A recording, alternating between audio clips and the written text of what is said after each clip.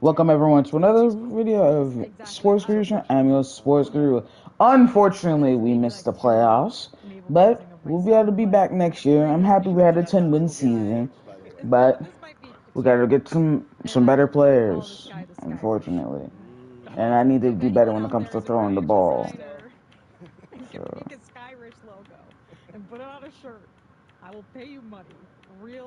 And I'm not going to take this game seriously because it's the Pro Bowl, and if I lose, oh well. Like, what's the meaning behind navel Because it's gaze? like you're such a narcissist. You're like, look at me. You're staring at yourself. Oh my god. Staring at your navel, so like your navel area. Well, It's yeah, the most inner you. You're gazing at it. yeah, gazing at it. Gazing at my Yeah. my Navel. belly button, basically. Yeah. Well, it's kind of what's in the sight line. Oh, As you gotcha. gazing at Fillers, your navel. It's all you, basically. Dan Lebatard. Amino acid. Stugats. Amino acid. This is the Dan Lebatard Show with the Stugats.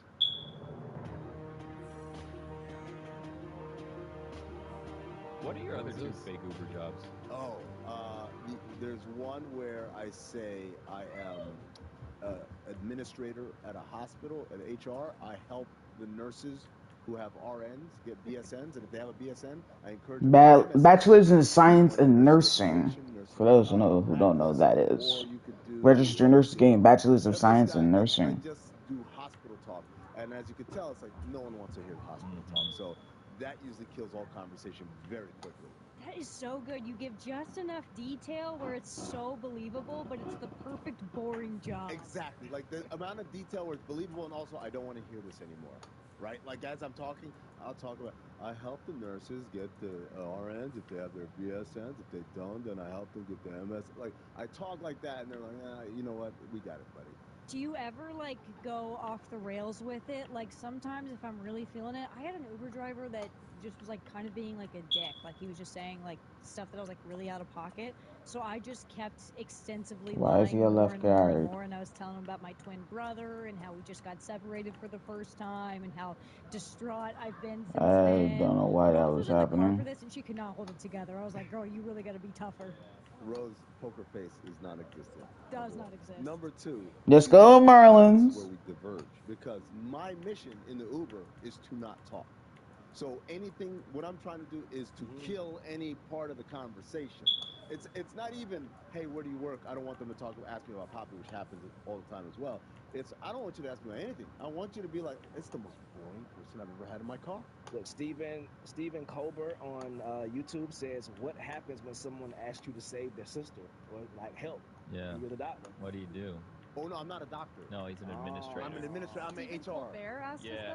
Yeah, he online. I mean, Yeah. look, Colbert, not Colbert. It's Stephen Colbert. Salute. The third job, Billy. I try to flip it on the driver, and I ask them a bunch of questions. No, that's still talking though. I don't want That I'm checks fine out. talking to people. That tracks for like you. ask them. I learn a lot about people. What do you ask? Well, I mean, one time, I think Tony, you were in the Uber, right? When we were in South by Southwest, and the guy was just telling us about all the guns he had, and we're like, Oh, okay. yeah. Like, Well, no, alright. that guy was like ex-military though, so he was like a PI, and I think he gave us a card, didn't he? He's like, hey, if you ever need some private investigating, like I got you. And we were like, oh, okay, cool. Really? I think That is interesting. I wouldn't mind that one if that's what's happening. He's like, I got the Glock 9 in the car, but I mean, if you really want, the arsenal's at the house. I carry a knife with me too, and we were like, oh shit. Do you remember? I don't think it made air, and I'm gonna be as vague about this as possible because I don't want to put anyone's business out there. Oh, no. But do you remember the Guayabera store guy? Like what I was asking him Of to course. show me in the back of Big the Papa. store. He had I love talking to people. What, do you have a pretty big gun? Had a couple. Well, you know, And he's like, I'm not saying anything. I'm just saying, don't rob that Big store. Draco. You're like, I like that gun. You knew I like that gun. Don't rob that store. You know who else likes talking to people? Anthony Edwards, and they got a big game tonight.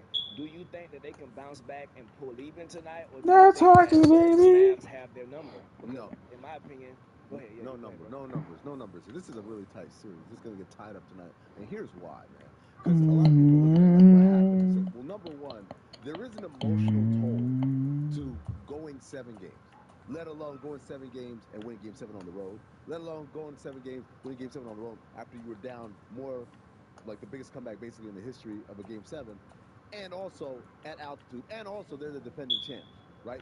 They pulled that one. So it's hard, even though it's 2 days in between, it's hard to kind of recalibrate for a new series. The other part of it is Anthony Edwards, I think we're going to see some different coverages because Anthony Edwards guarded Kyrie, and Kyrie went off in the first half. The second half, not so much, but that shit is tiring. Like people think it's a walk in the park, like, oh, you got lit up. It's not like you got lit up. Or like, well, all right, let me go over here and score. That's really, really energy consuming, and so I think they're going to figure out some different coverages. He'll guard him sometimes, but not as exclusively as he did in game one because, dude, like, how else are you supposed to keep energy and also be the best offensive player on the other side? Like chasing Richard Hamilton back in the day. Is it easier for Ant to guard Wow, Tommy Luka? Trimble. It's a crazy question because the thing is, Trying Luka to- is not as and Jawan mobile as Johnson. Kyrie, They right? look like the Kyrie makes a same lot of things one. happen. Luka feels like gets a lot of stuff above the three-point line Wow, and then kind of gosh, just goes in. I don't know if it's I might put because Demu Not easier, as but our you know what I punt mean. return. it's different, right? Because Luka has the ball more. Yeah, I'm going to So do now Demus you're and Hardy as our actively kick and punt return defending during the more, game. and that takes a toll. Number two, Luke is physical. Like people don't look at it because he's kind of doughy or whatever, but like And I'll put that shit hurts. Richardson in. These aren't like love taps that he's hitting you with, and he's not just like purely crossing you up like Kyrie. He's putting his shoulder into you, so Backing you down. yeah, And those he's gonna things. get you in foul trouble too. Yeah. More likely to. Because he's trying to. He's hunting for it. Right. So I think there is because to me there's always two types of exhaustion. I'll put in Richardson first, and then I'll put in myself. Yeah. The physical exhaustion. Please stop running. He's crossing me up. I had to go and navigate screens. I got hit by the Now, screen. this one is in Allegiant But then there's a Stadium. mental exhaustion. Like I'm just tired of thinking because you can't just guard them. You have to be thinking about everything else that's happening around you, and where's the help, and where are they trying to do, and what's his exit strategy. If we trap him here, he's gonna try to throw Over under screen. right? And if it gets out, do I rotate? Am I in rotation? All these things. Making a defender think is, I think, the biggest thing a star offensive player can do. Like if you're in a case where like the defender doesn't have to think, all I got to do is just guard you. There's a physical exhaustion for sure, but the lack of mental exhaustion makes it easier for them, I think. And the problem with the Mavericks is both of those guys, beyond the physical exhaustion, they make you think. I got to think about what's going to happen next. Right. Like Jason Tatum, he don't make you think, bro. Make you think At all. He's like, hopefully he shoots his up. Yep, fade away. Yep. Thank God. Is Ant too good of a defender to not have on one of those two guys? Have him playing kind of like safety? I'm gonna say no. He's not. It's not that he's not that good of a defender. It's that they have so many other options. He doesn't need to do that. Right. That's why I said in spurts, in moments, like he's going off. All right, Ant, shut it down, and then we hand it back off to McDaniels or Nikhil. Yeah, like those guys. You had like that's the beauty of the Timberwolves is they actually have a lot of dudes that can do that stuff. Right. You don't have to have him doing it all the time, which is, by the way, what Michael Jordan did. Everyone talked about Michael Jordan being a great defensive player, which he was, but they put him on like the easy cover because he didn't need to. He didn't need to. They had Scotty. They had other options defensively. Kind of let him freestyle. Yeah. Right. Even Mike Conley can stand as a buffer until the help comes or something. If we're talking about 20, 23 feet out, right? As soon as it start getting the paint, now we can collapse and peel off and do all those other things. Did you guys see A-Rod? And I hate kind of saying A-Rod's corny, but A-Rod's kind of corny. So he has his situation with the Timberwolves where he's a minority owner, but we're not exactly sure what's going on there. He put out a video yesterday on Instagram where he says that he has this new like lunch routine where he has to make a shot because he's working on his basketball. So he has to make a shot before he can go and eat. And his court has a giant Timberwolves logo in the middle of it. And he has to go and he misses a bunch of times. Then he goes and he makes a shot before he goes upstairs to eat like a salad. So this is what I'm going to say. Yes, is that corny? Absolutely. But then I thought, I mean, if you owned a team, like you'd be doing corny shit like that. If you were A-Rod. That's the whole point, like of having these things at your disposal. Is I can do this corny shit and you can't say nothing to me. Also, he's got a court in his backyard. Why does it have not even the college this? That's a high school 3-point line. Right. Come on, I don't like how he said yes as soon as he hit it. That's makes it weak. Like you celebrate now, I can eat my salad. I tell my kid all the time, like, don't celebrate making shots. You just made shots. Let's just make the shot and keep it moving. I want him to have like a villain term. I want him to just drop the act.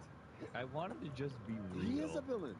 No, but like he doesn't like admit it. You know what I mean? Like I want him to just be like a real for a little bit and like, hey, how about we stop working out and we get rid of the abs and we have a little gut? And how about we have a little fun? And how we're not just so polished all the time? How about we just turn it off for like 3 weeks? That would make him more likable, though. I know. That's what I want. I want like a like. Billy, you're out of your damn mind. I want NWO. No one's as lazy as your I want him ass. to be the bad guy that everybody loves. I like to work out, but I just need to get some money. So I can go back to a particular gym more too. I get sad of it because I'm watching YouTube. I don't want to get in trouble with not having a sponsor. And then go upstairs to eat my salad with my abs out. You mad? Like, I want him to be like that. Not like, hey guys, this is like my little summertime routine. I've got to get better at basketball. I really want him to get back with J-Lo. I feel like they matched each other so perfectly. They both being the worst. I cared about them together, but didn't care about either one of them separate. I don't know why. Try on Shonika with the hit stick. What was it? It was the plainest birthday cake you ever seen. Let me just say happy birthday on it. It was just white. It didn't even say his name. It was so bad. Happy birthday. Not the only birthday cake She got it from right? Publix. Hey, Really off the top. Get it? Oh, yeah. Because she's famous for her butt. I thought they slept in separate rooms. Did they? What? She was in that booth, remember? She just like Heating up into the zone faster and trouble J-Lo's catching. in the back row for some reason. She's helping a prep. Do you remember those videos where she was like quizzing him on the teams and she's like Fred she's like, Warner. fire race boards, like, what do you know about Warner, that? not Warner. Like, that's There it is. That's a Publix cake. That's it? That's real? That's a Publix cake. A-Rod, bro. Deflected and picked off. It's a white cake that says happy birthday. Not even a name. Not even candles to give us an idea how old, right? She backed it up to baseball. It's Kendall Fuller of the Washington Commanders. Picks it off. That's a great little job right there. Yo, I was gonna disagree with you guys. I said, no, I like her with Ben because I like the dichotomy of he just doesn't give a shit and she's clearly gives a shit all the time. But now you guys reminded me of all these fun stories. Like there is something about two frauds being together. Wait, hold on. I need to put the Wow, he really balled out. It's She has a checkered history dating, but I'm not even just talking about like the fact that there's a manufactured layer that faces the world. Yeah, like Ben Affleck, I won't say he seems like crazy real, but he seems more authentic than she does. He seems like he's just over, He's over it all. Yeah, like He's so done. he's so sad. Guys, he was so into that. He was in her movie. I'm sorry. And he played a Ooh, weird Passy and Pocket Deadeye. Let's go. And he is dashing Deadeye. Oh, I'm so embarrassed about her movie that she's making. No, he was like the second main character. No, but he, like, in the documentary about the movie, actively was like, I really wish you wouldn't make this. Like, But then why would you be in it? In a dumb costume? Your wife. I feel like No! to do it. he sound like Dan. You gotta be fucking serious. Good and well, you want to wear this costume, boy. Exactly, Juju. Exactly. no, I'm gonna fight back on this. Jessica, you asked why a man would do something. You can't make this shit up. Every game I play, regardless of quarterback I throw a pick, I'm not this bad at video games. It wasn't like he had a little Oh my cameo god. himself. Oh, what the hell, man? I'm telling you. Watch the movie. No, Or he don't. was just the news guy. He was barely in it. In a costume, in prosthetics. It was weird. He was doing a bit. I can watch y'all talk about this all day. Like, next And no week's one's crazy. seen this fucking movie. He Mark it, Roy. I got it. actively, it was so funny because he was the one who, when she called it the greatest love story like ever told, he was like, well, or never told, he was like, well, you're telling it now. You're telling it. There's like an actual quote of him saying that. See, now I'm back. Now I'm back on J-Lo and Ben Benefit. Yeah, me too. Oh man, this is. They're on the rocks this though, is allegedly. heartbreaking. What? Oh, Yeah, there have been rumors. We don't know what's true or not, but there have been rumors. But she still had the ring when she went out, so. And he had her on her, like they got a picture of, oh, I'm just my cup. They had a picture of him with his phone, and it said Jennifer Affleck on it, as when she was calling him. Beautiful. Since the dawn of mankind, we've cooked our food over an open flame and debated the best way to grill. One thing not up for debate, grilling and beer always go together. And not just any beer will do. Whether you barbecue Texas style or celebrate Wednesday with burgers and dogs, you need a beer that tastes great and is less filling, so you have more room for food. You need Miller Lite. As you guys may or may not know, I'm a pretty decent cook, especially behind the barbecue. So when I start the fire for my smoker on a hot day, really, the only thing that I have to worry about is what wood I'm going to use. The easiest decision for me is what I'll be drinking. That's a nice ice cold can of Miller Lite. Oh, and by the way, here's a pro tip. It really goes well with brisket. Miller Lite keeps it simple. It's water and beer. And tastes as great as your barbecue. A perfect companion for grill masters across America. With the Miller Lite in hand, grilling doesn't just taste great, it tastes like Miller time. To get Miller Lite delivered right at your door, visit MillerLite.com/Dan. Or you can find it pretty much anywhere that sells beer. Celebrate responsibly. Miller Brewing Company, Milwaukee, Wisconsin. 96 calories per 12 ounces.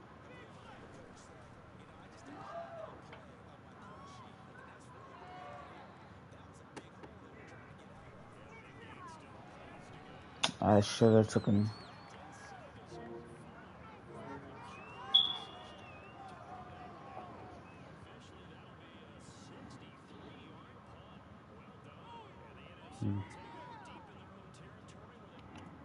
Oh, wow. Finally, the Marlins won a damn game on the road. Yeah.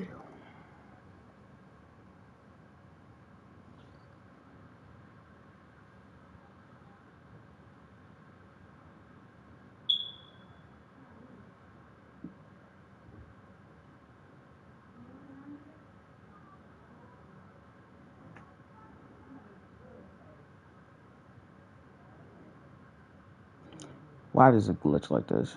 Just.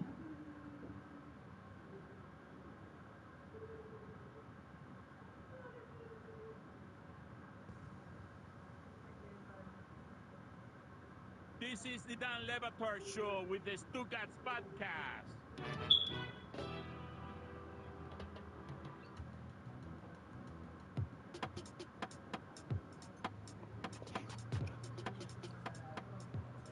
Welcome back to Oddball.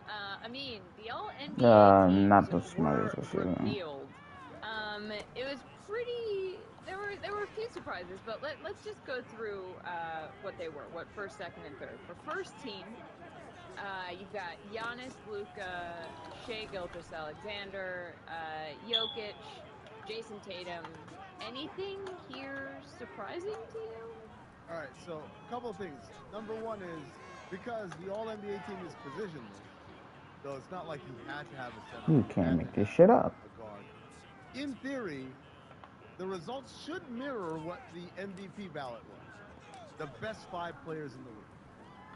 And obviously Jokic won MVP. He's on there. Although he wasn't the number one. I can switch people. We know that Luka was on the ballot. We know that SGA was on the ballot. Giannis is on the ballot. And then somehow Jason Tatum makes his way in there, even though he wasn't top 5 on the MVP ballot. Yes. So I asked, what gives? Why isn't my man Jalen Brunson up there, fella? So Tatum was 6th in MVP voting. Brunson was 5th. Right. And I don't know. I mean, I was sort of surprised, but, you know, perhaps this is the who you're surrounded with curse when it comes to MVP, where, you know, Steph and KD, once they were in the Warriors together, it can make people think, well, they didn't need them as much because they had these other great players, whereas Brunson, they obviously needed him. Do you think that Brunson should have been there instead of Tatum? I think so. I thought he was, look, he was a catalyst for a team that was a 2 seed and that a lot of people did not have as a 2 seed. And even throughout the season, they had a lot of adversity in terms of injuries and guys missing. I think while Tatum played on the best team in the league, I don't know that he had a better season than Jalen Brunson. What I would say. Yeah, I have to agree with you. You know, putting all Celtics fandom aside, I think Brunson deserved to be there. He was second team, along with Anthony Davis, Kevin Durant, Anthony Edwards, Kawhi, and I don't know. I guess it's so hard to rank. It's so hard to rank these players in terms of like who's better, first team, second team. But that's what we do in this business. How did you feel about this grouping? Yeah, I was all right with this.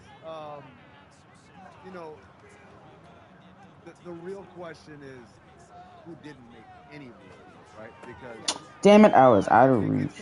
It is interesting when we get by the end of this. You'll see that there are multiple players from teams that really didn't wow. And this is the part where I will make an argument for the Celtics here, right? It's the fact that they had the best record in the league. Jason Tatum is their only representative, but he's not on the MVP ballot because he had too much help. Well, which one is it? Does he have too much help, and so some of their help should be all NBA winners? And yes, I want to watch all of the next gen Or is it he was so amazing replays because it's basically a preseason game, pretty much. I think it's the former. Jaylen Brown should have been an All-NBA player. No, we haven't gotten a third team yet, but let's just go ahead and show the third team so that people can see basically what I'm talking about. And again, all these players are great players. We're splitting hairs here. Yeah. But the idea that the Lakers and the Suns would have two All-NBA representatives. Nothing against KD and Durant, nothing against AD and LeBron. But you guys, if you had two All-NBA representatives, meaning not only were they good enough, but they also played enough games, then why wasn't your team good? Yes. And flip side, if Joe Mazzulla isn't anywhere near Coach of the Year. Okay, we'll give over Phil though. And Jason Tatum isn't good enough to be MVP. Why isn't Jaylen Brown one of the All-NBA? Yeah, I agree with you. Also, they were both all-stars, and I think this is maybe the curse of being too good. I think sometimes there is this element of like, oh, well, they won. It's sort of a reluctance to, really? You gave up a touchdown to the fucking fullback, really? So they might overcompensate in the other direction, although I really think that you can't make this shit up. They're getting screwed by both ends, though. They're being told that they're too good and not good enough. But that's what I mean. The part that like, I think is unfair. I think that's what's happening, and I don't think people are thinking of it in terms of like, well, it can't be one and the other. I think it's just a subconscious thing that people do. By the way, that was interesting. LeBron James simultaneously, well, not simultaneously, he was the youngest player ever to make an All-NBA team, and now he's the oldest player ever. Very nice bookends for perhaps the greatest. Good job, LeBron. Something we have to talk about is that somebody voted for Domantas Sabonis in first place for everything. What is this? Like, what's happening? I mean, he's not a bad player. He's a great player. But he's a great player. And believe it or not, him getting a first place vote for All-NBA, while next possession, I'm going to put in Toxic for Defensive Player of the Year. So when you look through all of the voting this year, we keep seeing a first-place vote for Sabonis for everything. And, ladies and gentlemen, this isn't like what it was like 10 years ago, where it's like, who voted for him? Get off me. Ooh, good hit by Miller. The names of all the voters and what they voted for every single award. Trying to get Hawkinson involved. And we're going to find out. My guess is either he's a Sacramento beat writer, which I don't believe, or more likely, a Lithuanian journalist of some sort trying to do some national pride type stuff. That's your ass, buddy. I'm just calling it out right now because you can't get away with making a mockery of the vote and expect to keep voting. Yeah, well, they also impact contracts. Like Tyrese Halliburton made All-NBA. That was a big thing in his contract. He gets more money because of it. He played. He made sure to play 65 games so that he could be eligible. This is a big deal. These are things that matter. Also, earlier this week, Wemby became the first rookie ever to make All-Defense first team. Here are all of his accolades from the season. Gets a block. Rookie of the Year, All-Rookie first team. Inside the 15. All-Defensive first team. Defensive Player of the Year runner-up. I got to get Godwin at least a catch. All defensive team first. Yeah. Godwin! That happens because rookies, by and large, even the ones who are good at this, are incredibly lost on an NBA court. And now, my opinion is he was incredibly lost on an NBA court many a time as well. I think people are seduced by the gravity of leading the league in blocks, which is very impressive, obviously. And he's just so freakish looking. But I think they got seduced by that. The voters did. I wouldn't put him on the first team all-defensive team. I just think that there are better options out there. I certainly don't think he should have been that high in Defensive Player of the Year award. Again, I thought the wrong guy is third, and that was Bam Adebayo. Let's go, baby. More than anything, I think it's got that kibosh. McCaffrey. I think, to be first. I'm gonna let them get one more possession in the first quarter, and then the second and third quarter is gonna be Toxie, and then the last quarter will be McKenzie as the quarterback. All right, well, speaking of lists, we have a list here for everybody at home. It's a blind ranker, and we are going to rank events based on how likely they are to happen. 1 is most likely, 5 is least likely. The twist Paul is Hogan that we haven't from seen the things the are Atlanta ranking, and we have Falcons. to agree on them. And our production staff is going to surprise us. What is the first thing? That's wait, it goes. All right, it's Rudy Gobert hits another turnaround J. Oh, God. After he hit that one against Denver in Game 7. So we have to rank this, deciding how likely it is, but we haven't seen what the other things are. This, to me, I mean, if one is least likely. Whatever the least likely thing is, I would say put an extra spot at 6, and make that, because there's nothing that's going to be less likely than this. I agree with you. Okay, that was easy. Right. Okay, so 5. What do we have next? Micah Parsons. Again, I'm going 4. 4, yeah, not likely. Not likely. Chuck's a fun guy. He's got to do. Like, also, they have to get there. They have to have a parade for him to visit. That too. That's okay. All right. 3. Next up, Tyrese Halliburton wins Finals MVP. Oh God, are we just gonna end up with like the least likely thing at number 1 because we've been too hasty? We're going is plus 5,000 on DraftKings for Finals MVP. Believe it or not, yeah, it's 3. It's 3. But I just want to say, believe it or not, even if I had the foresight of knowing what was coming, still Rudy Gobert is number 5. Yeah, same. Okay, the next one is Ant gets a Nas Reed tattoo. I say that's most likely. Let's put that at 1. I think Ant would probably do this no matter what happens. No, get a 2. He's not getting another man's name tattooed on him. It's not like a All right. Okay, let's see what 1 is, because if Luka goes to happy hour with the refs. Absolutely. 1. Number 1. Look, this is shame on the producer. Shame on the producer. Because when you do blind ranker, the whole thing is it's got to be random. You can't start with the least likely thing and end up like a little bit more like, I know what you think, like, oh, Luka and the refs hate each other. No, man, when people see each other out and about, maybe not happy hour, but they'll get to a bar and they might walk in and they're all there. So this is for, you know what, man? This is what I feel like I need to start producing. This is what you guys need to do. Taco Charlton. You need to randomize it. Assign each one A, B, C, D, E. Go into the internet, say randomizer, these 5 letters, and then it'll pop out, and then you can do that. I was gonna say, write them down on a piece of paper, pull them out of a fishbowl. But you're right, there are things on the internet that do that for you now. That could be flawed, yeah. He's very flawed. By the way, Victor Wembanyama was looking for his rookie card. This is how big of a deal he is. He can't even find his own rookie card, Charlotte. In the local San Antonio hobby shop trying to find his own. I don't get it. Can't someone just get that to him? Can't you call the rookie card people and be like, hey, can I have this? Panini. Yeah, hey, Panini, can you print one more out? I don't know how cards go. I don't either. Were you a baseball card person or a basketball card person? Wow. Tennessee's men's baseball team wins. I would buy them at the 5 and dime and open them and then have no idea what to do with them.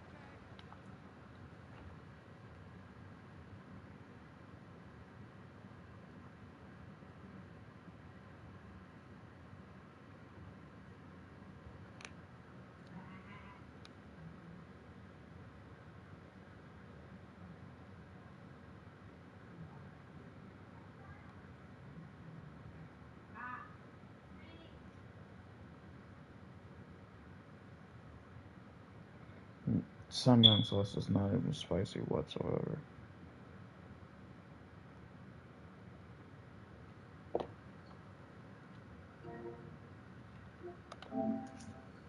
and dime. What are you? 40? Yeah, we had one. They had a bunch of rubber balls and you also go to the sock hop. You share milkshakes with your best beau and straws on either side, with your hair in a ponytail, and like that's They really get the woman about that. wearing, Yeah, like, well, we hard had a bottom sock shoes with hop in socks. elementary school. What's up? You can do a sock hop? So maybe I am from the 40s. Are you from Pleasantville? Like, what's going on? What? That's a move. Let's go to the broad bar. Arrivederci.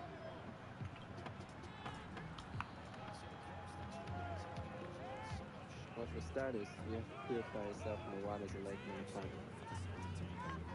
Since the dawn of mankind, we've cooked our food over an open flame and debated the best way to grill. One thing not up for debate, grilling and beer always go together. And not just any beer will do. Whether you barbecue Texas style or celebrate Wednesday with burgers and dogs, you need a beer that tastes great and is Oh, no. so you have more room for food. Ow, no, I don't want to. As you guys may or may not know, I'm a pretty decent cook, especially behind the barbecue. So when I start the fire from my smoker on a hot day, really, the only thing that I have to worry about is what wood I'm going to use. The easiest decision just go down. That's a nice ice cold can of Miller Lite. Oh, and by the way, here's a pro tip. It really Toxic's gonna get the second and third quarters, and then I want to have Mackenzie for the fourth quarter. A perfect companion for grill masters across America. With the Miller Lite in hand, grilling doesn't just taste great, it tastes like Miller time. To get Miller Lite delivered right at your door, visit MillerLite.com/Dan. Or you can find it pretty much anywhere that sells beer. Celebrate responsibly. Miller Brewing Company, Milwaukee, Wisconsin. 96 calories per 12 ounces. Don Le Batard. Or were they going to buy them and they just jumped the shark by being like, you know what? We're going to get all of you in the seats. Could you imagine if that happened in Miami, the way that the national media would respond to the Heat fan base? I don't think Charlotte used jump the shark there correctly. Stugatz. I think you just threw a jump the shark in there, and that's not the proper way to use jump the shark. Do you even know the reference you're making? Do you know the reference you're making when you say jump the shark? Is it from Jaws? This is the Don Le Batard Show with the Stugatz.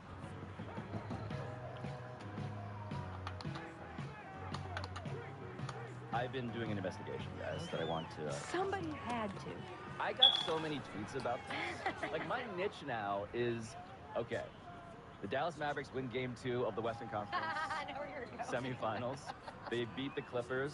They're now obviously playing in the conference finals against the T-Wolves.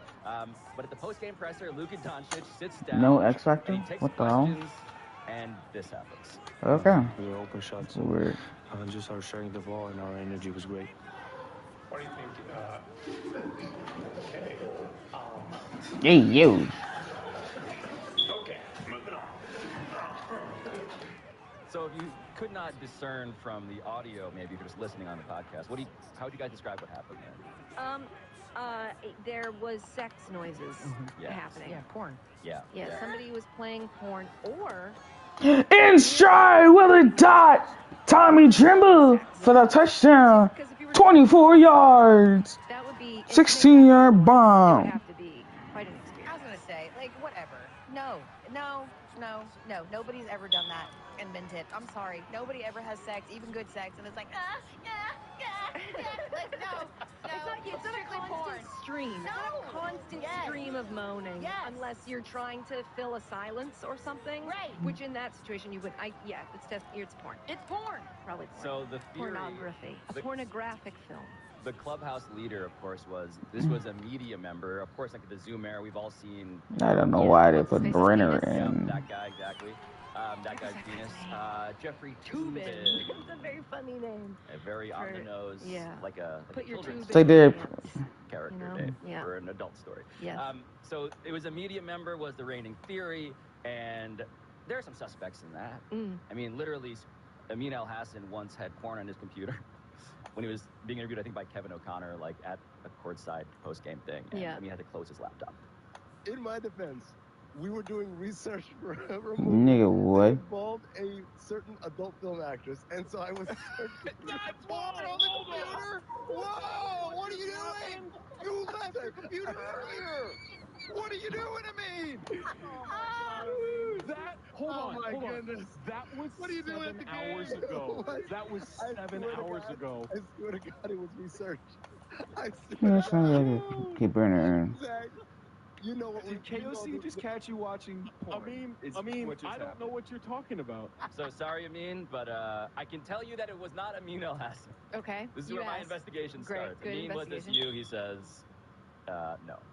So I begin to reach out to 4 different sources. Ooh. So I'm trying to get to the. I'm taking this seriously. Okay, this is what I do on the show. I find out in ways that are taking serious things stupidly and stupid things seriously. Yes. In this case, it's kind of felt like both.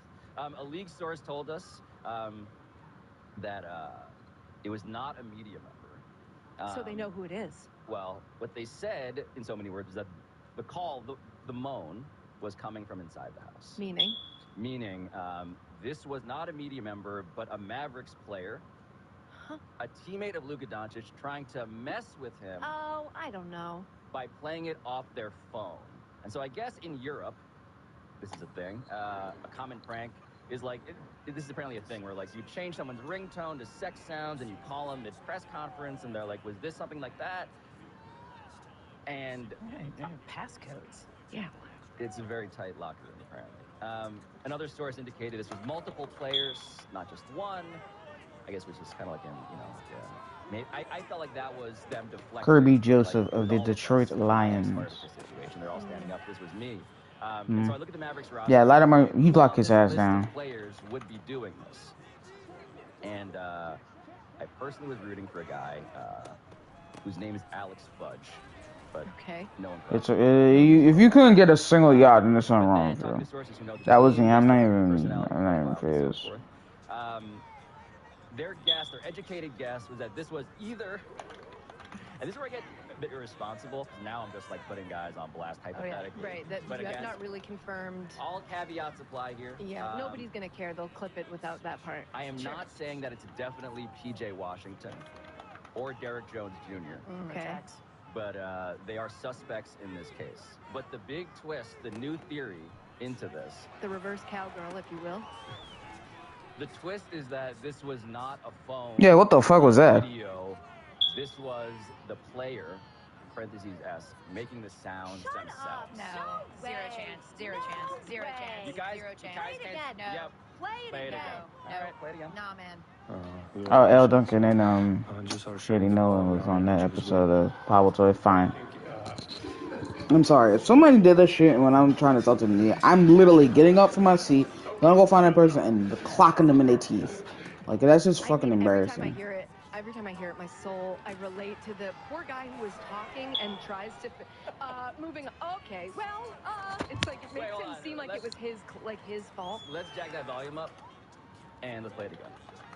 We were open shot, so just our sharing the ball and our energy was great. Don't do it again.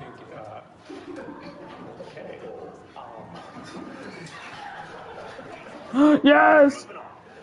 Parsons! 30, 35, 40, 45, 50, 45, 40. Ah, I got hogged by T-Law! Fuck you! Yeah, that's Tim McMahon, ESPN reporter. Jesus, we should have been known to do that.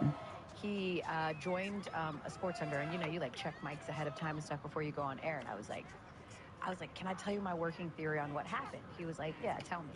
I was like, I think that someone that works at the Mavs, who's, sometimes your Bluetooth, if you've used it before, automatically connects to speakers.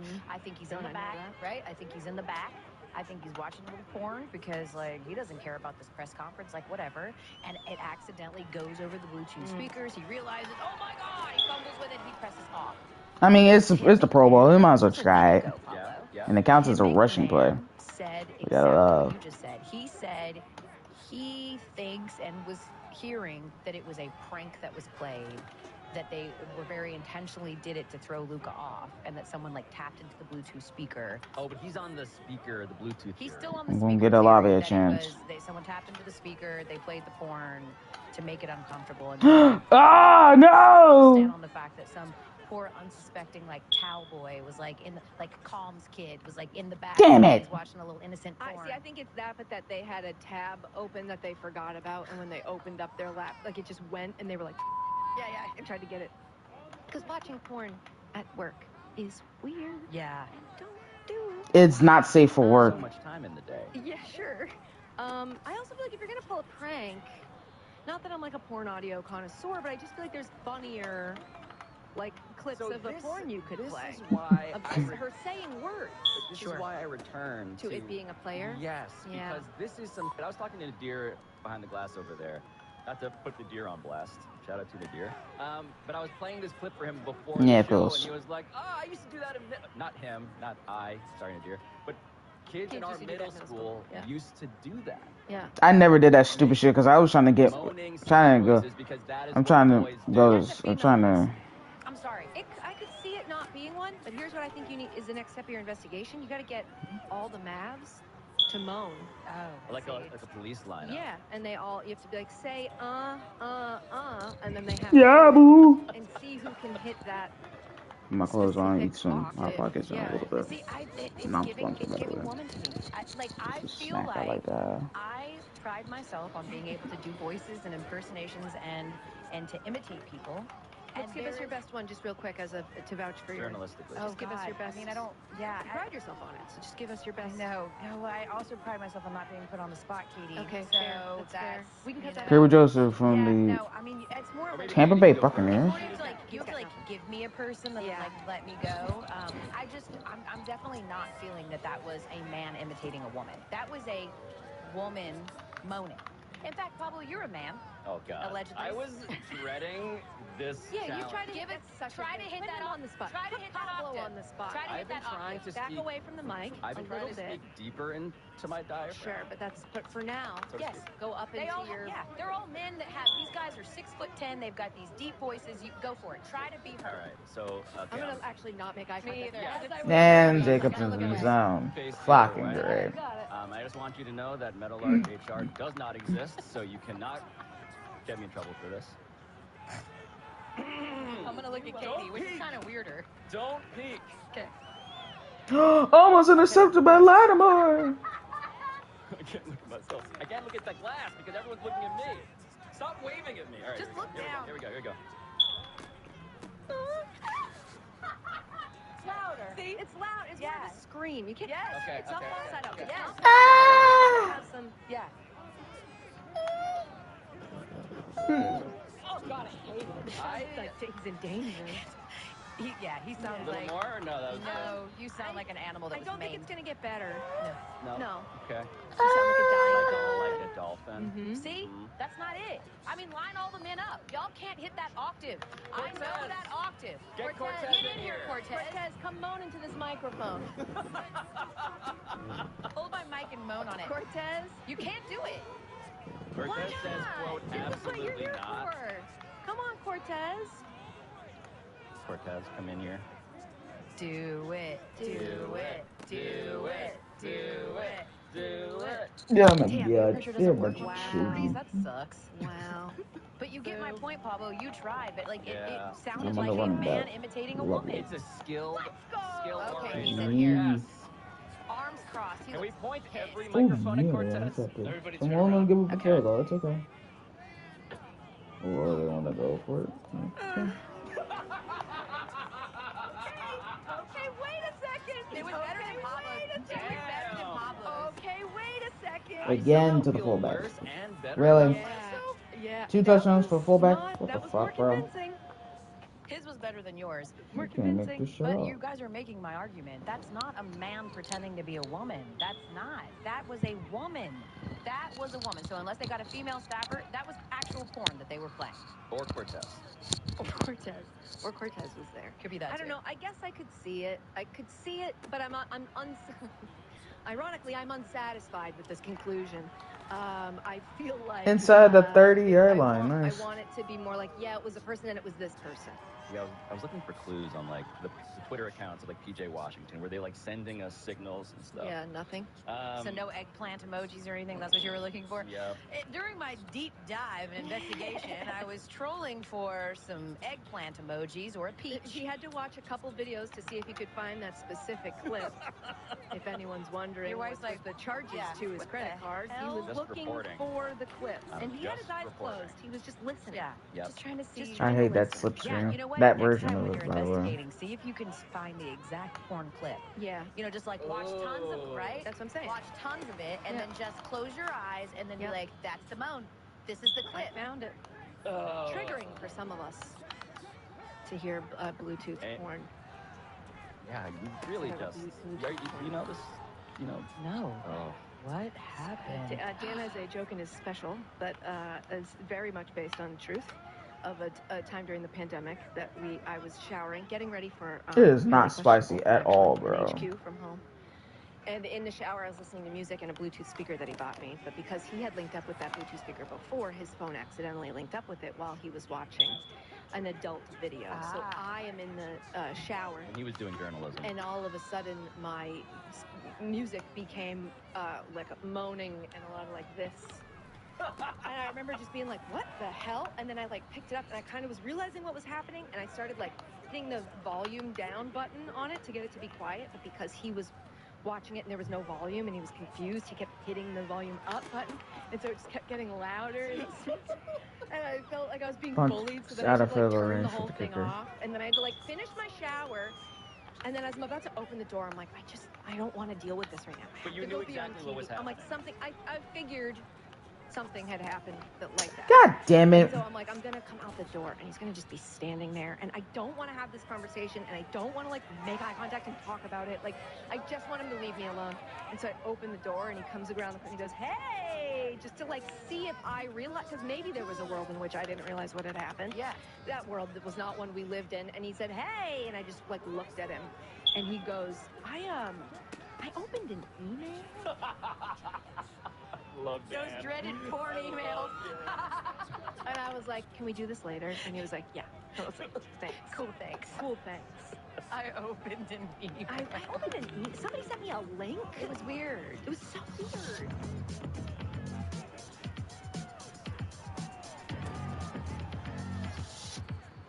Dan Lebatard. Go pee-pee. Stugats. Go pee-pee. This is the Dan Lebatard Show with the Stugats.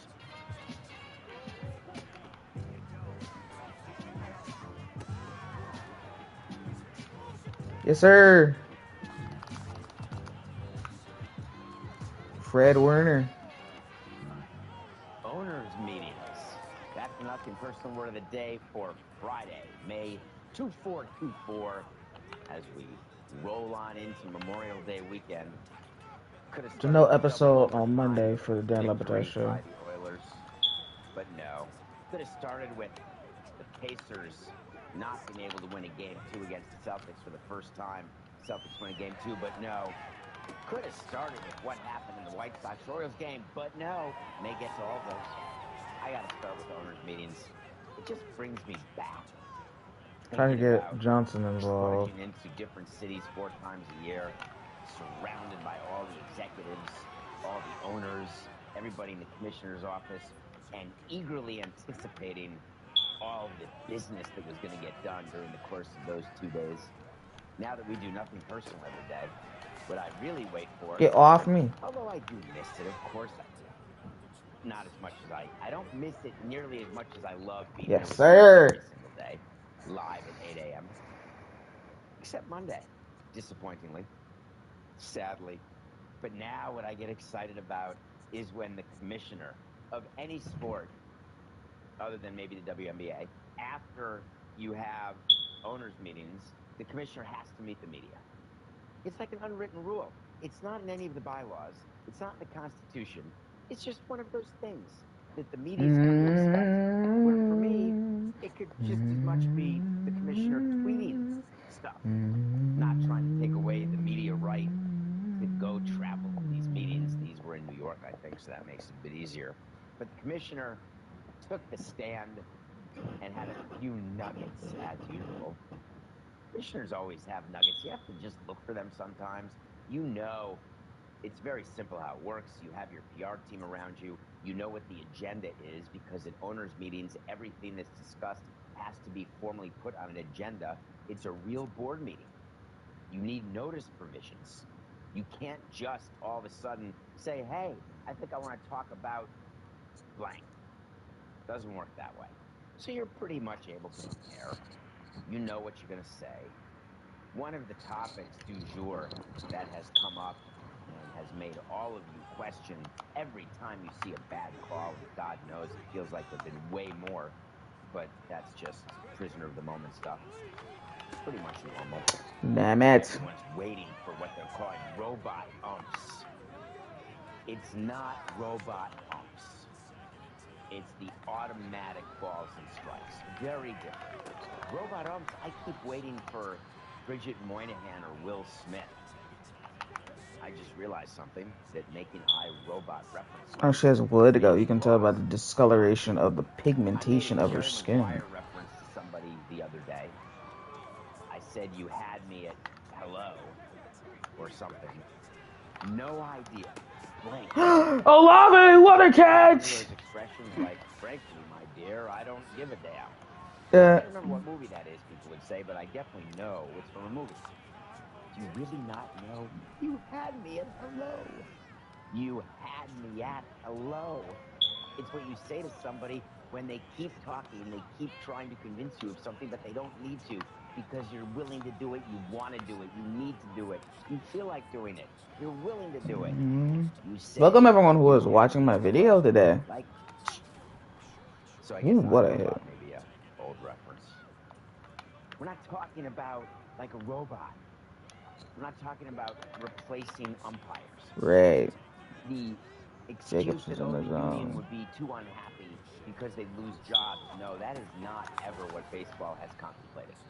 What they're contemplating is an NBA, NHL, NFL style challenge rule where you can challenge whether a pitched ball is a ball or a strike. And then there would be an automatic strike zone, there'd be a beep, there'd be a buck, and the umpire would know whether it was a ball or a strike, and that would be it. You either affirm the call or overturn the call. Intercepted! Let's go! Eric Wilson! Technology that exists, it's technology that's being used right now. It's the Pro Bowl. There's no highlights. Technology that I assumed was coming to the big leagues next year. To the point where a year and a half ago, I said it to you. I had an official wait to see from January 16th of 2023. Yeah, like I said, Toxie's going to take the entirety of the third quarter, and then I'll put McKenzie in for the fourth quarter. When I say something's going to happen, if it does, oh, man. Evan Ingram? Really? You got blasted by Evan Ingram? With 40,000 hot takes a year where I have no idea what I'm saying. I have no care about what I'm saying, emotion about what I'm saying. I just say it thinking that you're all going to watch it because it turns out that you do. No, not me. Looking like I might be going to either Trimble or Godwin, depending on anybody is up. 2025, and this was back January 2023. Oh, wow. Well, the commissioner came out yesterday, said not much progress, so therefore there will not be ABS. Every time he says it, every time anyone says ABS, I, of course, get a tummy ache and think of IBS, but I digress. I was in an anti-lock braking system. Nope, not happening.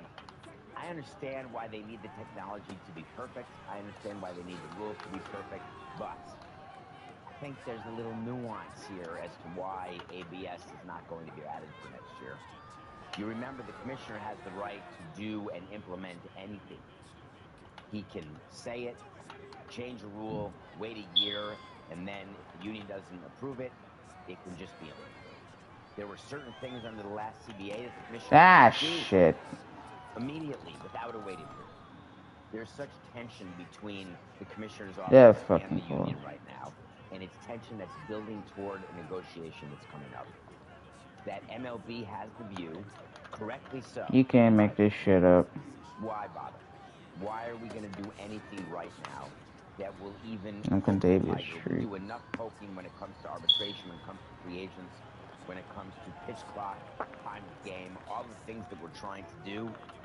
There's just no reason for it. Now, I think there is a reason for it, because one of the ways to grow your game, in addition to having more people wager on it and building fantasy, the other way to grow your game is to he's knocked out of the zone. Good. Believe in the product and love it. They've cut the game times down to like 2.5 hours. It's outstanding. It's where it should be. Umpires are a big part of what people complain about.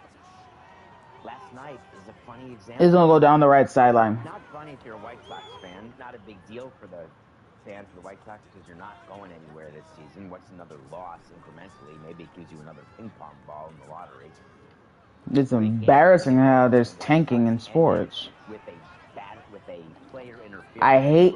I hate I hate tanking because it ruins the quality of sports. And then I get roasted saying, you don't know what you're talking about. You're too young. You're just a whippersnapper. And I'm like, nigga, I want quality sports. I don't want teams intentionally lose just to get prospects. Because it's basically like a version of slavery, pretty much. Because you're basically picking who do you want to rule over. Interference leads to an out.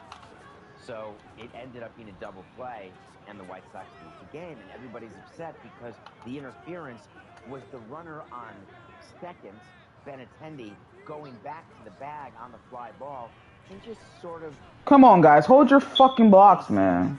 Home plate, where the shortstop, Gunnar Henderson, was coming in to catch the infield fly and had to sidestep him and brushed him. Got in the way. That's interference. That's by the third base umpire. People are going crazy on Twitter. Worst call I've ever seen. That's a rule. Even the White Sox manager, who doesn't have a future as a White Sox manager, said after the game, You're fucking serious. I'm not upset about the rule being called. I'm upset about the rule even existing, which got me thinking about another topic.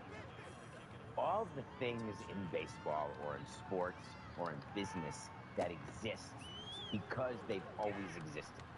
MLB rulebook, let's say it's this thing. And if you're not watching on the Nothing Personal with David Sampson YouTube channel, please do. Just because you can watch and listen. This thing, let's say 2 inches. And we say we read the rulebook every year. We don't. We know the rulebook better than most, but not perfectly. I mean, none of us are Rain Man. We carry it around because we have to refer to it sometimes. Most things we've come across during the course of a career, most situations we've come across. And when a rule comes up that we may not know about, we'll go to the rule book, then we'll go to the commissioner's office, or then we'll go to our manager and GM and talk it all through. But it got me thinking about rules that exist that shouldn't exist. But they're small ones. They don't necessarily come up too often, so they don't get anyone's attention. My view of things that don't happen often, and then whether or not it is even necessary to deal with, is the following.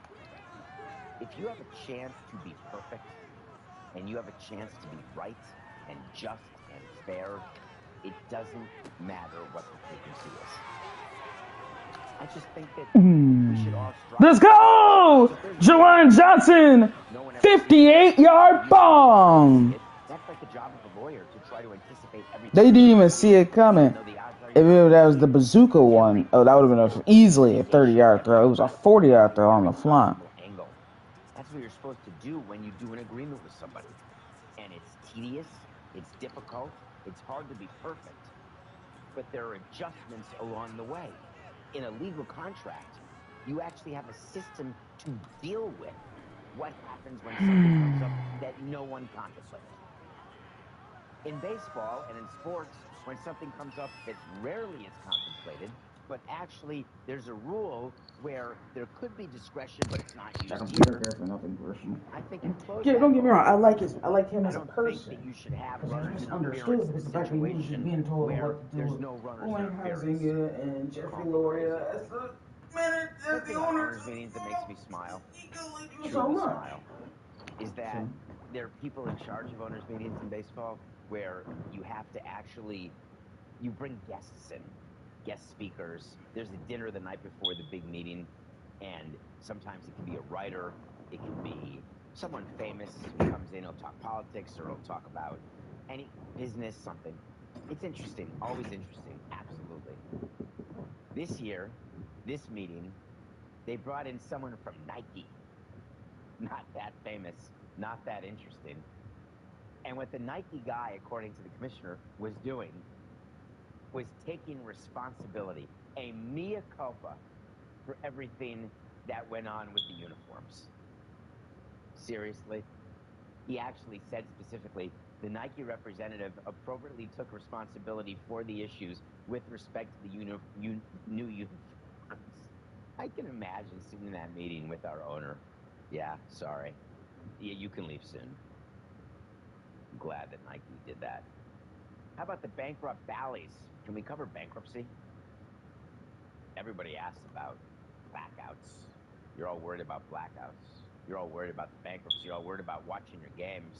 You should hope for bankruptcy. You should hope for no reorganization under Chapter 11, because then teams will start going over the air and streaming, and everybody will have access to everything. It's your dream. You should be rooting for the bankruptcy of Diamond Sports Group. Well, they're already bankrupt. You should be rooting for no reorganization. Well, they don't even have a plan yet. You should be rooting for the leagues to prevail and their objections to Diamond's fleeting thought of reorganization. That's what I think you should do. They keep delaying it, the court does.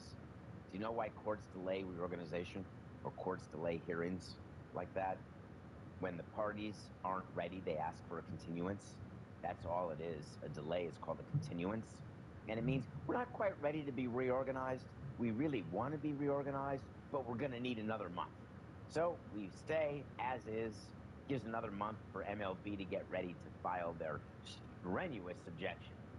We covered it earlier this week on the hearing, what MLB said and how upset they are and how unreal it is that there is no plan to even look at. But now they have an extra month to even object in a greater way. Here's another great move. They will strenuously object to the reorg plan.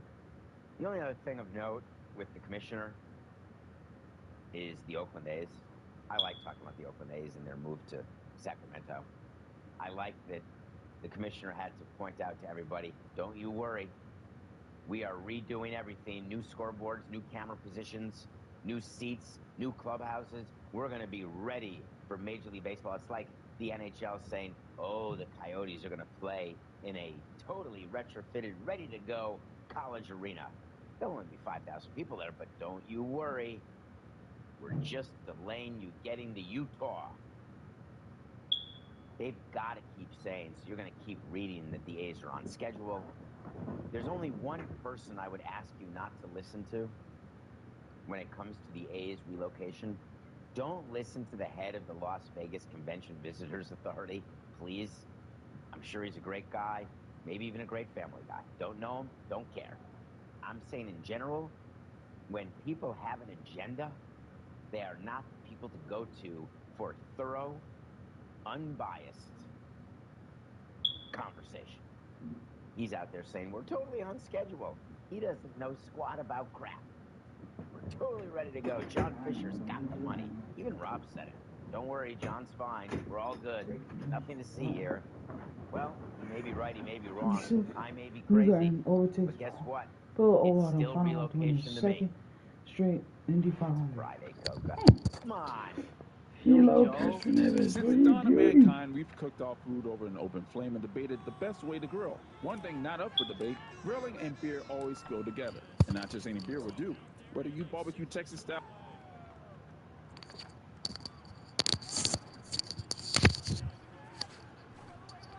Nah, at least I got a tackle.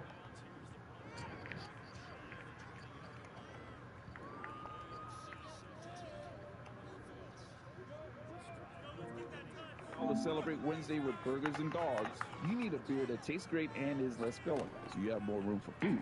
You need Miller Lite. As you guys may or may not know, I'm a pretty decent cook, especially behind the barbecue. So when I start the fire from my smoker on a hot day, really, the only thing that I have to worry about is what wood I'm going to use. The easiest decision for me is what I'll be drinking. That's a nice ice cold can of Miller Lite. Oh, and by the way, here's a pro tip. It really goes well with brisket. Miller Lite keeps it simple, undebatable quality, and tastes as great as your barbecue. A perfect companion for grill masters across America. With the Miller Lite in hand, grilling doesn't just taste when great. you knew. It tastes like You Miller fucked time. up. To get Miller Lite delivered right at your door, visit MillerLite.com/Dan. Or you can find it pretty much anywhere. Kirby! No. Celebrate responsibly. Miller Brewing Company, Milwaukee, Wisconsin. 96 calories per 12 ounces. You're listening to DraftKings Network. Lattimore. Good job. Hello, this is the Hockey Show. My name is Roy Bellamy. David Brook of the Hockey News is over here to my left. The Panthers have made the Eastern Conference Final. We are going to talk about Game 1 of the Eastern Conference Final between them and the Rangers. But first, we are going to wrap up the second round here as the Panthers beat Boston 2-1 in Boston as the 6th straight win at TD Garden. They Right in are IU. 7-2 in that building in the playoffs. Did they give them the keys when they left, or how does that work? It seems like they kind of transferred ownership at this point. Yeah, the key is always going to be under the net apparently in Boston. Prior to the game, the Panthers David Njoku. Knapp had a bit of a experience at the hotel. Apparently, the fire alarm went off, and they had to exit the building. Purely coincidental. Yeah, and I'm sure that pissed them off quite royally. Brad Marchand returned from injury as well. That did not give them much of a boost, apparently. Well, a little bit of a boost, I guess. Two good defensive games to end that series. I mean, Brad Marchand, you get the emotional boost, but look, this isn't our father's Panthers team. If I can Rush steal a first quote from the old 1 year each. Yeah, my dad's Panthers. Yeah, you know what I'm saying? Like, Wow, really, guys? breed of Panthers. They're not affected by this. Like Paul Maurice is praised. They're disciplined. I know Ayuk is fast, but he ain't that damn fast. That Boston was trying to drag them into, whether it was Pat Maroon or whoever, trying to fight Barkov and Trying to listen fight out for anybody my that they could. food. No, Florida's got one thing that they want to do, and that's win hockey games. Yeah, Pavel Zacha had a breakaway goal. What a way. And the Panthers have given up the first Or a 31. couple times in this playoffs, 27. they have the patience, they have the wherewithal. They grind teams down, and then they play their way, and then that led to Anton Lundell's wrister and Gus Forsland's game winner late in regulation. I think we almost go back to last year and even the year before the President's Trophy winning season when the Panthers, the comeback cats were a big thing, right? That's where they learned, let's not freak out. We're in every game no matter what happens. And that kind of started that mindset to where now they fall behind early. Yeah, it's no big deal at all. We know that if we continue to play our game, we continue to grind teams down. That what the more times fuck, than not, bro? over the course of the 60 minute or in the playoffs a little You're bit more, Christian they're going to come McCaffrey. out How do you with like that the shit? 2 points, or in the playoffs, I guess, the dub. But either way, like this is a confident team. It's not a cocky team. They're just a team that knows they can win right now. Now I got a punt. And they know they're good enough to win right now. And they are winning right now. And the Bruins exit this year's playoffs with a new NHL record, 7 too-many men podcast throughout the first 2 rounds in their 13 playoff games.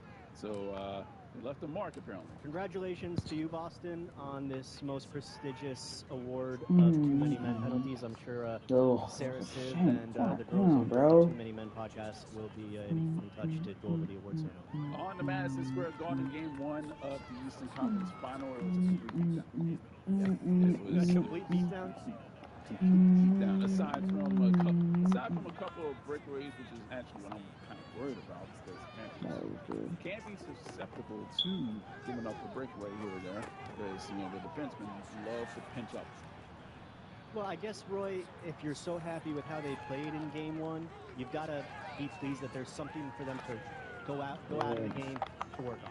Like, they're not just leaving like, oh, we just did it, we kicked their butts, we're all getting... No, like, even after the game, Matthew Tkachuk was saying, there's things we need to work on, there's things we can get better at. Paul Maurice pointed to those 2 breakaways in particular, in saying that the defense, obviously we have a couple of things to clean up.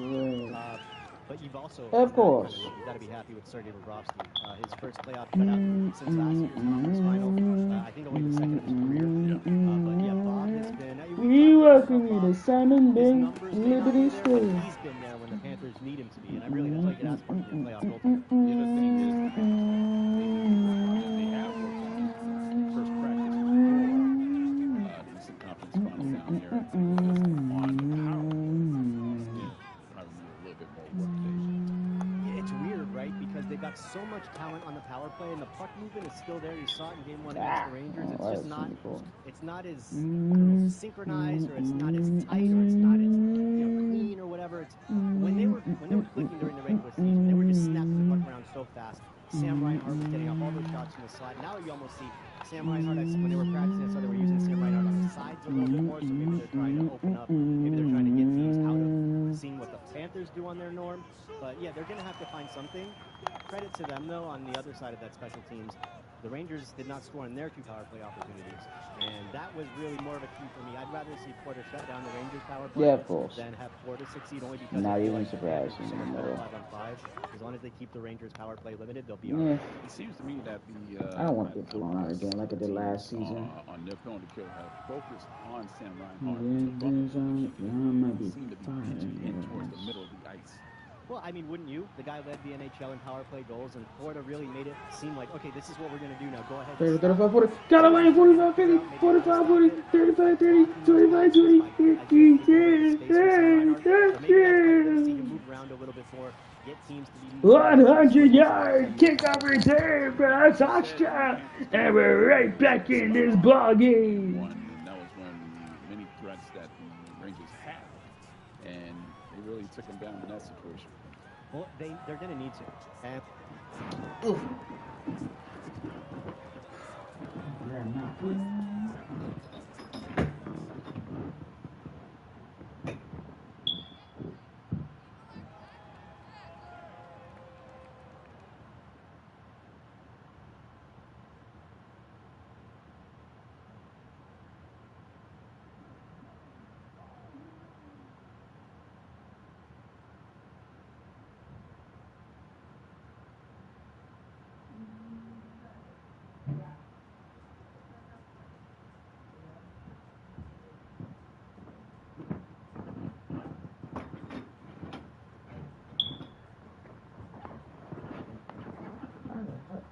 How the fuck did it melt?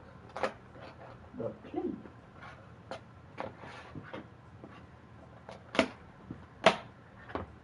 How the fuck did it melt the plate? Man, this shit is weak as hell.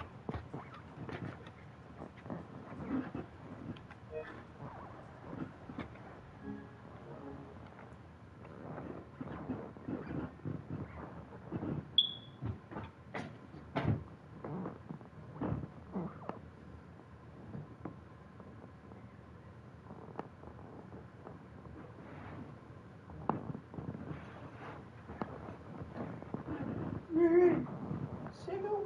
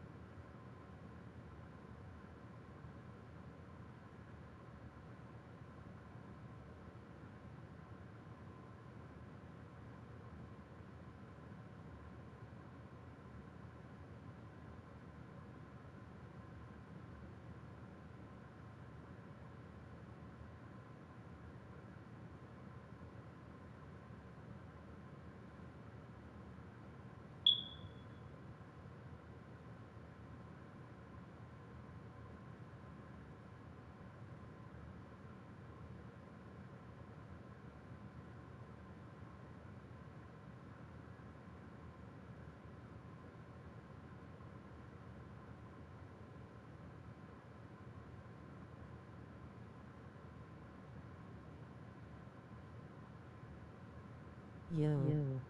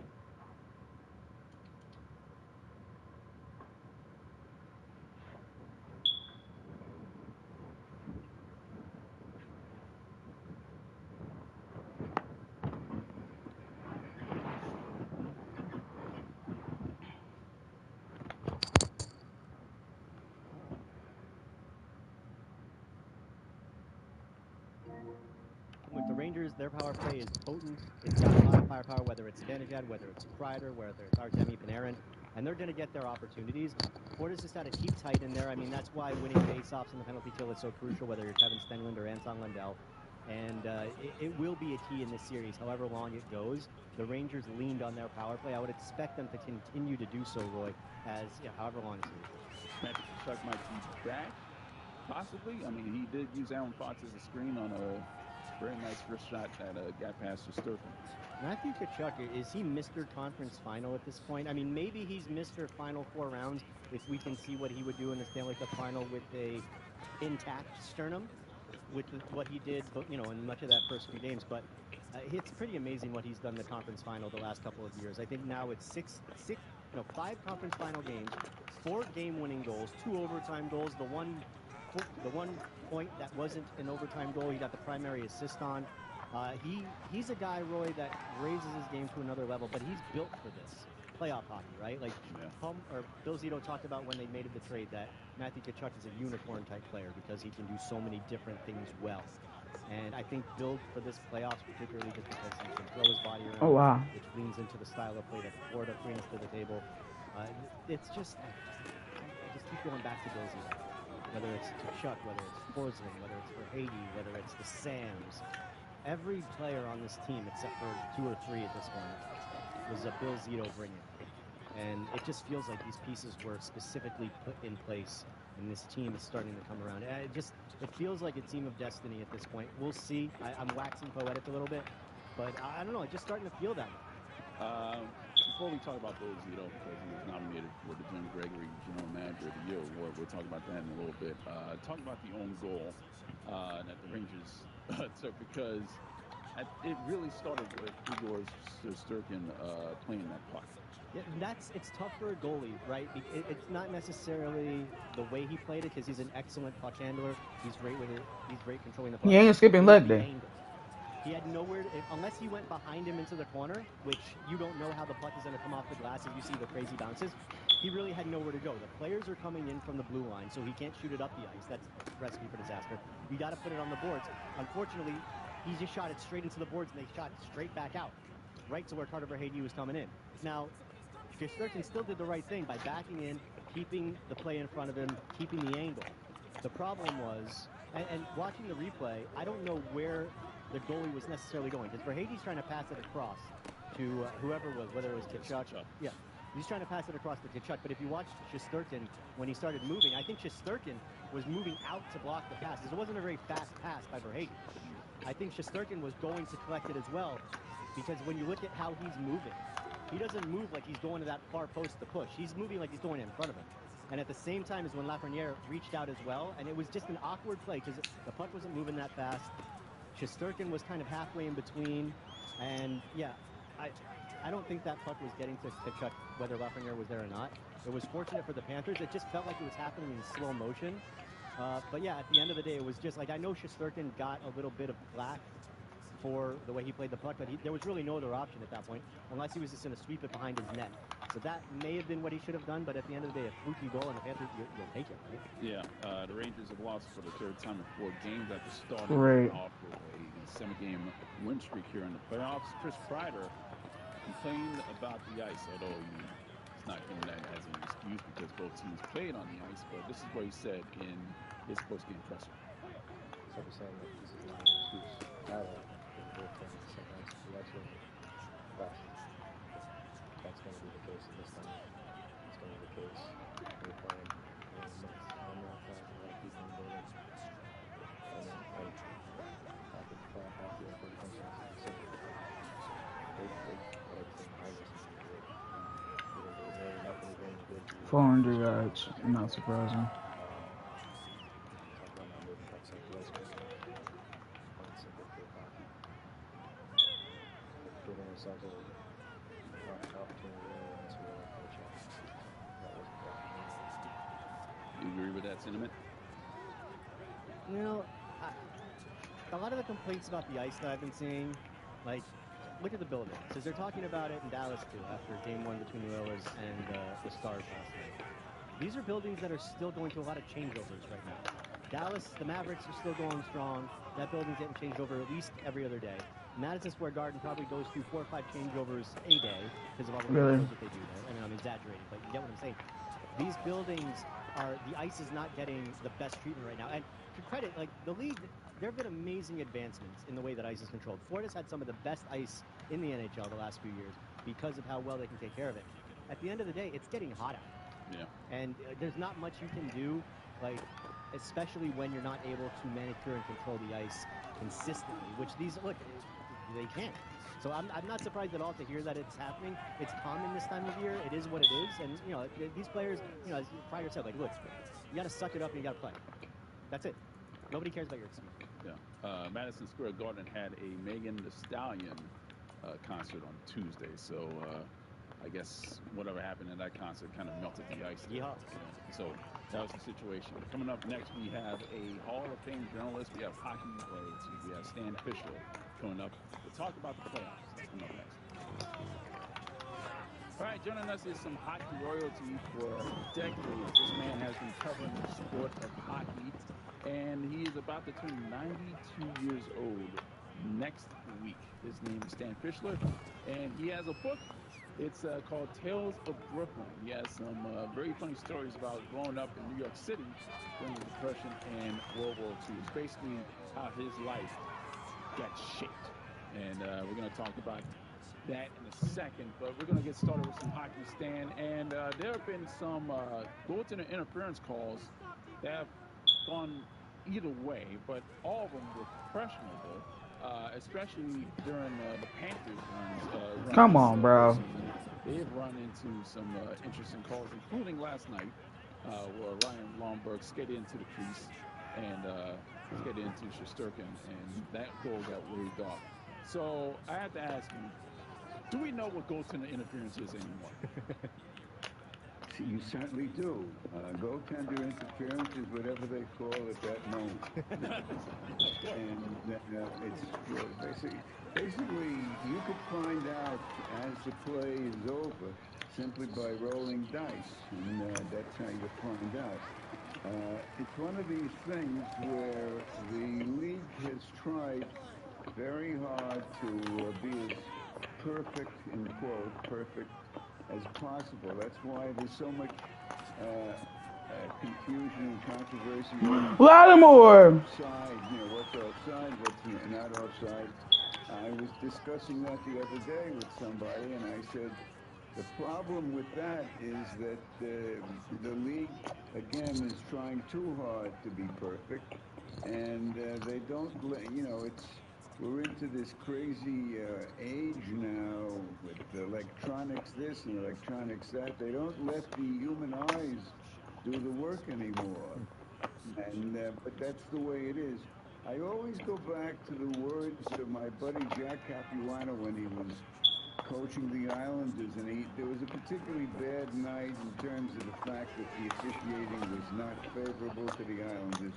And I went over to Jack and I said, Jack, what can you do about this? And he says, my only hope is that at the end of the season, it evens out. And that's that, or I also say the best way to See if I can get a deep ball to make out. the officiating, or if you get too many penalties that you don't think you deserve. In the end zone! Touchdown! Yeah, in the league.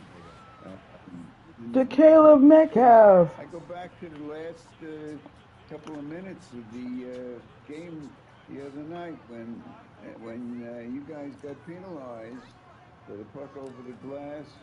And did the Rangers score? No, because you had penalty killers. Yeah. But and that's another penalty which a lot of people think is a stupid penalty to call that. But hockey is the most imperfect game of all because it's so fast. It's the old line that Emil Francis said, hockey is a slippery game. It's played on ice. So what are you going to do? And whenever there's something cockeyed that happens, I always tell people the answer to it is 2 words. That's hockey. And what are you going to do? What are you going to do? Stan, you recently wrote earlier this week that the Rangers desperately need a Mark Messier. that the Panthers already have one in Matthew Tkachuk, and the Rangers really need one if they're going to come out on top in this series. What do you think makes Matthew Tkachuk such a special playoff performer in this day and age? He's a neo-Messier. That's why he is tough. He's excellent at what he does. He's good offensively. He is very unusual. There was a very interesting story on him in the Hockey News yearbook. And one of the, I forget which teammate, well, that's right, it was Mark Stahl, who was a teammate last year, talking about how special he is. There aren't many really like him. I mean, I don't know of anybody on Edmonton, McDavid certainly not.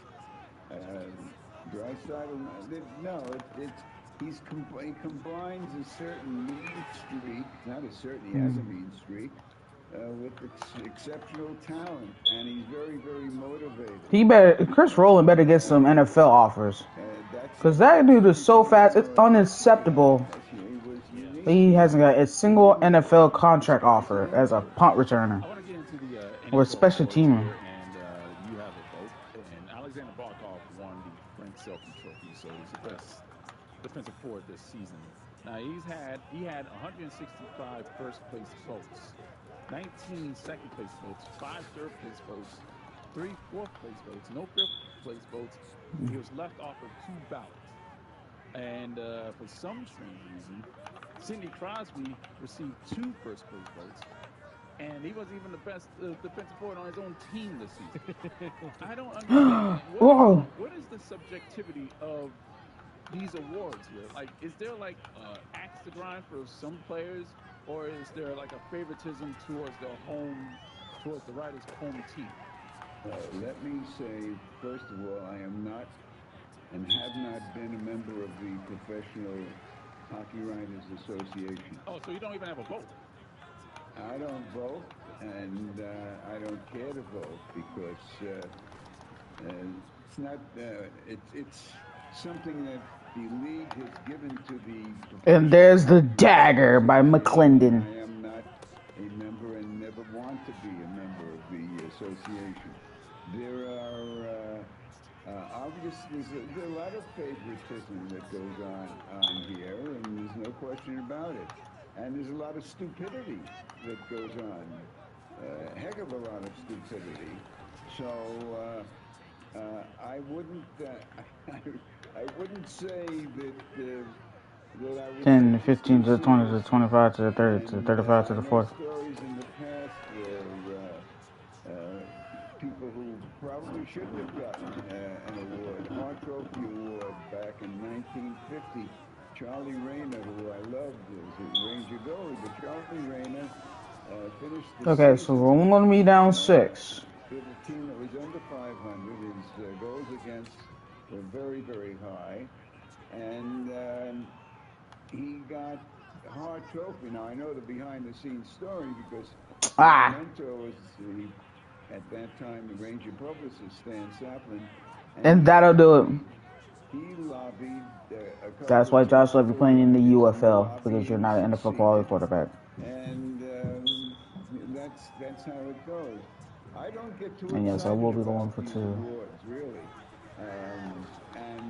Obviously something to talk about. And as I said to you, there's a great Yiddish word for this, fakak.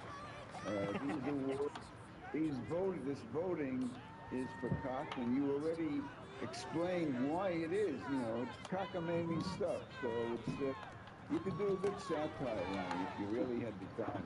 So Charlie Rayner was a goaltender. So was there a Vezina Trophy back then? Because he was voted on for the Hart Trophy. Charlie did not win Vezina.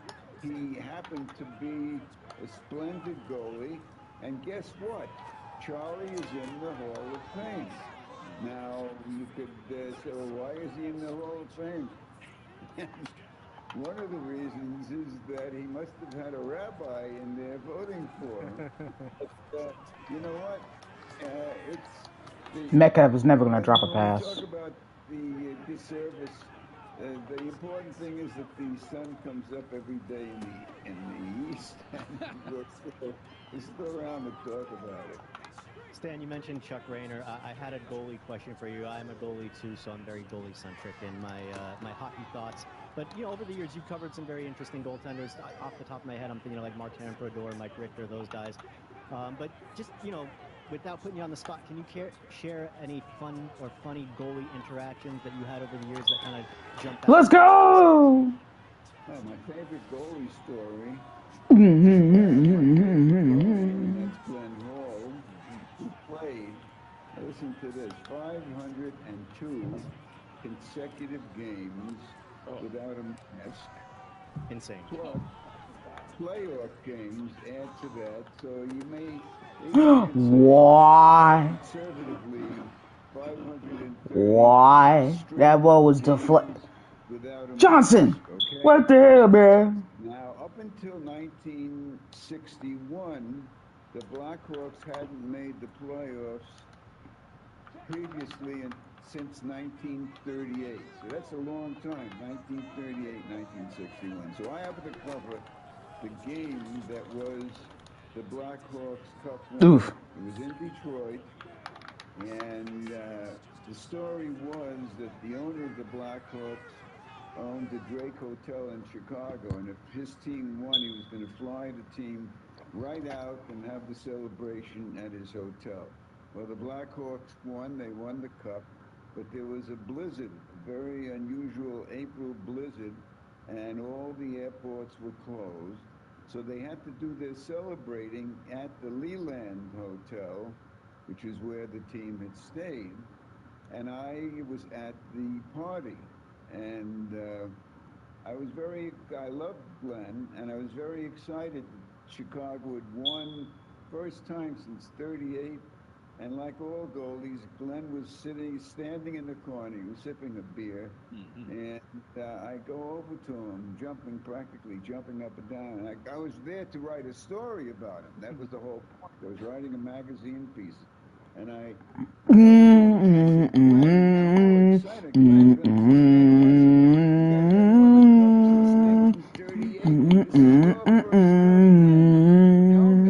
Tell me, how do you feel about it? And he looks at me and he says, Stan, wow, he sounds like me. Right? That was Glenn. And of course, he was enthused, but very low-key enthused. The whole thing was strange because the hotel was only half open. They were renovating it, so there was no champagne or anything. That's why I was drinking beer. But that's my favorite goalie story. Nice. My type of guy. Stan, you wrote a book. It's called Tales of Brooklyn. Can you describe this book for us? Well, talking about goalies, one of my other favorite goalies was Glenn Resch, who I was with the Islanders in the Cup with Billy Smith in 1980. And we worked together on television. For many, many years, we worked Devils games, and we'd be on the road, and every once in a while, Glenn would ask me to tell him a story about Brooklyn. And one of his favorite stories was about my family's love for ice cream, particularly my Aunt Hattie, and how during the great blizzard we had in December '47, my aunt found out that there was no ice cream in the house, and there were 2 refrigerators. So it was a great tragedy, and how she sent me out. Yes, Wilson! He threw it right to me. Place that was open. An hour trudging around. And when I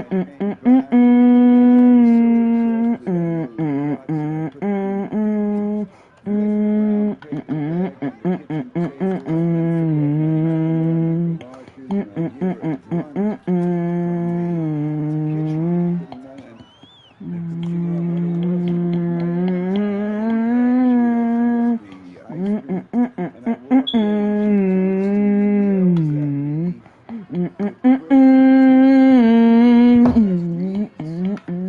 Ow, my fingers. doors. There were sealed doors. There was blinds. And I've got her reeds, which compared to liquor or whiskey, it would be comparable to Thunderbird, the worst whiskey ever made. So she threw the ice cream in the garbage. Of course, I was stunned. Anyhow, the whole point is Chico thought this was a great story. And he asked me to tell it over and over and over again. And 3 years ago, this was around the time of the COVID, he writes me an email and he says, my wife wants you to write What? Diane Hatton story. So I wrote and sent him. Does this kicker have the leg? And he writes me back, Diane wants you to give her another Brooklyn story. So I sent her another Brooklyn story. And he writes me again, she wants a third one. So by this time, he's saying, what the hell am I writing? Sending her stuff. I will send it to members of the family and friends. So I started to send it out to different people. And everybody loved it. So by the 20th story, I eventually said, write 30 of them, and you got a book. So this book has 36 funny, some very sad ones, I might add. And from Tryon Shrinker and Derek Hall with the tackle. In 1944, Nealon stole a Brooklyn trolley and almost got away. Really? Andre Russell Smith-Schuster. Again. Their mother one got arrested by the New York State Police. I kept laughing now.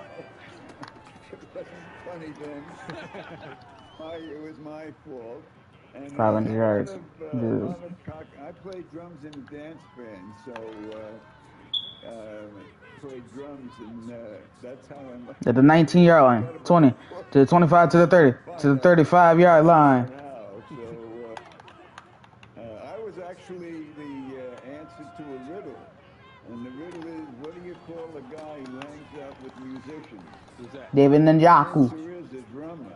There you go. I was the drummer. Anyhow, so you can get the book, Tales of Brooklyn, Loss of a yard. on Amazon.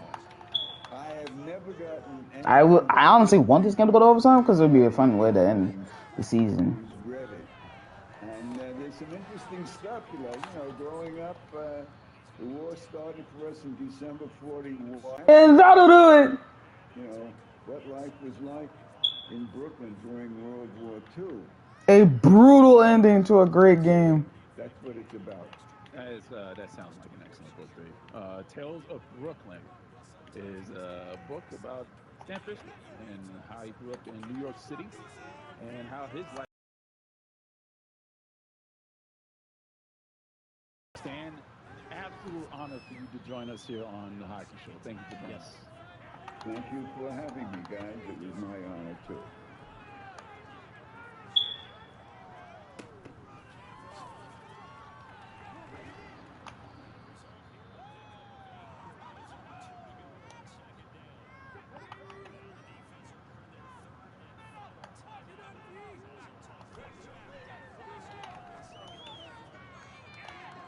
Yeah.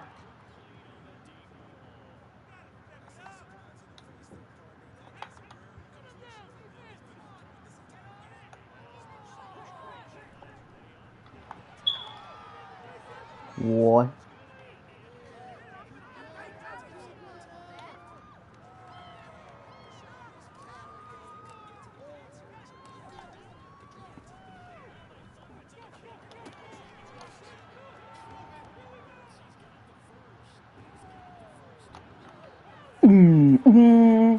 And the dagger.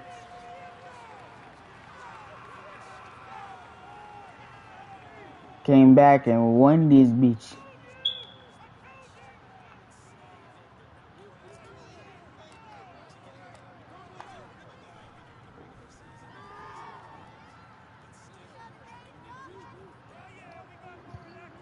Wait, bro, I barely even touched this damn thing.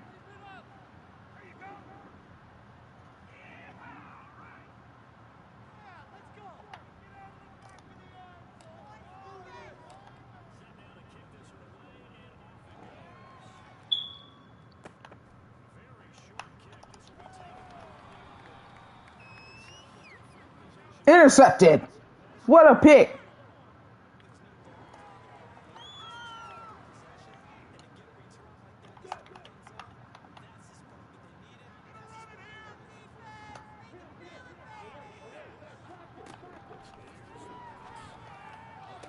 Thank you.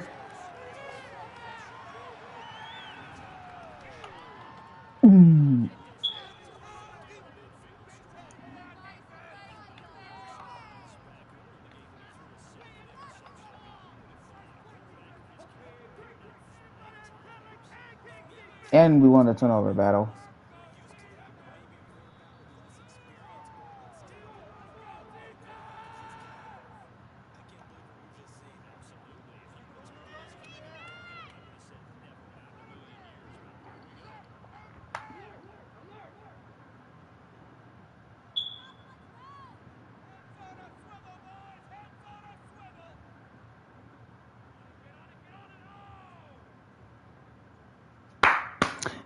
Nice job, everyone. Nice job.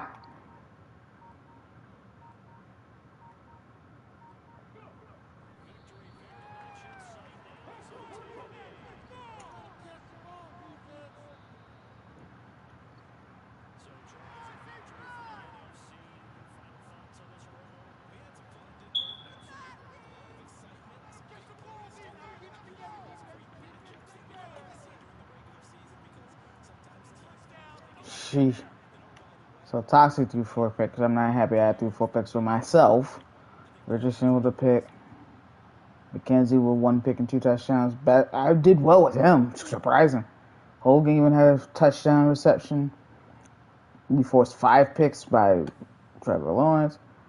McCaffrey had 112 yards. Josh Jacobs on 168, no touchdowns. 2 touchdowns for Bowman, the fullback. David Njoku, 3 touchdowns. Pro Bowl and offensive MVP. Smith Schuster with 12 and 125. Tommy Trimble 11 for 20. Man, I was really spraying around Jawan Johnson, 3 touchdowns. So it actually could be either Njoku or Johnson for Pro Bowl MVP. Wow. Defensive MVP of this game, Eric Wilson. 28 tackles. 5 tackles for loss with David Street. 1 sack each for Walton and Street. 2 picks each for Sertain, Lattimore, and Wilson.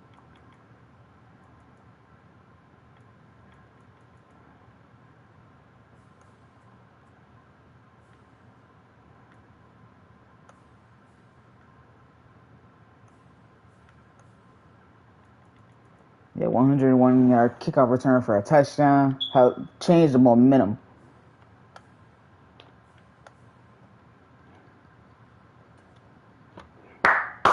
Nice job, guys. Nice job.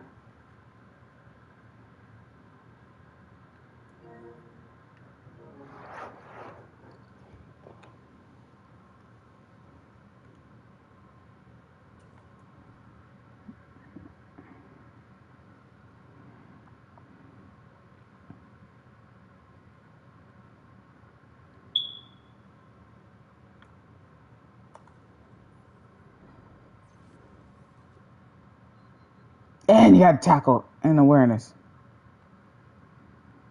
And that's why Danny Allen, you're not in the NFL, because you cannot throw a bad pass like that.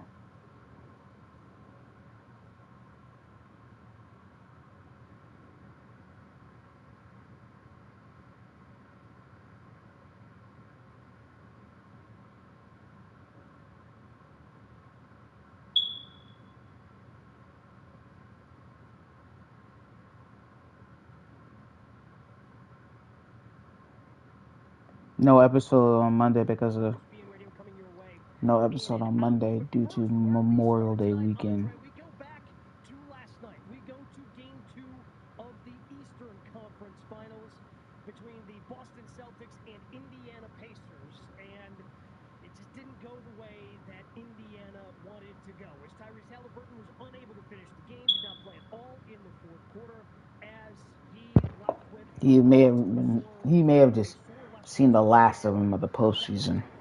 tough for Indiana because that's an injury that Halliburton dealt with back in January. Had to miss a handful of games because of that injury earlier this season. And if you watch any sports, you know those soft tissue injuries can always be tricky. Whether we're talking about hamstrings, whether we're talking about calves. Clearly, Cavs have claimed a couple of players this offseason. Congratulations to the Bengals. They're the 2020 Super Bowl champions, first in franchise history. Burrow won the Josh Allen, MVP 2028. What? Lon Johnson Offensive Player, yeah, 2,000 yards. Jose Jones and great choice. Defensive Rookie of the Year, Offensive Rookie is Defensive Player of the Year, Myles Garrett. Their Peterson Coach of the Year. Let's see. Let's check those stats. Yeah, this qualifies as good news because they said that it was hamstring soreness, not a hamstring strain. Now that hamstring strain almost certainly would have knocked him out. The concern that you have here is this I'm not surprised. serious injury. Ooh, Reed retired. Mike Tomlin fired. Where? And they cleaned house. The other thing I'm going to point out, Lovie Smith retired. I figured.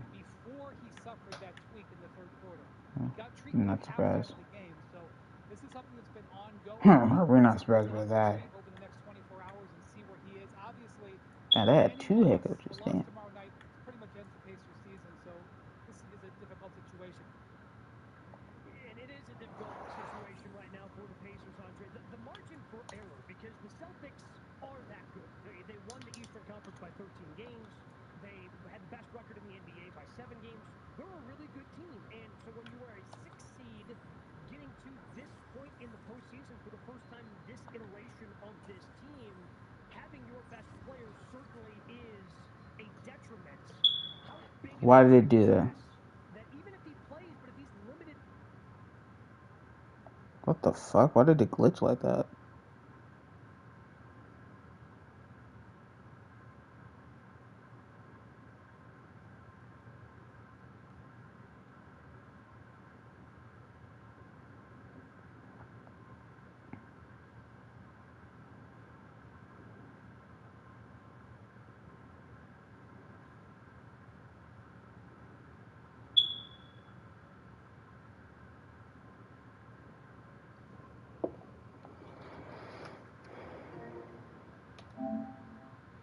But first, where we start tonight, Andre, we go back to last night. We go to Game 2 of the Eastern Conference Finals between the Boston Celtics and Indiana Pacers. And it just didn't go the way that Indiana wanted to go. As Tyrese Halliburton was unable to finish the game, did not play at all in the fourth quarter, as he left with a sore left hamstring. And that was tough.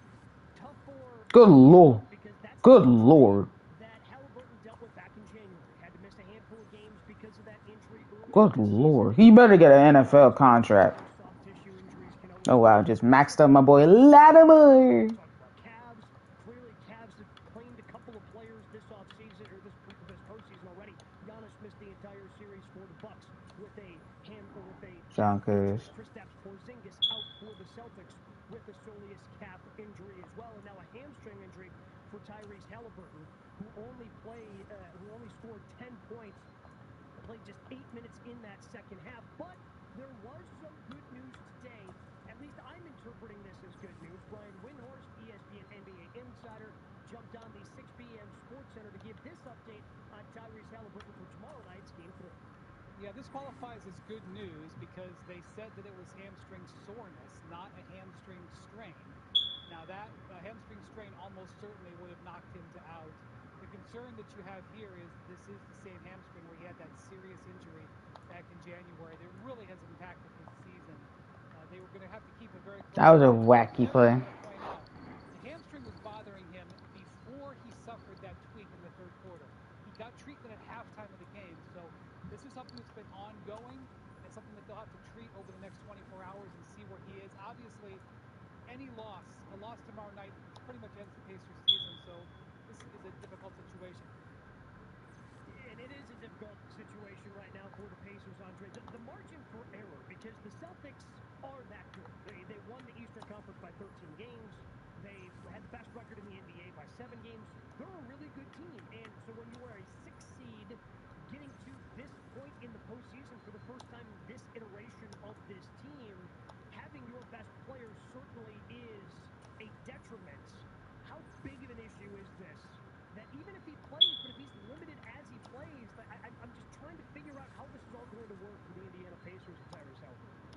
Until she maxed out. Really, if he can't go 100%, the Pacers are probably better off sitting him because this season he strained that hamstring, but then he tried to kind of keep playing. It was reported in part it was because he wanted to be able to make an All-NBA team. Remember, you had to play at least 65 games. And when he was out there and he clearly wasn't himself, the team had trouble winning. But when he didn't play at all, the team actually had a winning record. And so if he's not going to be able to be Tyrese Halliburton, they're really better off just going without him and focusing their offense more through Pascal Siakam, more through McConnell, more through the other scorers on the team, and just know they're going to be without him and try to scrap through it. Because if he's just out there at 70%, 50%, 60%, it's not really helping anybody.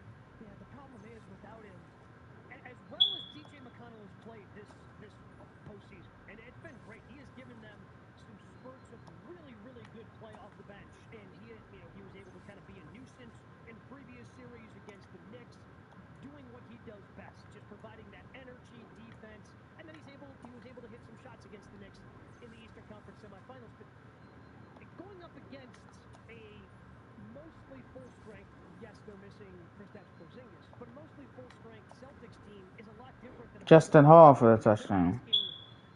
What they're asking, what they need out of Tyrese Halliburton. Not only does he need to be the point guard that he was all season long, be that distributor, run the offense, but they're also asking him to guard, Jaylen Brown on the other end, and Brown ended up with 40 points last night.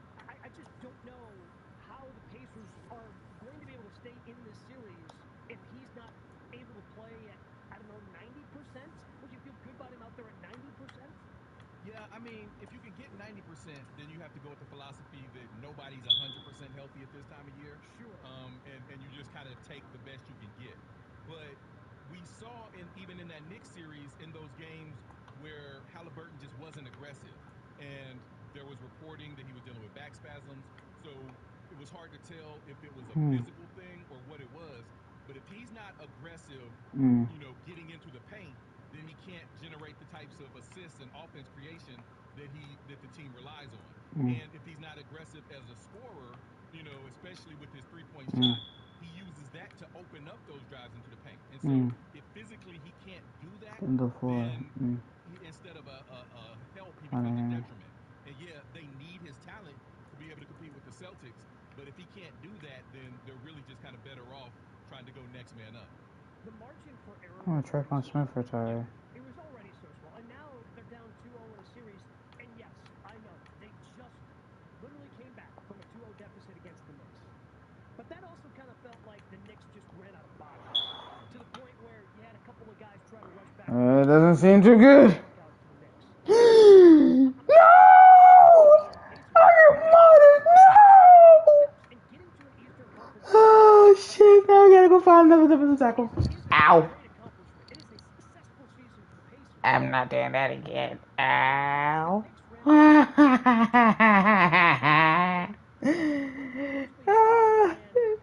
Thank you, Yamada and Eric Wilson.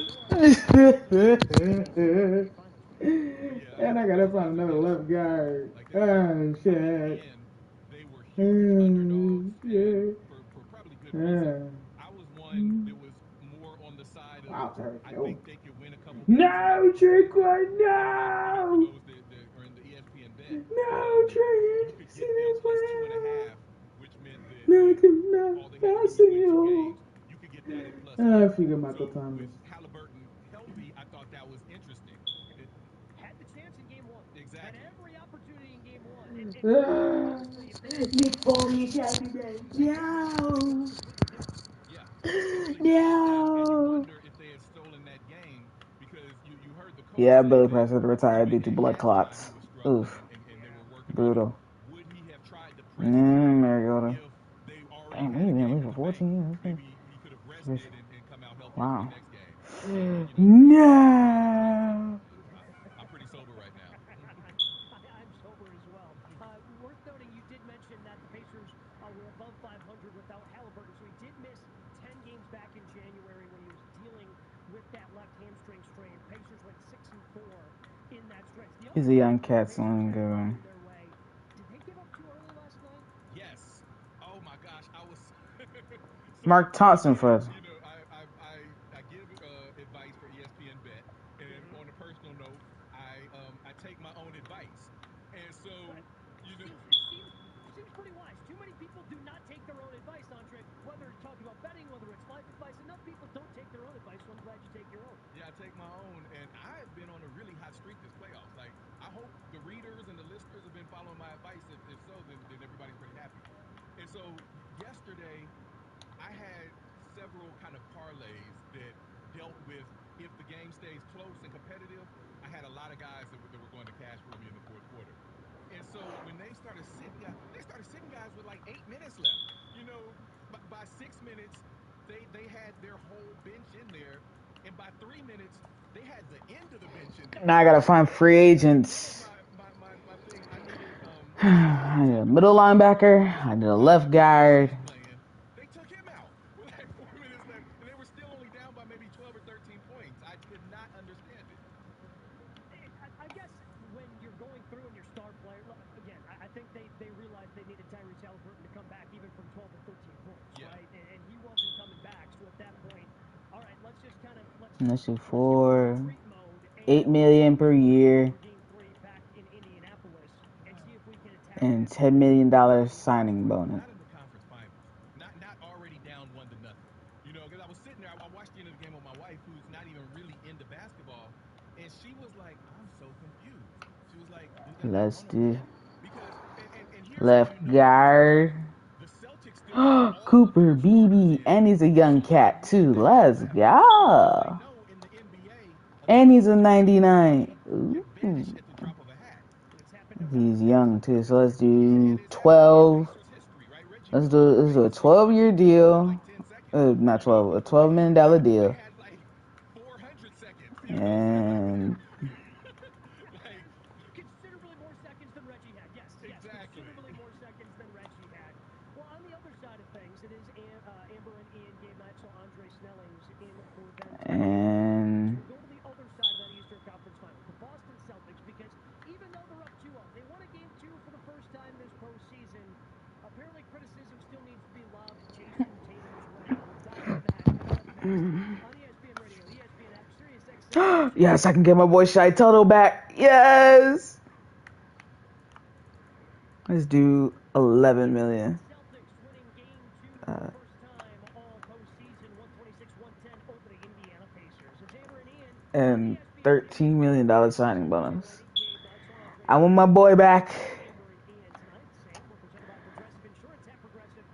Yes, he's gonna come back. Home and car insurance together, so you can save on both. Learn more at progressive.com or 1-800-Progressive. They're up 2-0 in the series, Andre. I mean, everything should be kumbaya. Everything should be smooth sailing with the Boston Celtics, but apparently we can't have nice things with the Celtics. And look, I've been one of the people that has criticized Jason Tatum for some of the responses that he's had after these lackluster Game 2 performances that they had against the Heat, that they had against the Cavaliers in their previous 2 playoff series because, well, you shouldn't be losing by double digits to those teams. Like, that's just a lack of focus going into playoffs. Oh, I can't wait to throw to this guy. 1-0, and, well, they took care of business. They won by 16 last night. But because it was Jaylen Brown scoring 40 points instead of Jason Tatum scoring 40 points, apparently this has to be some sort of referendum on how good Jason Tatum actually is. Yeah, so here's the thing. Jason Tatum is kind of a unique superstar in the sense that he doesn't And let's do a halfback. or even if you go to previous generations. Actually, no. Like, he's a high-scoring wing, but he was naturally a forward. He wasn't like handle the ball. He's not going to routinely give you 8 assists. And so that in previous playoff iterations where they haven't gotten maybe as far as they wanted, I think that's maybe come back to bite them because the team seemed to be built to have him play the LeBron role, but that wasn't his game. And so, like against the Warriors, they really needed a point guard. It was evident they needed a point guard.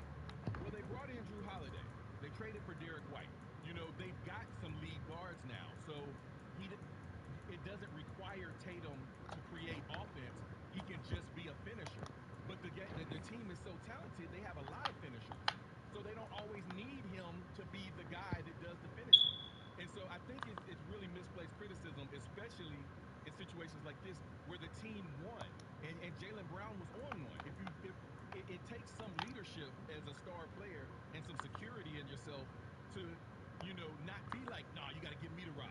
Instead, he was like, Jalen's doing his thing. Let's go through him. Well, and he still got his. Yeah. Like, he got his in the second half. Yeah, he started slow. He only had 4 points in the first half. Well, they still went on a 20-0 run, started at the end of the first quarter into the second quarter. And then he scored 19 points on 7 of 12 shooting in the second half, so he still had a good game. So I don't know if you agree with this. I'm curious to hear what this sounds like because I don't think I'm going to agree with it. Kendrick Perkins today on First Take. Of course, Perk, ESPN NBA analyst. He's saying that it's not Jason Tatum. No, it's Jaylen Brown who is the best player on the Boston Celtics.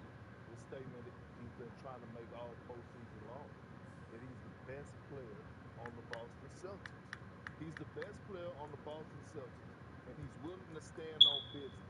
Last night was a prime example of a guy taking it personal and responding in great fashion. He may try to downplay it, but we can see it in his face that he was pissed off he didn't make an All-NBA team and how he handled it. All right, y'all take this 40 piece. You look at when, before the Cavs series, before that series started, Jaylen Brown was on record talking about how much the last time they played the Cavs, how much it haunted them because the Cavs and LeBron James sent them home. Had nothing to do with Donovan Mitchell. What he do in game one? He come out and he Oh wow, had 4-7 too. 2 points. This man right And here did better than the cone drill and the shuttle. throughout this postseason for the Boston Celtics. Is Jaylen Brown the best player on the Celtics? He is not. What Jaylen Brown is a guy that knows his game. He knows what he's good at. There was an old Richard Pryor joke about Leon Spinks. He does one thing. He knocks people out. He's not a wordsmith. You know what I'm saying? He's not going to, be an astrophysicist. He knocks people out. Jaylen Brown scores. On offense, you give him the rock, he can score. He can, dribble well enough to get a drive to the rim and score. He's got a jump shot that when it's hot, he can knock that down. But that's pretty much what he does. Jason Tatum. Yes, I got Justin Jefferson. Oh, we about to go nuclear. Jaylen Brown. He's bigger, stronger. He's a better rebounder. Probably a better defender. His handle is a little tighter, particularly for his position. And so he's got the highest ceiling. He can do more for the team. But Jaylen Brown is an excellent scorer. And when they call upon him to score, he can all of them side. Let's go. Yes. Yes. Yes, I got them all. They've been together for a while at this point. They just seem to complement each other well, and it's just curious to me that for whatever reason, we've decided that Jason Tatum needs to do it on his own. And Jason Tatum needs to assert himself. Yet, if you look over at the Dallas Mavericks, so, with Luka Doncic, okay, they need help for Luka. They need help for Luka. So then Kyrie comes along, and that ends up being a great pairing. How come we can't talk about Tatum and Brown also being a great pairing? Because the one thing that we've learned throughout the course of NBA history is not one guy can do it alone. If you have another guy who can score 40 points in an Eastern Conference Finals, that doesn't necessarily make him the best player. Granted, he's really good because those guys don't grow on trees. But you can still just be the second best player on the team who had a great game and be ready to go in case your best player in Jason Tatum's having an off night, which he really didn't last night. Well, see, some of it is our fault. And by our, I mean maybe the media or the fans. Some of it is Jason Tatum's fault. Because we like a narrative. That's fair. Right? We like a narrative of, okay, the best player on the best team is the best player. And that's not always true. Like that used to be a criterion for MVP. The best player on the best team should get the MVP. Well, Jason Tatum is the best player on the Celtics. Even despite what Big Perk said, I don't think there's a lot of controversy in that. I think most people would agree with that. But him being the best player on the Celtics does not make him the best player in the NBA. There are other players that are better than him, and that's okay. He can be an outstanding player without being as good as Jokic, without being as good as Embiid when he's healthy. But he's an excellent player. And so I think that some of it, when I say it was our fault, the media likes to be able to push the narrative. And so, even you gave the example of Luka and Kyrie, but I've been hearing on shows all day, okay, well, if you can only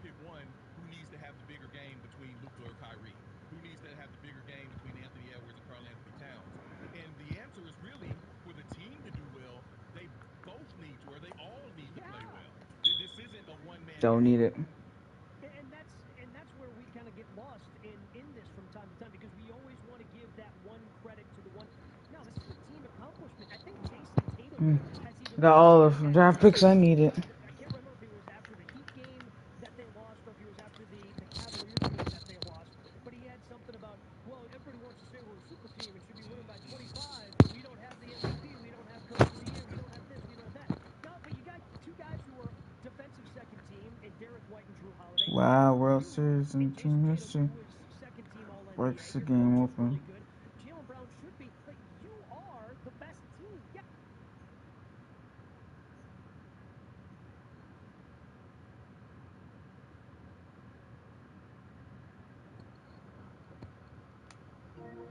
Maybe you don't have the best player or best players or the best five players, but you're the best team, and you know Why does it keep doing this? and we lose sight of this all the time. Teams win championships. Absolutely.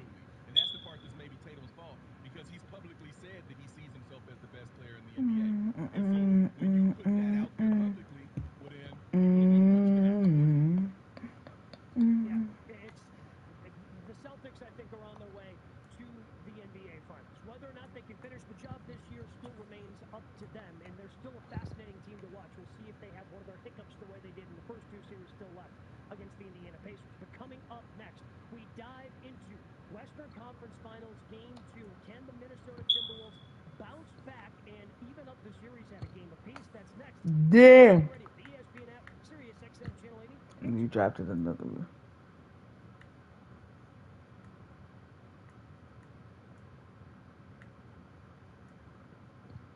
And I'm looking forward to it. Game 2 tonight, right here on ESPN Radio. Thank you, DeAndre, but we don't need you. Just a little less than a half hour away from now. It's Amber and Ian on ESPN Radio and the ESPN app. I'm Gabe Notso along with Andre Snellings, filling in for those two today. And maybe it's unfair to already give up on the Pacers at this point, but this is my hope for a really good conference finals series. Game 1 ended up being a very competitive game. Minnesota, though, wasn't happy with the way that they had played, especially at home, coming off of the 7-game series win over the defending champs, the Denver Nuggets. And Chris Finch, Minnesota Timberwolves head coach, here's what he had to say about what he was concerned about with his team following Game 1 of the Western Conference Finals. Yeah, I mean, the 62 paint points is probably what hurts more than anything. Of course, a lot of that was driven by Kyrie and Luka getting into spots too easily. I think they were 22 of 27 at the rim, which is outlandish, but then they were 100%. Thank you, Gabe Davis, but I didn't use you that much, unfortunately. Our point of attack defense, for sure. We didn't have any rim presence when Boogie was off the floor. Just didn't really look like our normal defense out there. And, they did a good job of going early and getting to their spots and making some shots over us in the paint. I'm trying to get into a younger. Job tonight at the point of attack. And you can hear more from Chris Finch tonight on ESPN Radio's Western Conference Game 2 coverage. It begins at 8 p.m. Eastern Time. Finch was fired up, and it's a tough situation for him because he can't be the, I guess, acting head coach. He still is. Larry Reed. Ooh, good quality right tackle. Injury that he suffered, so he can't be pacing the sidelines. Put Dawson on the practice squad. Even having quotes outside of that after Game 1 about how, that third session wasn't a very fun one for his team as they get ready for Game 2 tonight. Yeah, I mean, because they clearly weren't the team. So for anyone that's heard me on the radio, read any of my stuff, for really the last 2 years, I've been really high on this Timberwolves team. I felt like they were a contender probably long before we realized that they were actually contenders. But the team that played against Dallas the other night is not the team that I've been watching all season. There was no defensive energy. You heard Finch allude to the only presence they had in the paint was Rudy Gobert, and when he was off the floor, they just had nothing. And that hasn't been them all season. Their defense from perimeter. Shy Tuttle and Continue Street back together like it never even happened. 80 points in a game Gobert didn't even play in. And so if you know the team is capable of playing like that, and instead you get what you got in Game 1, and you're the coach, then I can't even imagine what he That's said another behind right closed doors in in that free locker room, agency. or what he screamed would be more accurate. Yeah, and I look at this, and I just think they need more out of Anthony Edwards as well, offensively. I mean, the three-point numbers were fine, 5 of 12 for him. Certainly, you'll take 5 made three-pointers, but he was just 1 of 4 on twos. Like he can be attacking more. He needs to get to the rim. He needs to be able to get to the free throw line. Only 2 free throw attempts. So for him sitting there with 19 points in a game where you lost by 3, and they also maybe have to find a way to stagger his minutes or try to figure out something, because it was very obvious, and they even mentioned it on the TV broadcast, if you happen to be watching that, about how gassed it looked like he was toward the end of the game because he was giving so much on the defensive side for Minnesota. So that's something I think that Finch and the Timberwolves coaching staff has to find a way to balance. Yes, obviously you want him out there for as many minutes as possible. Yes, he can be a good defender, but he also needs to be one of your top scorers night in and night out. So here's the thing. It was obvious to me watching, and as you alluded to many observing, that Anthony Edwards was completely gassed. I mean, like completely gassed. By the fourth quarter, he was just like on offense. If he didn't have the ball, he would just be standing at half court, kind of with his hands on his knees, while everybody else was running the offense. And that's not normal. You know, he's 22 years old. He's still at the I can jump off the ceiling and run all night. You know, literally has like hit his head on the backboard, in the rim, or just amazing highlights earlier this season. Make tackles for loss. Was the last play of the game at the end of the fourth quarter. So that's the type of energy he normally has. And so I don't believe. Thank you, Driscoll. But I'm gonna release you. Hope you do well. And I'm gonna give the rookie a chance to get some reps. That's under Richards from Florida. One of the biggest comebacks in NBA history. Wilson. Okay. They were in Denver on Sunday night. They had to fly back to Minnesota, even though it was a home game. They had to travel for game 1. It looks to me like the whole team was gassed. So I would expect that coming out tonight, you would see more representatives. Let me see. Can I have him as a superstar? Timberwolves actually are. But you just never know in this league. And you were talking about how the Nuggets and Timberwolves series, they were different teams every game. Oh, so who's showing up tonight? You had no idea, and both teams would do that and kind of take turns throughout the course of that series. And yeah, I have no idea. I think that the good Timberwolves team is going to show up tonight. I think the rest argument you bring up is a really good one, because you did have travel, and maybe they realized that, found a way to get a little bit more rest and rehab in. But the problem is, once you hit this point of the playoffs, Andre, you don't have those, you got a 2 or 3 game break here. You're playing every other night, so they stagger the Eastern Conference Finals and the Western Conference Finals. You don't have that extra night of rest, and you got to just be able to figure it out, even though you're coming off that tough 7-week series. Yeah, no, you're right. But in the regular season, you have back-to-backs. You don't have any back-to-backs when you're in the playoffs. And so the every other day is typically enough for teams to recover. But in NBA history, the number of teams that win Game 7 and then come back and lose Game 1 of the next series, whether they have home court advantage or not, is like astronomical. It's very rare that you see someone win Game 7 and then come back and win Game 1. So yeah, and then on the other side with Dallas, it felt like in their previous series against OKC, it seemed like Luka would have a big night, maybe Kyrie would have one, but they were getting a lot out of their more periphery players. PJ Washington had some big games. Derrick Jones Jr. had some really big games. But in Game 1, it was Kyrie and Luka, and you heard in that quote from Chris Finch, they were kind of doing whatever they wanted, especially when Gobert was out. Those two were able to attack. They combined for 63. Is that the formula, do you think, for Minnesota, is having those two kind of lead the way? Or are we going to start seeing some of those, role players step up and start going over what their typical averages are? Yeah, I think that on Minnesota's side, if they're playing defense the way they typically play, then the Mavericks going against them should look a lot like the Mavericks going against, the Thunder the last round, where you saw Kyrie and Luka really struggling, having to work really hard for everything that they wanted to do. And that wasn't the case the other night. So I'm expecting, yes, for the Timberwolves to try to take away at least some of the defense. Damn, VC done for this. And therefore, that means for Dallas, you're going to need the Washingtons and the Damn, VC done for the postseason. if you want to have a chance to win Game 2. Yeah, they got to figure out what they're doing without Rudy not playing 48 minutes. So that time that he's on, you can't have the game turn into a layup line for the Mavericks when Rudy's not in the game. And there were times where it was, again, this has just been a wild postseason because there were times where it felt like almost Rudy couldn't be on the floor, and Minnesota was doing some of their best stuff without him on the floor in the previous series against the Nuggets. But now it was very obvious he needed to be in there in game one in order for that defense to have any sort of chance. And it's interesting.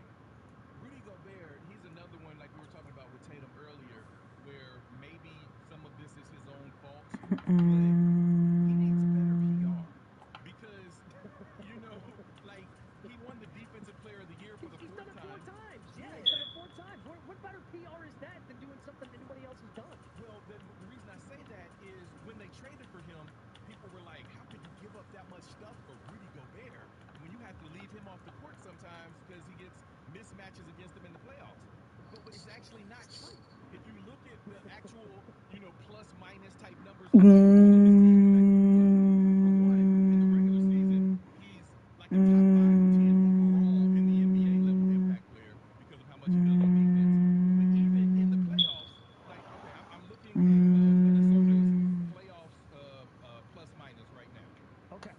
On court versus off court. Rudy Gobert is leading the team. The team is 22.8 points per game better when he's on the court versus when he's off the court. Number 2 on the Timberwolves is Mike Conley, who's almost 10 points back at 13.7.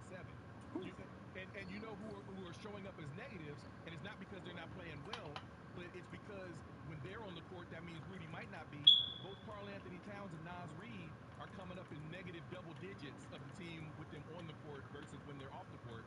And it's because Rudy Gobert is having a massive impact on these playoffs. But the sense that you get, there's so much criticism, like, oh, but they had to take him out. You know, Jokic was killing him. Or, you know, even after game 1 the other day, I was on Freddie and Harry. And there were callers calling in, you know, talking about how horrible Rudy Gobert was. When in reality, he's killing the game. What game did they watch? It literally was a layup line. The guys were just getting to the rim left and right, finishing with their left and right when Rudy wasn't in the game. So they have to have a better game plan, I think, for that tonight if they want to even this thing up at a game apiece. Minnesota is favored by 5.5 points in tonight's game. The NBA playoffs are right here on ESPN Radio. Tune in tonight, game 2. I mean, when you're extra, you gotta have 99 everything. Presented by Indeed. Coverage begins at 8 p.m. Eastern on most ESPN radio stations and on He is a captain on the Dolphins as well, I saw. Coming up next, we'll go out to Minnesota to get you an update on Western Conference Finals game number 2 right here. Amber and Ian, ESPN Radio, ESPN app, Sirius XM, Channel 8.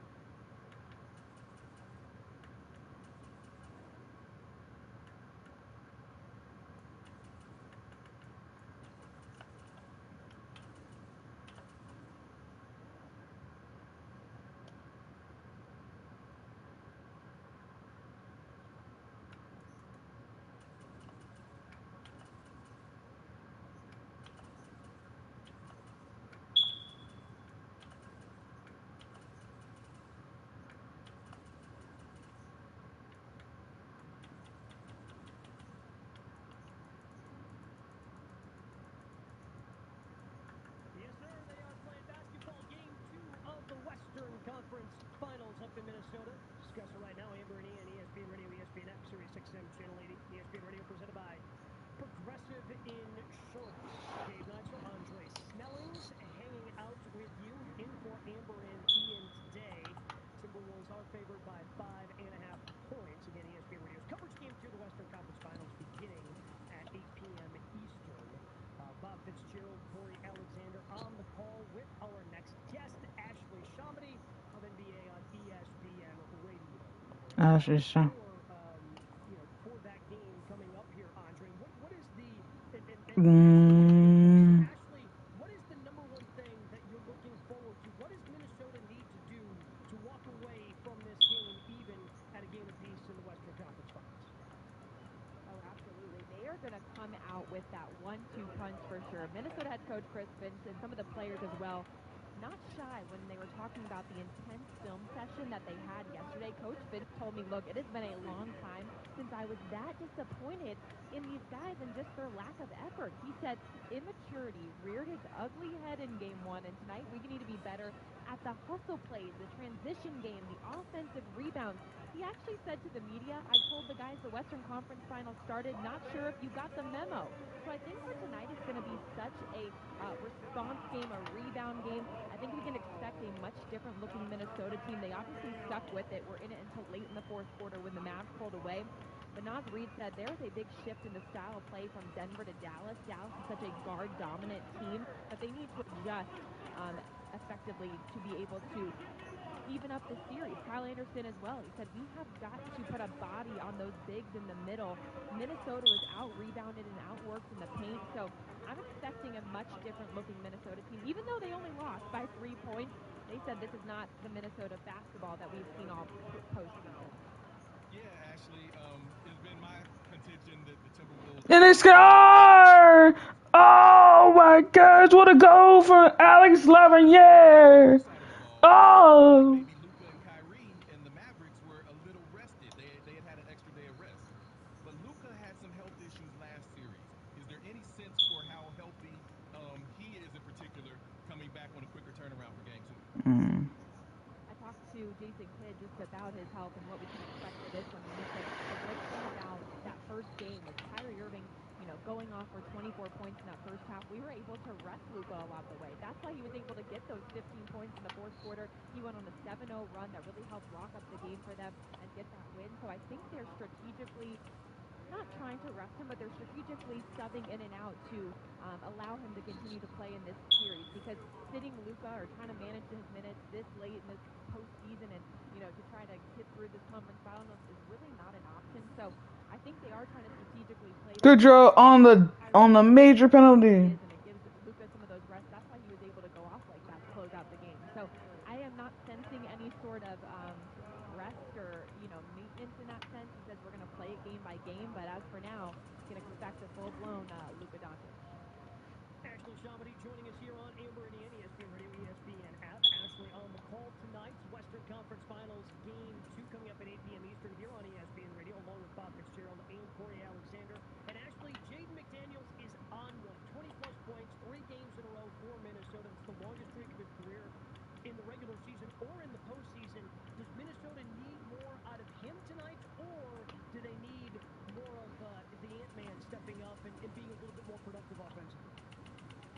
I think Anthony Edwards is going to have a little bit more of a game. He did have, 19 points. I believe he finished with 11 assists and Alexander Barker skies! in that second half, and Chris Finch was talking about it as well, just coming off such an emotional game 7 against Denver, not having time to rest in between, and then having to play this game. Fatigue is not going to be a factor, though. Kyle Anderson was saying it. He's like, look, I know people were saying, hey, we were tired, all that, but in this postseason, that's not going to be an excuse. So I think we are going to see a lot more from Anthony Edwards, maybe the, quote, Anthony Edwards that we are used to, and him being a little bit more aggressive. I know, obviously, their game plan is a lot to lock him up, but when Jaden McDaniels, he scored those 20-plus points in the last 3 games, like you mentioned, the guys are not shy when they talk about just how big of an impact he is, and the reason that they are here, a lot of it is because of Jaden McDaniels and what he brings defensively as well as offensively as well. So hopefully they can continue to have a game like that. Kyle need those role players to step up, but Anthony Edwards, I would expect him to have a little bit of a different game tonight, maybe not look as fatigued and gassed as he was in that second half. Okay, so for the Mavericks, their role players were on one in the last series, right? P.J. Washington, Derrick Jones Jr., they were putting some big numbers. This series, at least in game 1, it was more about Luka and Kyrie. If the Timberwolves do focus more on Luka and Kyrie, are Washington and Jones, do you think, looked upon to have a bigger role again tonight like they did last series? It's funny you say that, too. When I talked to Anthony Edwards before Game 1, he said, look, Luka and Kyrie, they're going to be Luka and Kyrie. They're going to get theirs. They had 63 of the total 108 points. He kind of mentioned the fact that we got to pay attention to the other guys and defend them, put a lot of focus on them. And, we saw a little bit of that, but I don't think that that's going to, sustain throughout this 7-game series, because you can't have both Kyrie and to continue to put 30 or more up each night for them to, try and slow them down. So I don't think that we're going to see – I do think we're going to see a little bit more from the role players. I mean, C.J. Washington made a really clutch three in the fourth quarter, but there was a – Alex Winberg wins it in overtime. A shooting slump. So expect more from those guys to maybe get going a little bit early in game two. I mean, Jason Kidd was saying, when you have Kyrie going off like he did in that first half for 24 points, you don't take him out, you don't sit him down, you keep giving him the ball. So it's one of those things where you just got to play to your advantages, and Kyrie had the advantage in that first half. But I would assume that we would see them step up a little bit more, those role players, because they know that they're going to lock in on Kyrie and Luka in this game two to hopefully get them a little bit below that 30. All my defensive tackles are going to have 90 or more speed. Well, 80 or more speed.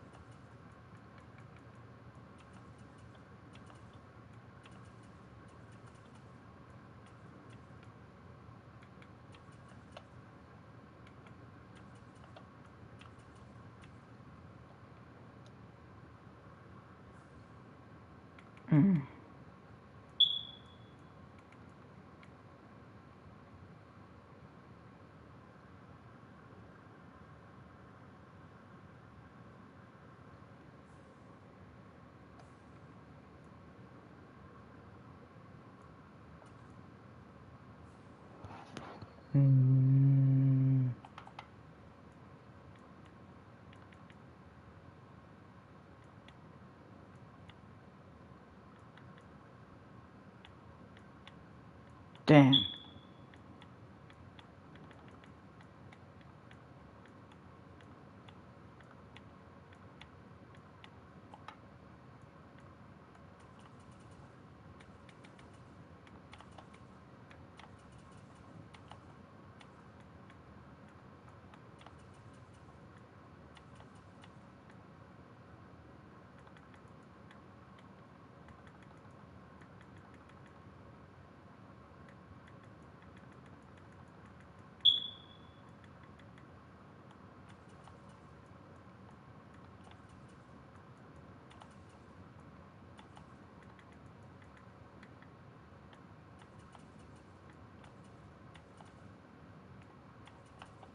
tragic.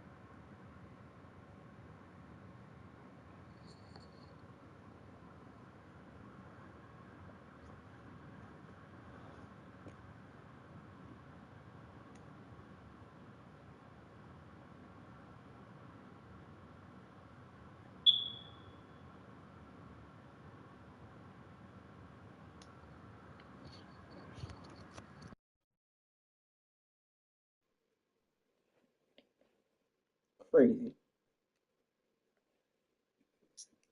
I mean, it's just so sad to hear. You hate to hear it because it's just like, what happened?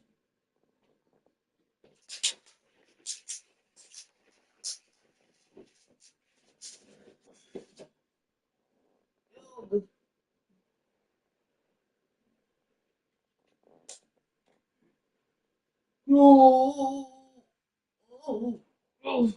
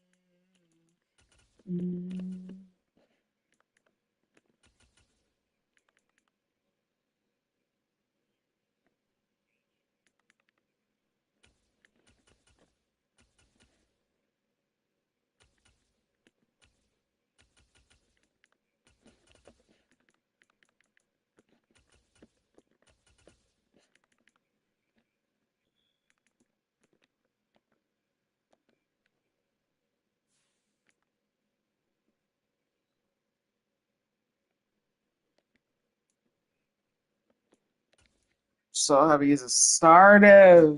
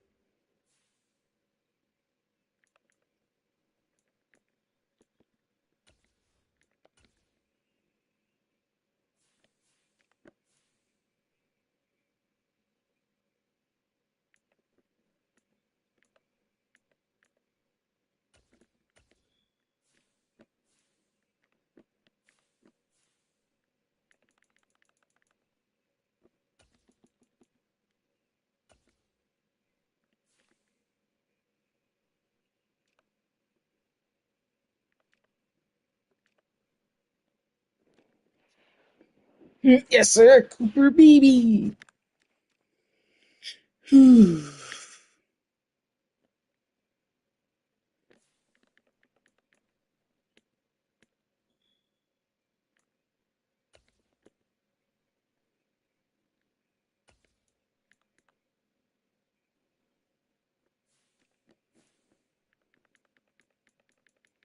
Another sign, another right end.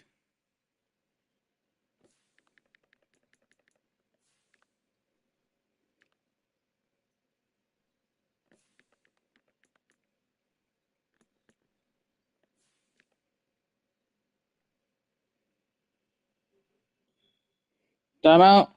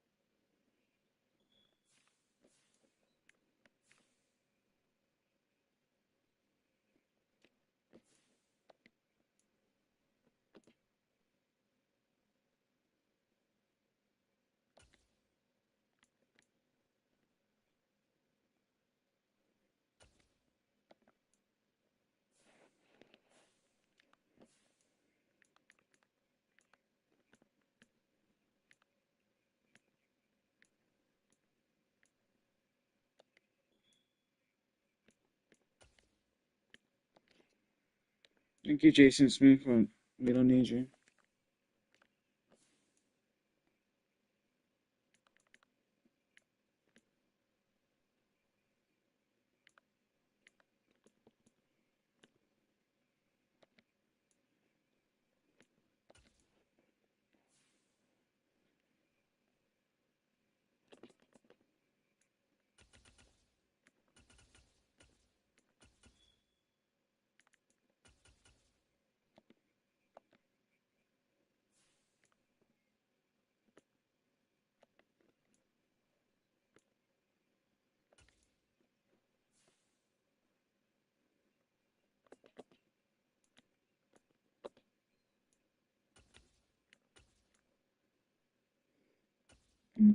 Mm, mm, mm.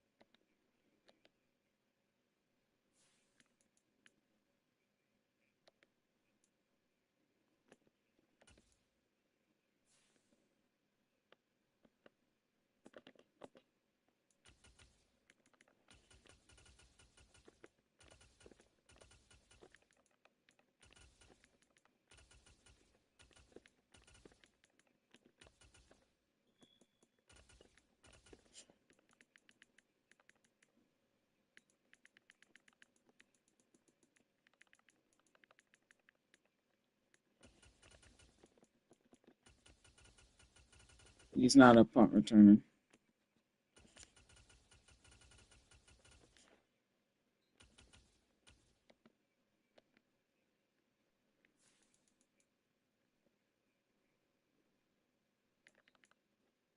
Mm.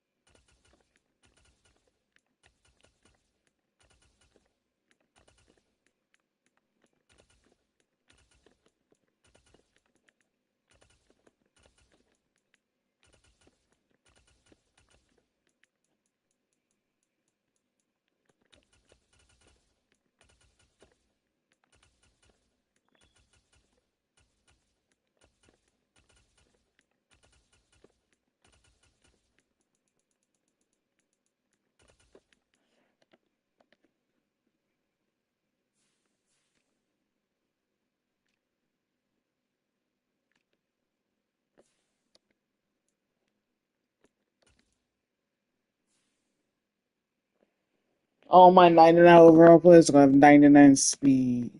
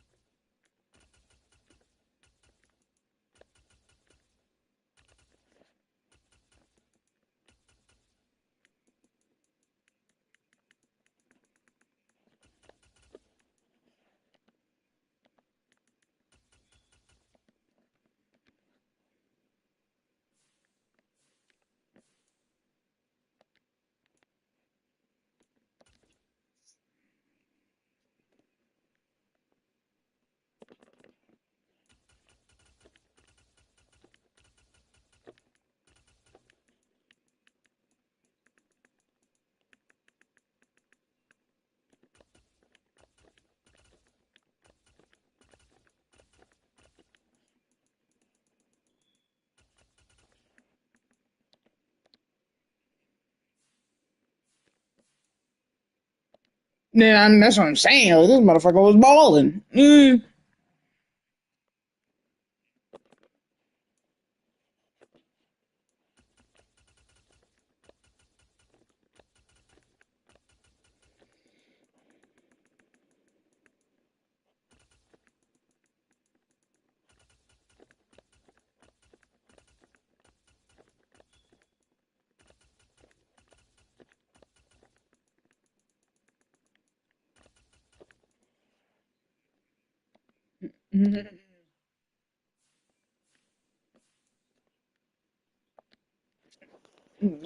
North Carolina on the brain. Let me see.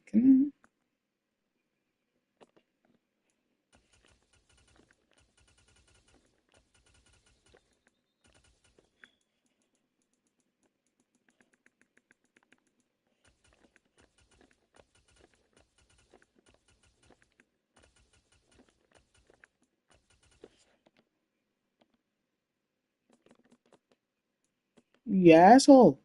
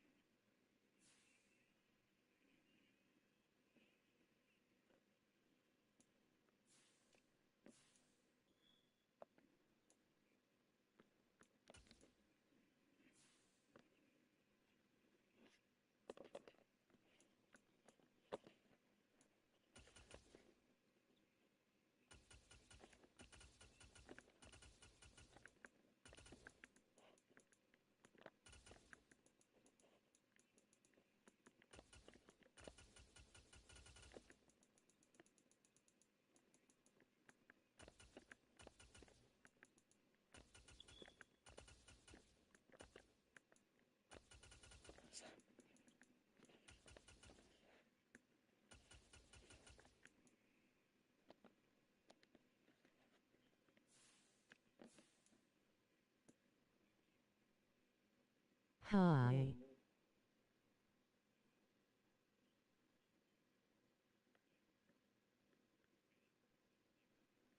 It's good.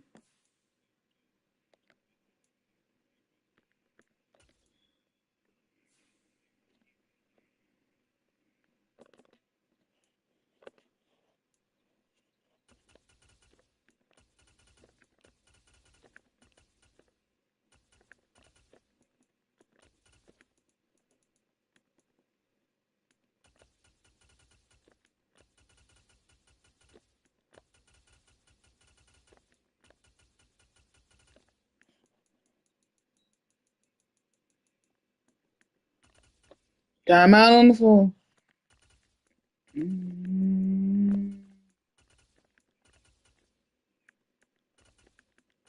No. I hate.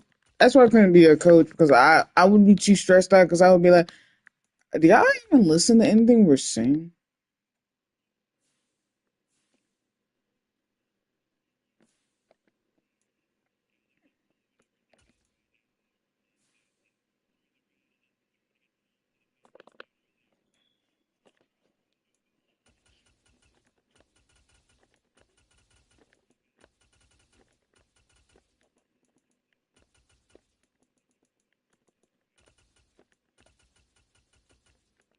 But I mean, was he wrong? No.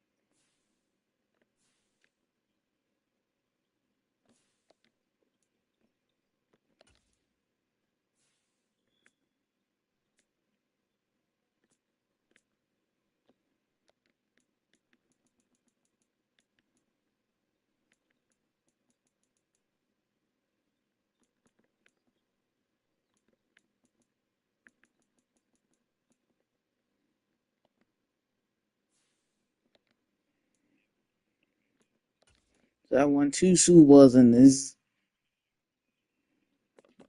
dynasty that we had.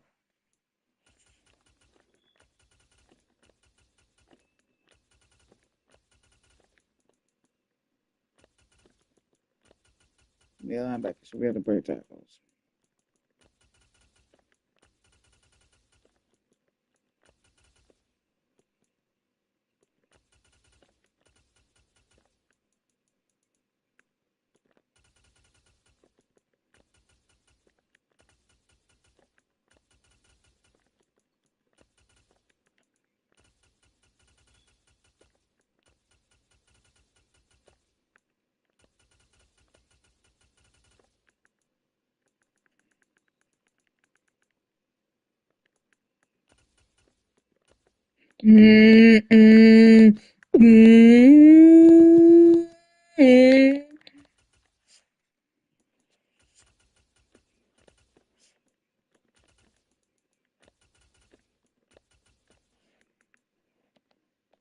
Pretty much.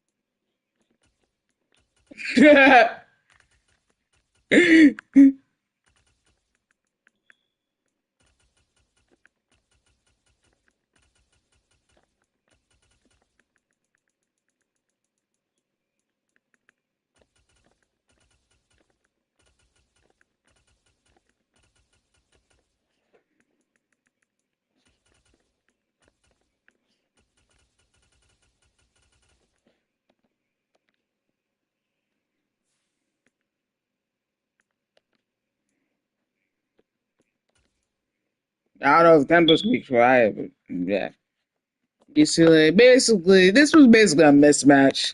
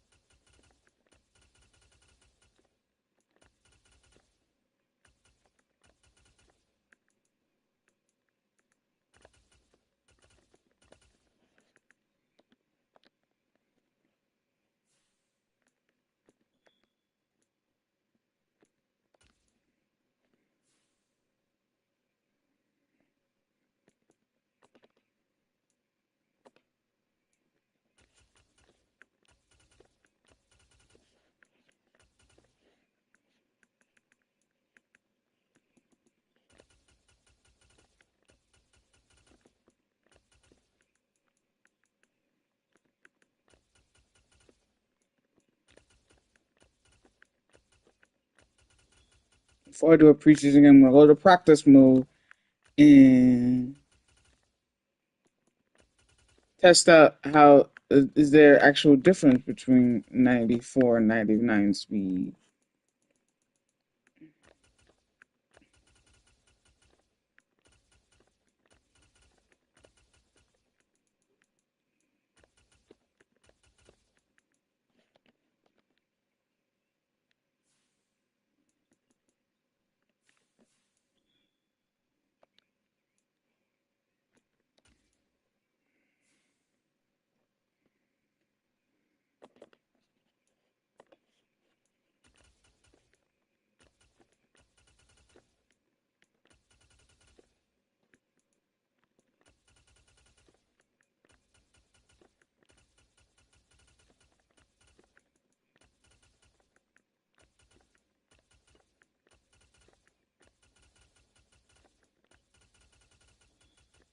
They did put up 100 in this game.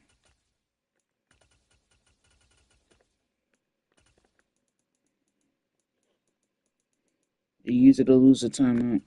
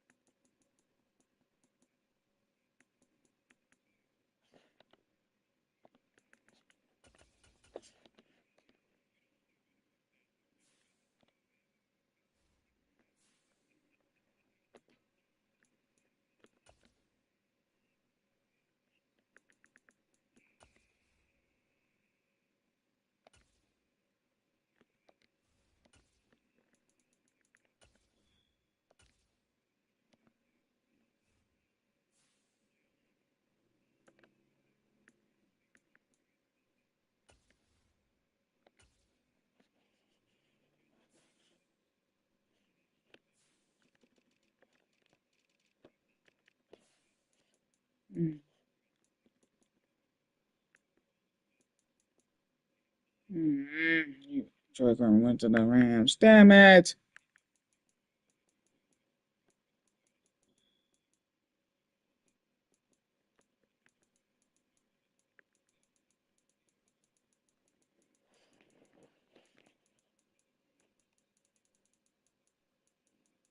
lose them, so irrelevant.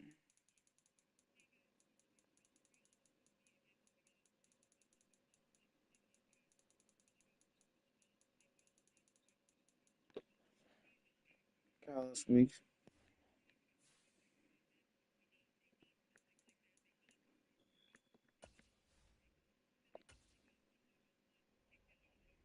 Get that ass kicked out of.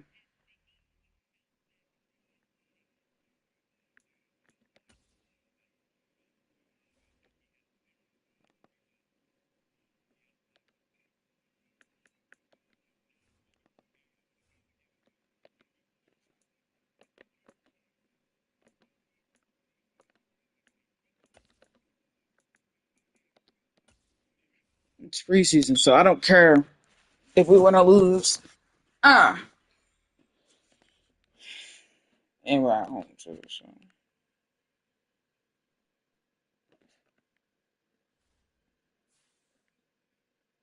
on the road.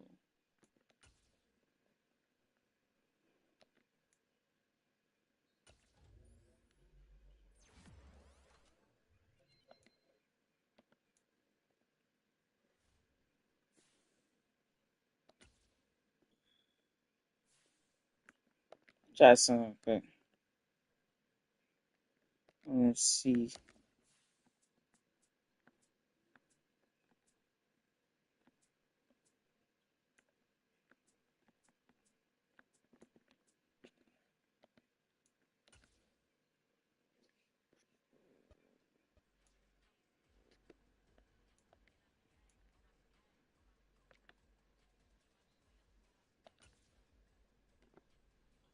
Come on, set!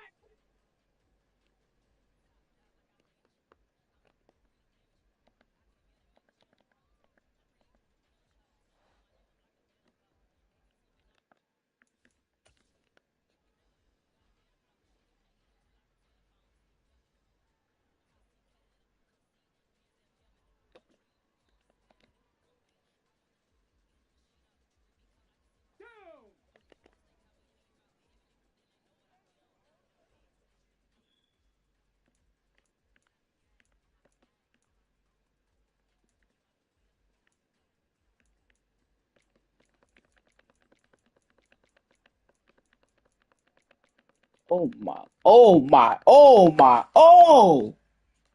Sheesh!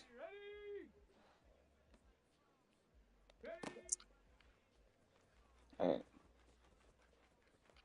Ah! Not the way I wanted to do that. Let's go now. Let's go.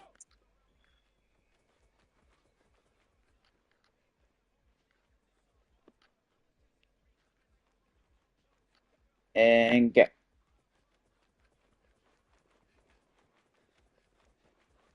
You can definitely tell a difference.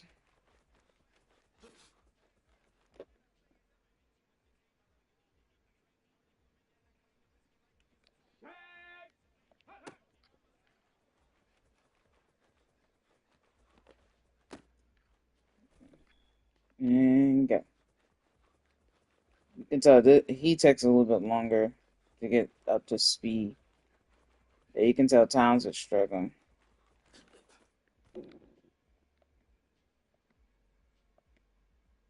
Got it. Ready?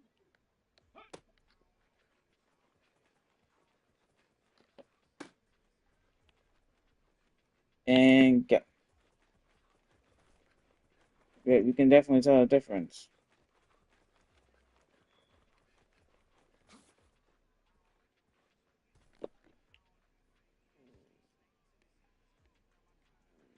Okay, ready? Ready, ready?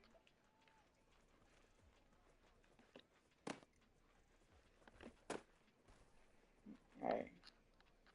And go.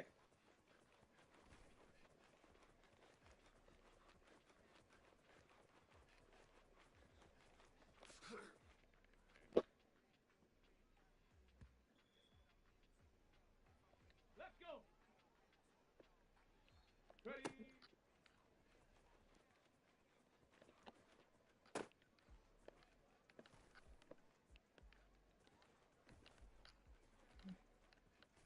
And go.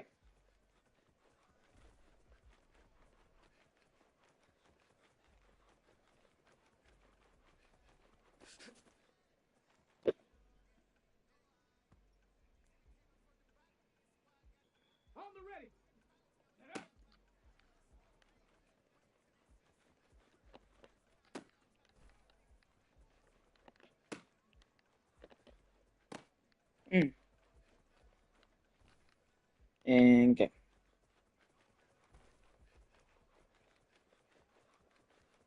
Boy, you can definitely tell the difference, but it's not as good as Madden 24.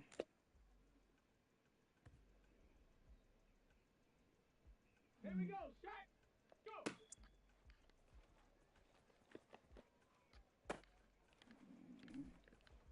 And go.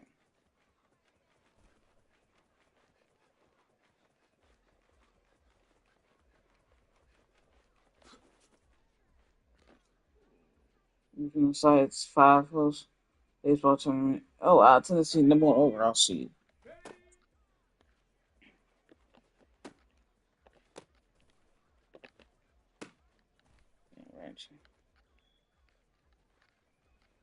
And go.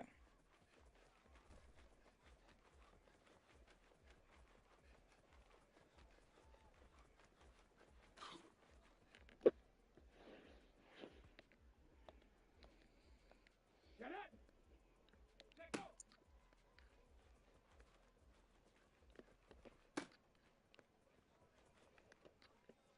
And go.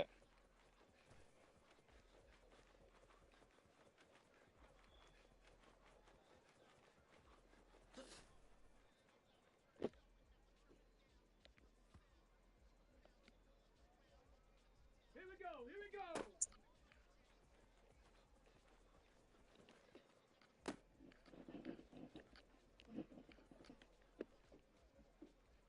And go.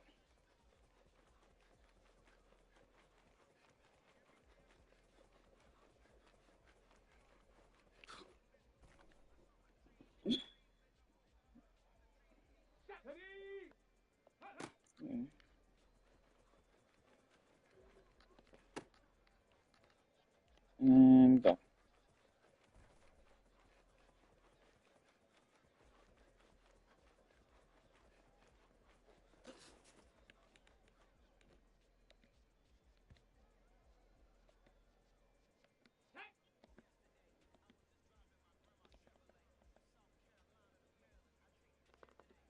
Nah. And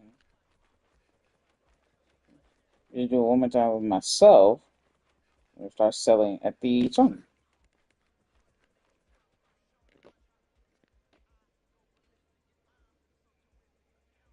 Come on, shot. Now let's try a Hail Mary from the one and see where the ball would land. Ready, shot. Ready, ready.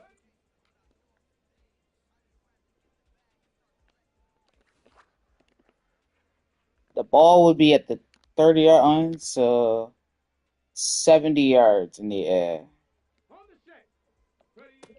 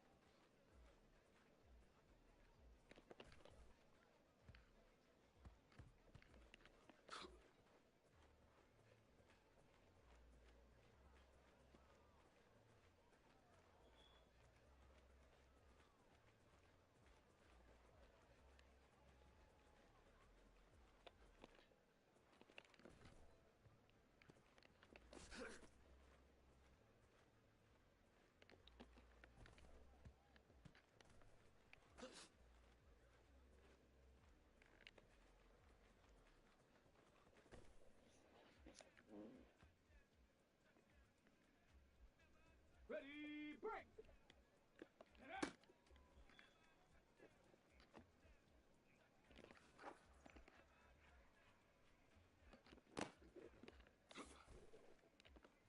Ready.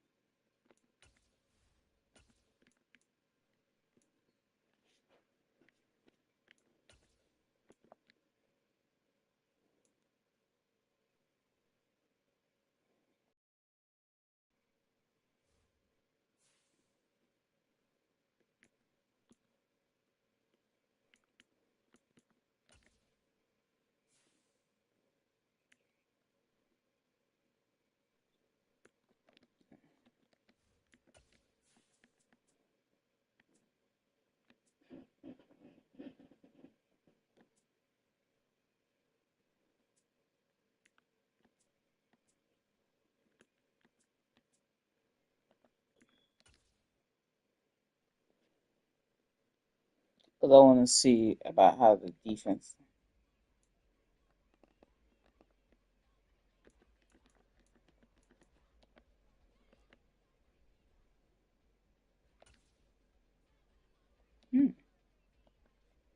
Okay, so I've never done this formation, so that's good. So run heavy. I haven't done that formation yet, so let's start it off with the preseason.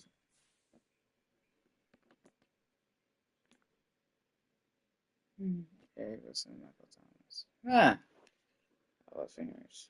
Pretty cool. Jeremy Driscoll gets signed by the Colts.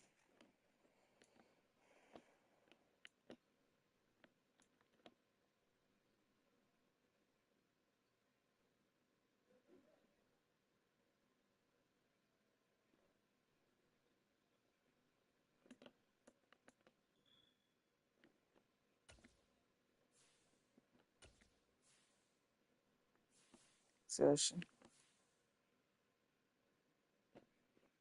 We did a Sunday night Panthers, Jets, Panthers early to start season, and then but at the Bucks going to the Packers, and then the Bills, Falcons, Colts, Bears, Bucks, Dolphins.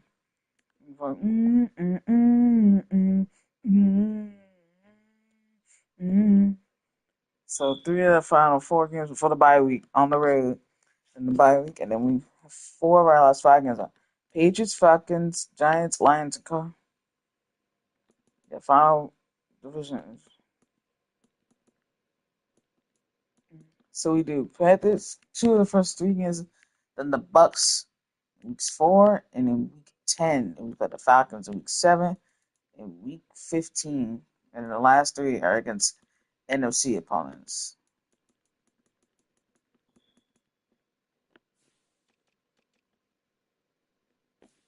Panthers, they play the Saints, Falcons at the Saints at the Falcons. 4 straight division games to start the season for the Panthers.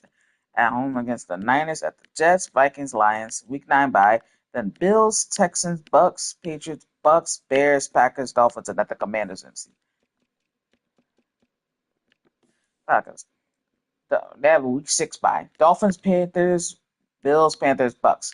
Then bye week. Then at home against the Saints, at the Bucks, Patriots, Bears, Jets, Packers, Vikings, Lions, Saints, Rams, Titans, and Eagles in their season. And then the Bucks. 3 straight road games to start the season for the Bucks. Bears, Dolphins, Cowboys, and at home against the Saints. At the Falcons, at home against the Jaguars, and the week 7 bye. And then 8:30, week 7, week 8. And then Panthers, Saints, Patriots, Panthers, Seahawks, Panthers, Vikings, Lions, Bills at Jets. Jets.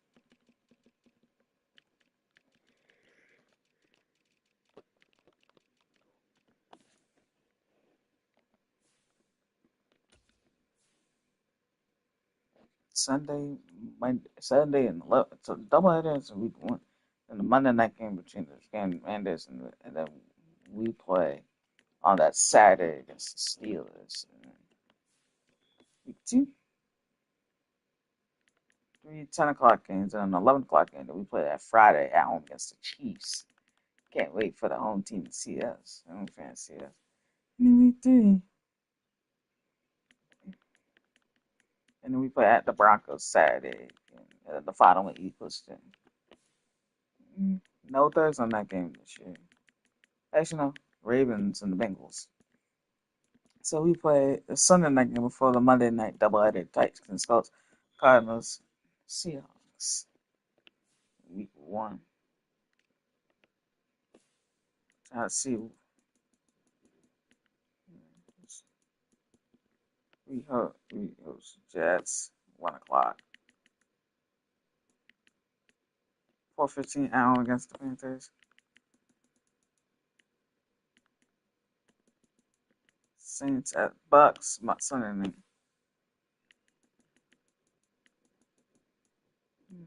Bills, Jets. Packers, Saints 1 o'clock. Play the Bills.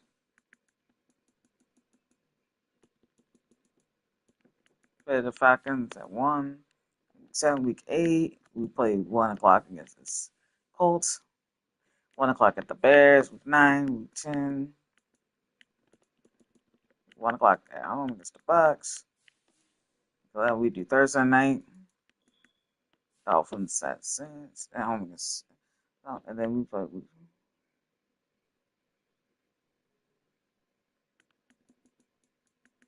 And then the Thanksgiving Bears, Lions, Eagles, Cowboys, Bengals, Niners.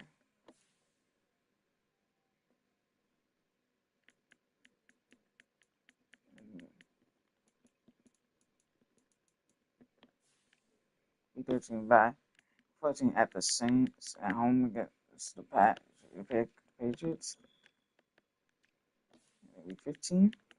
That's Sunday.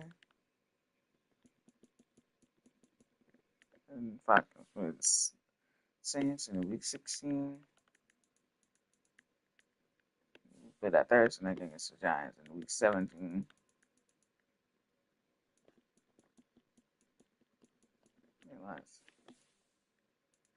And then we host the Cardinals to end the season.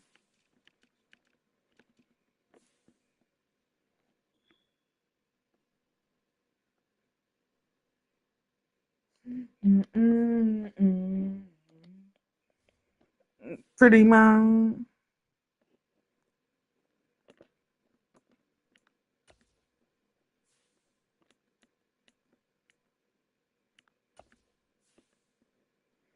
$297 touchdowns, 464 interceptions, 214 passing touchdowns, 223. Mahomes so far, 445 touchdowns, 124 interceptions, 54,000 passing yards. That's the most yards per game. NFL record is 64. Highest passer rating, Barry Beckham. Most yards per attempt, Kurt Brahman. Longest pass, so much officially 100 yards.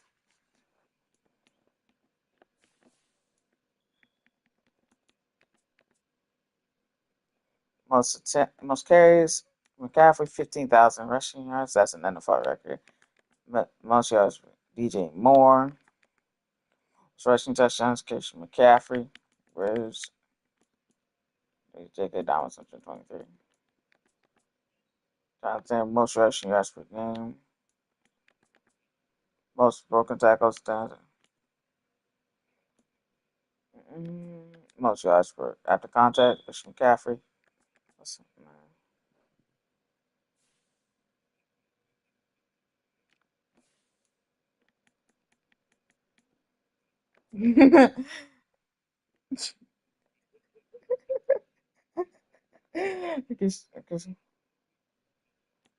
I don't blame him. No. Average yards per game, 266 yards receiving per game. Leon Fry, NFL record. That's crazy. 266 yards per game. Most receiving. Let's go. Most yards after catch. Right, boys. Let's do Yaku 100 yards. That's the longest for this Saints franchise. 86 yards. But in real life, Brandon Cooks did and that team record from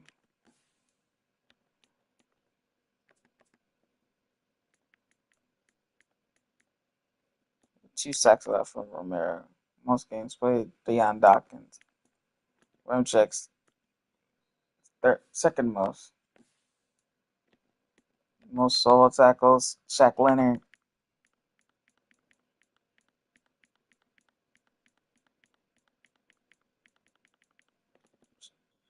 Curtis Barnes, most solo tackles.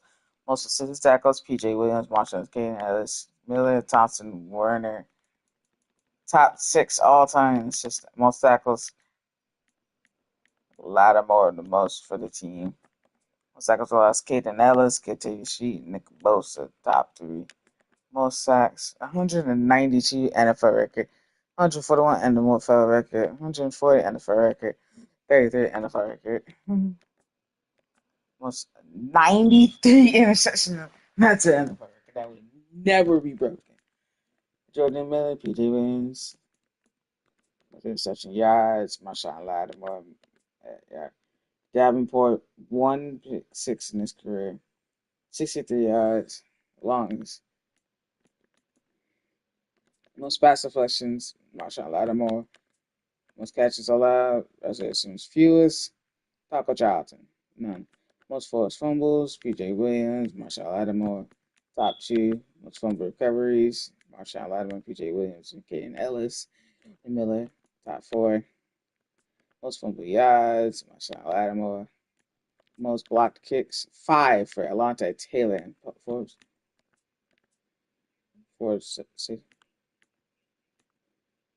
Most 22 touchdown all-time record. Oh, Jordan Miller and Virginia. Boston.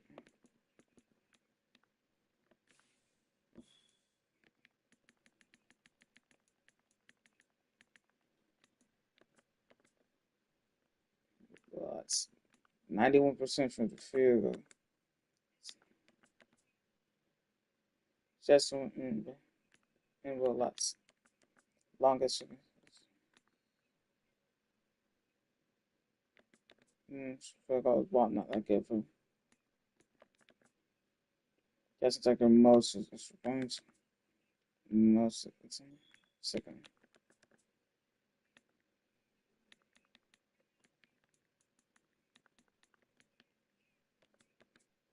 79 field goals made from 50 most.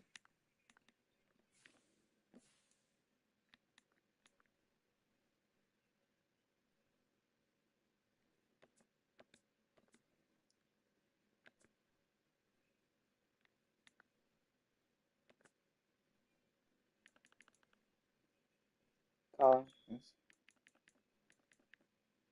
Yeah. 12,000 points. Yes. But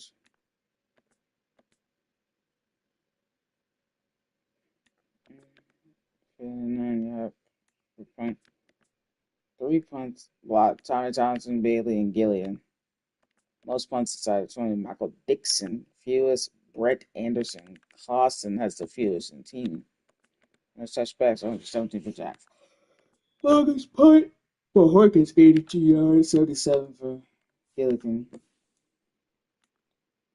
What I am. RT, most kick returns, most touchdowns, 21,430. All-time record by leaps and bounds. 30 yards per return, 39 kick return touchdowns. Longest, 107. Hardman, Olave has one. The H1. Oh, wow. Yeah, so Callaway, Manny Callaway. Oh.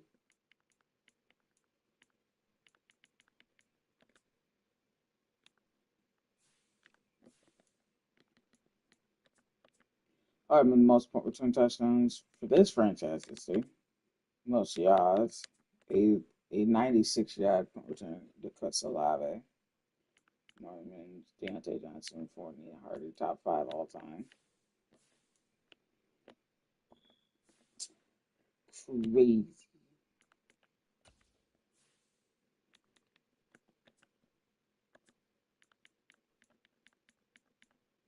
'90 and 61. Best winning percentage, Patrick Bailey. Most winning season, Mike McCarthy, John Harbaugh, Dennis Allen. Most playoff wins, John.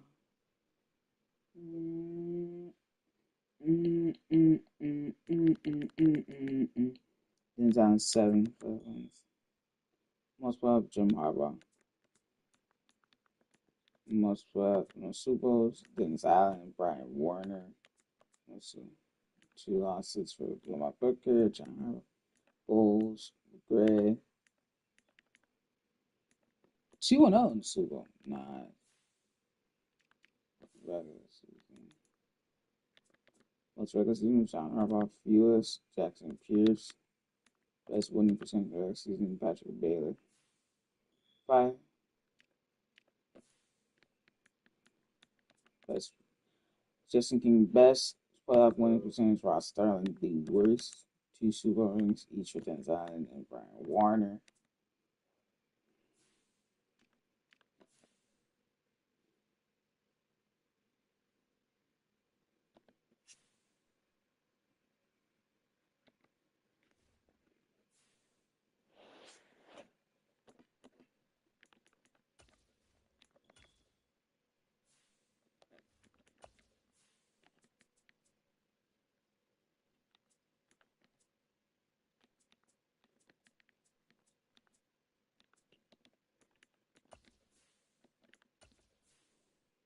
Ooh, it's colorless game. Let's get it. Not gonna lie, the Steelers have an underrated great color rush. I mean, mwah.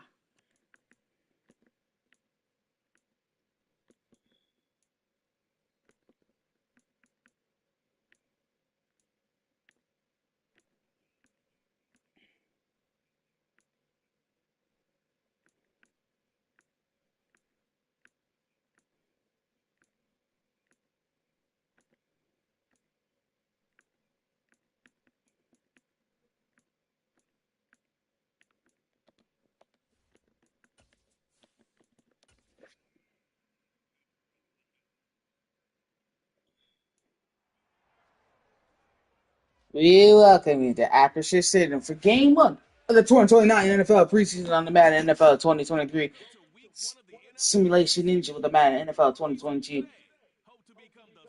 rosters. I'm your host, Sports Guru. Now let's get over to the announcers calling the game with Charles Davis.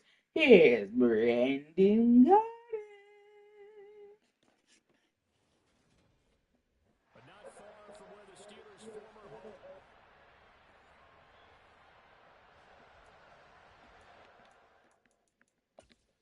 Yeah, no starters will be playing in this game.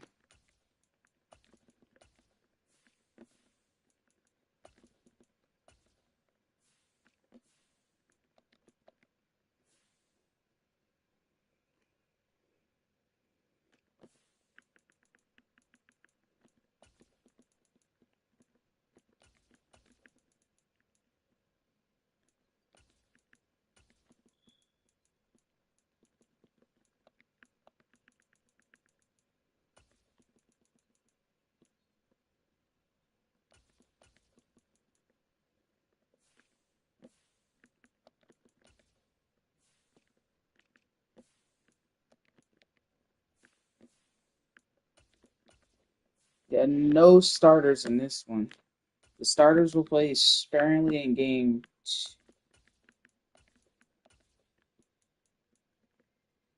They'll play sparingly in game 2 of the preseason.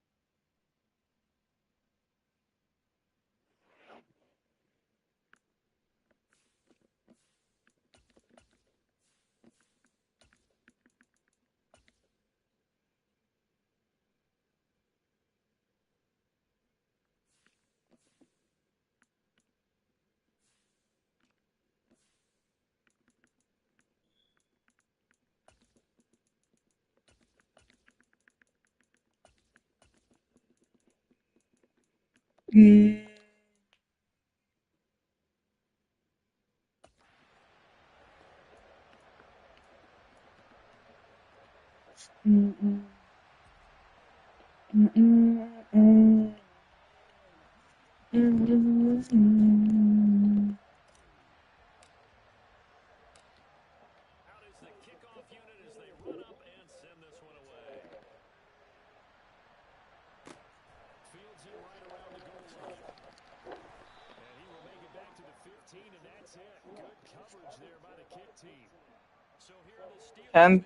NCAA tournament by third post was second most all time to the late Aldott Ruff, who had 26 of those. Davis missing out Steeler.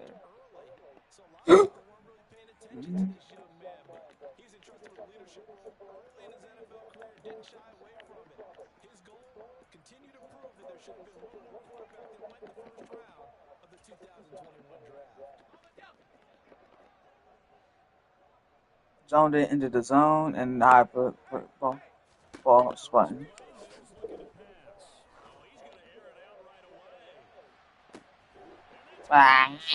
First play of the game. It's okay.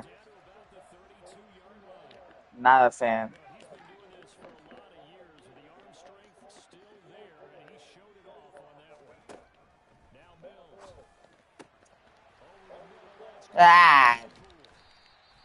Oh.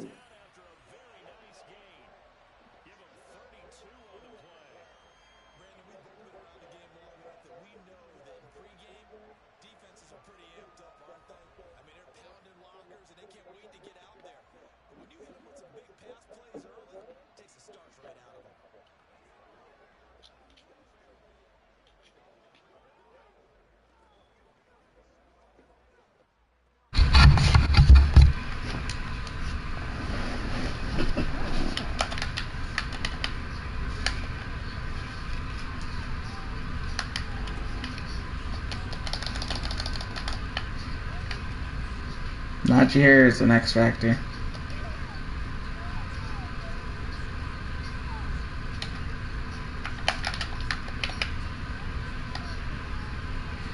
Freight train and rack them up.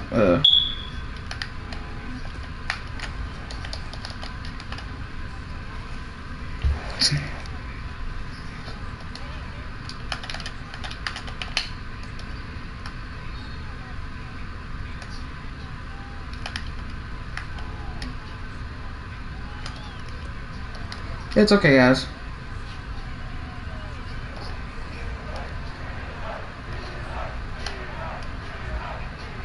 Joey Slide.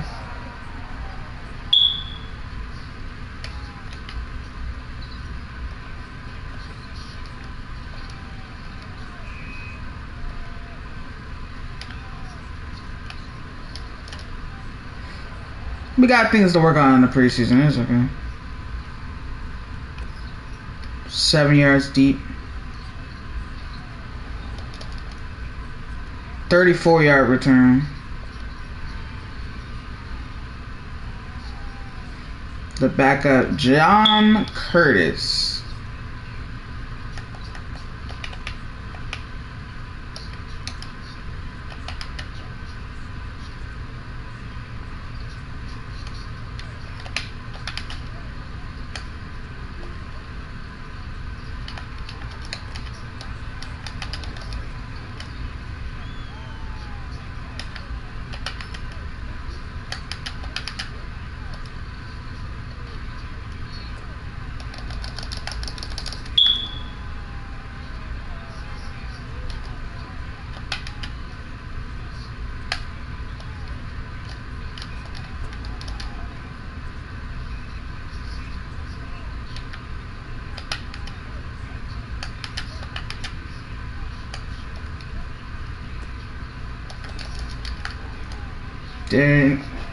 Danny.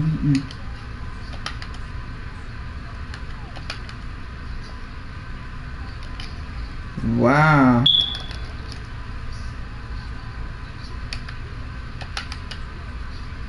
Trying to get Ortiz his first cut. Yeah. It's okay.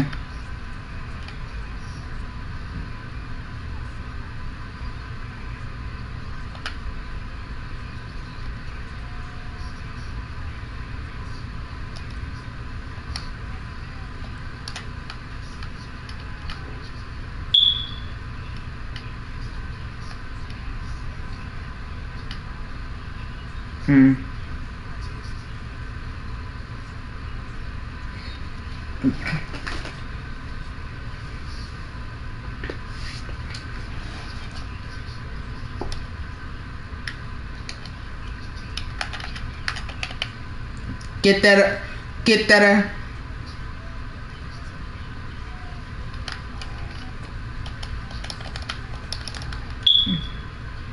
For one of the best plays of the day.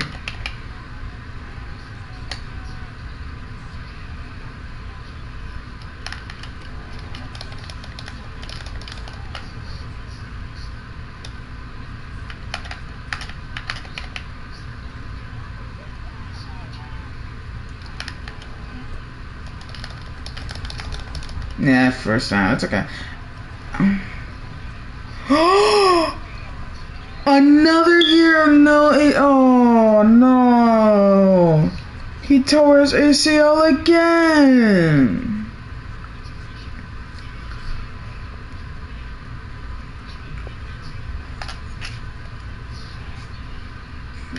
Wow.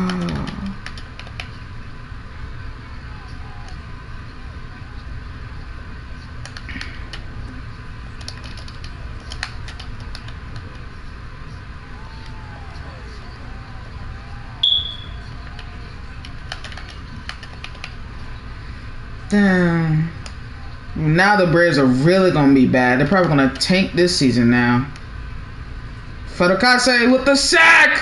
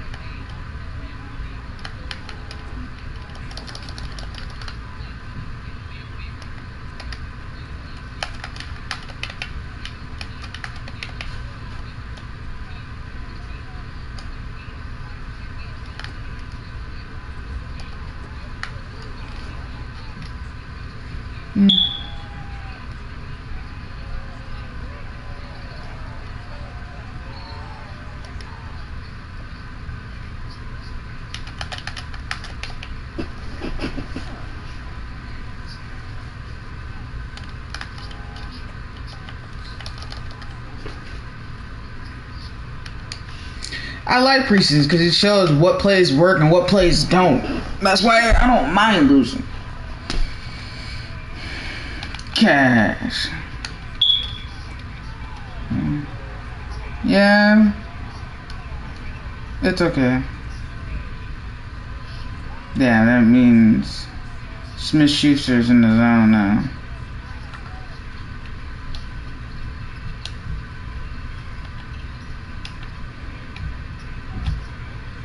Yo, we slide.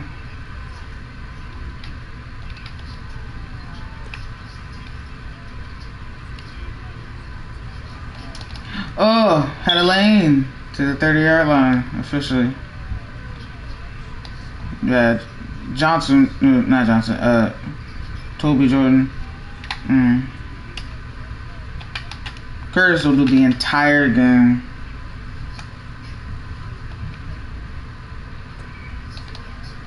Damn, the blocking does need some help.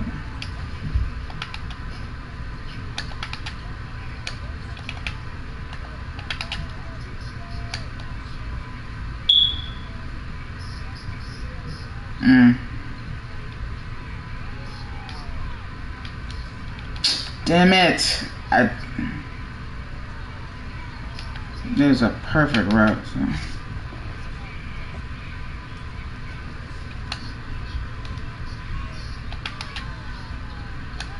Wow, that's how bad the culture was there.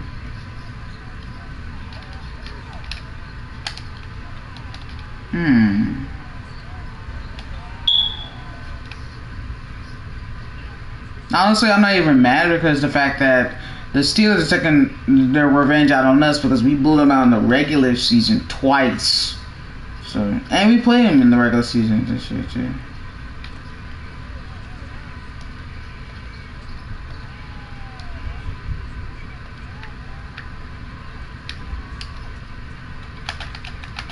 Big body Brooks.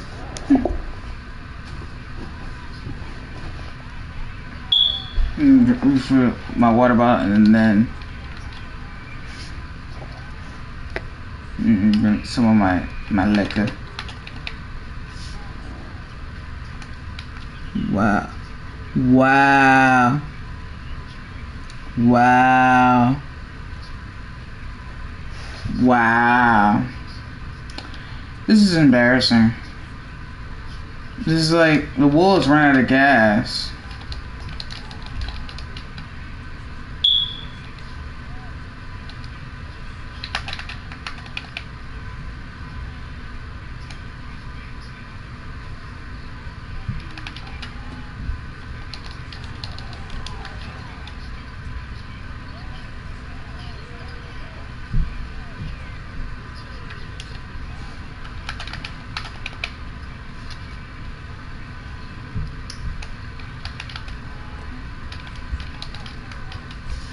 Wow.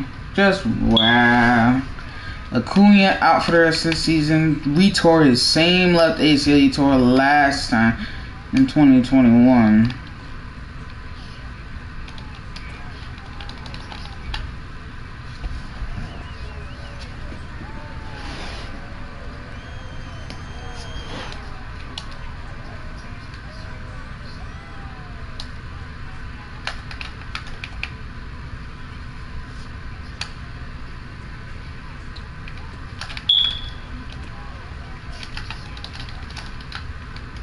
I'm trying to use every single guy I have on the roster because I'm trying to see who we'll keep and who we put on the practice squad and who we will release.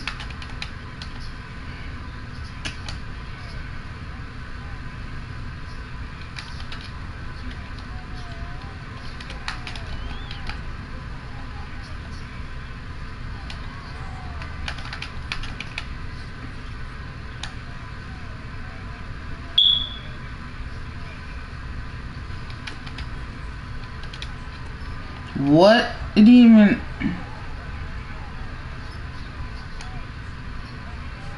Damn, 235 in the first quarter. Luckily, this game doesn't count, so you can go for like 900 yards. I don't care.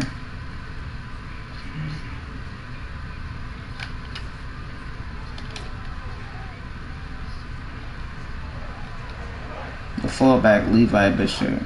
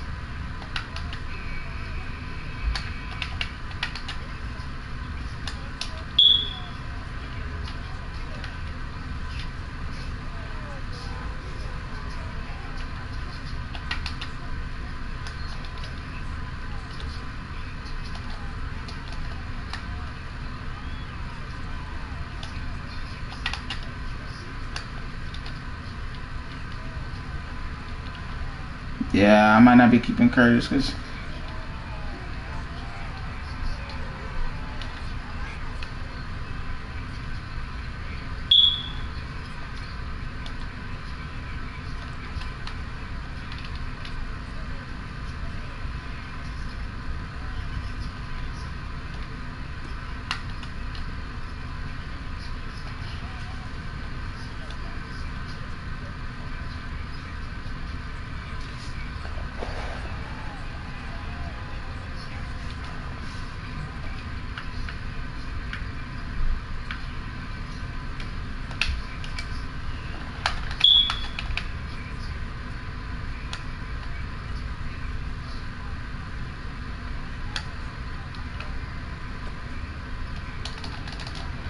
Why did you spin, my dude?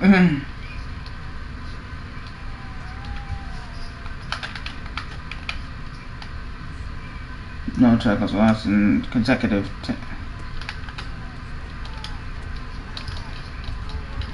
Wow, Weldon gets blocked by a fullback.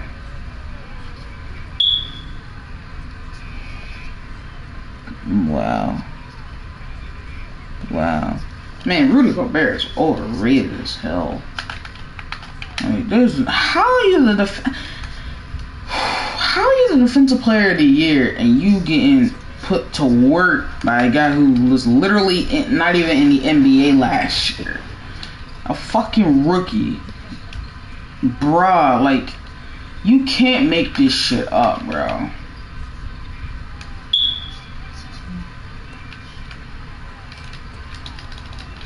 No. Yeah. Ooh, wow. Ugh.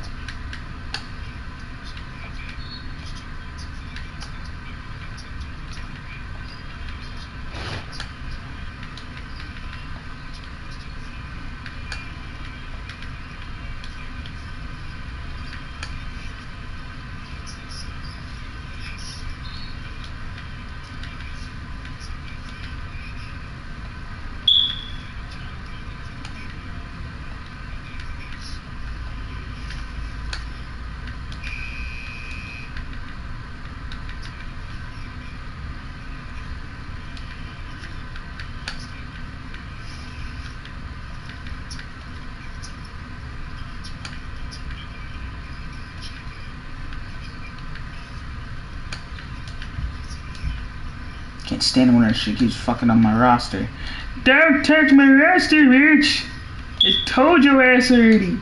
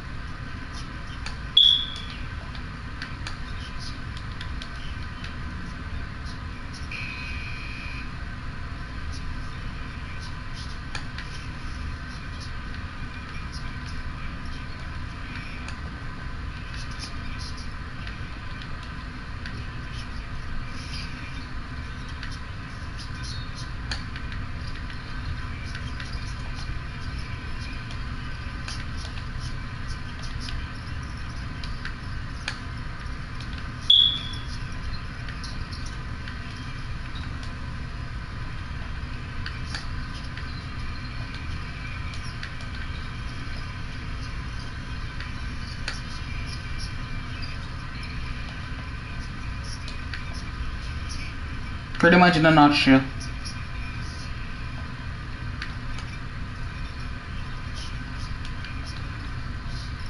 In the corner like a prostitute.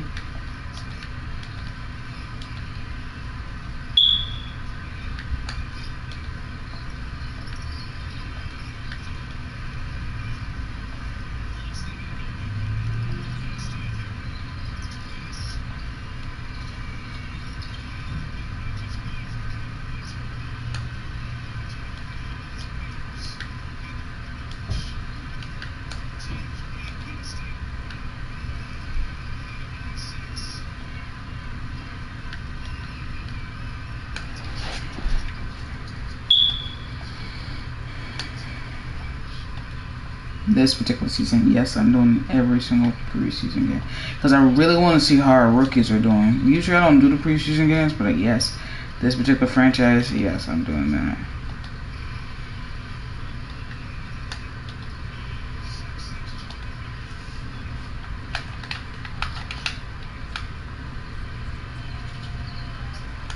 Yes, sir. Yes, sir, Srini! The young buck got us first. Oh, oh, yes. You won't.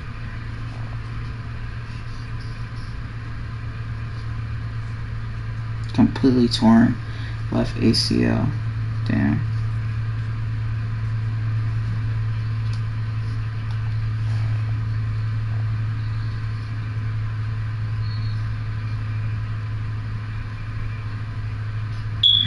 Yes, Alabama's moving on. Let's go.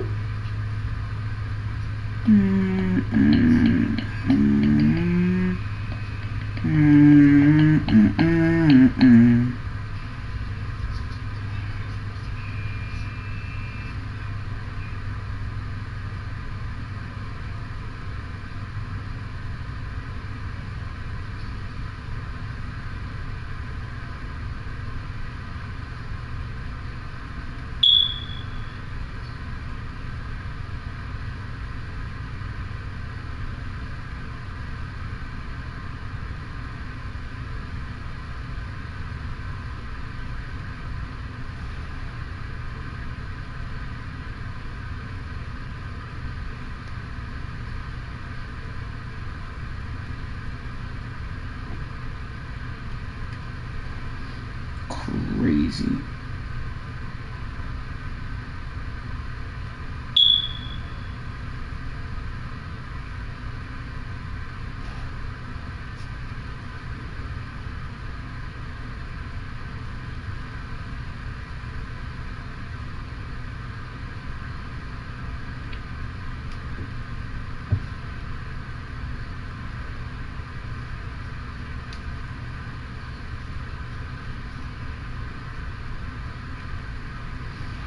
It's crazy how they're one winner. Both. So the biggest markets, Dallas and Boston, gonna have. Dallas is gonna have a team likely in the Stanley Cup final and in the NBA final for the first time ever.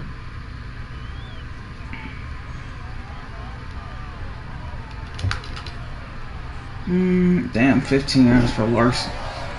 That dude got some speed. Let me see his rating.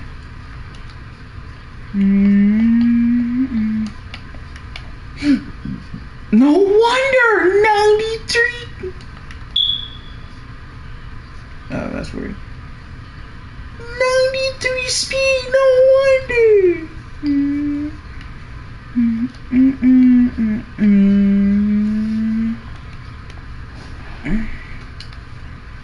That's crazy.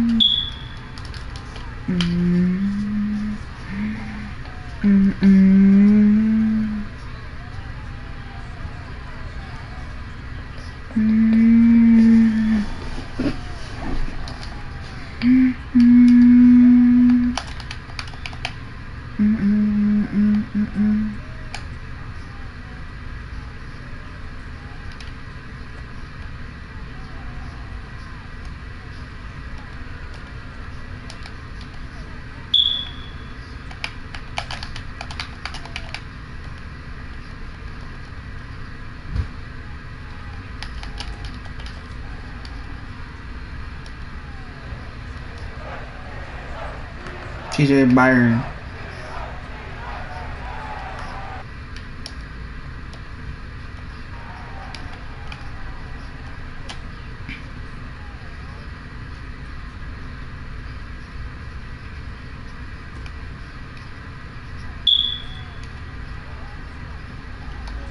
$35 to the 35.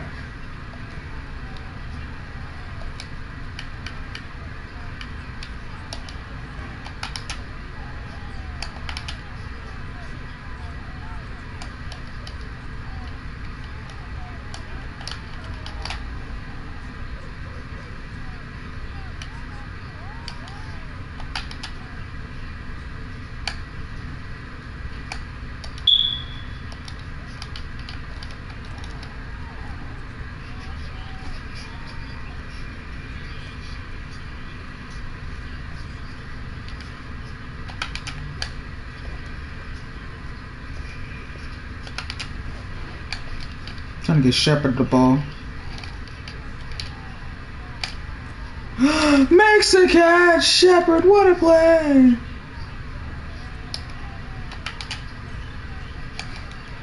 In the corner like a prostitute.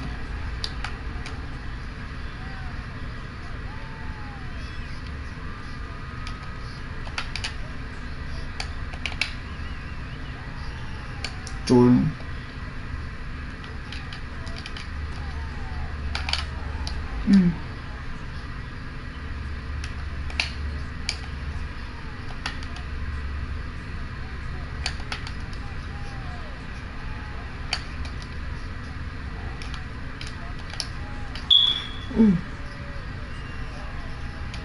Let's try that one again, see.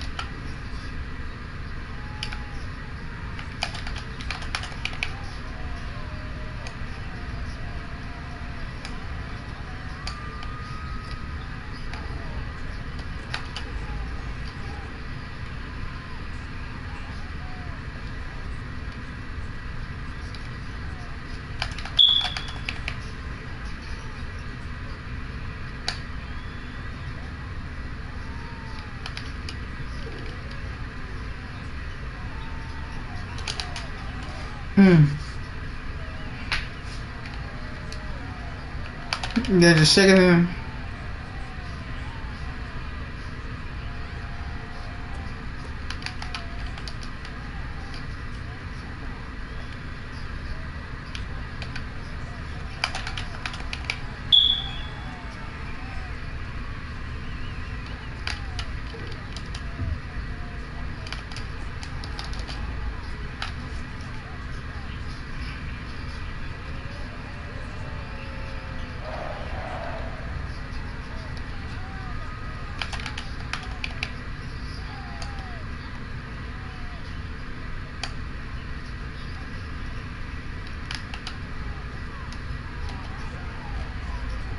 Good job, flanker.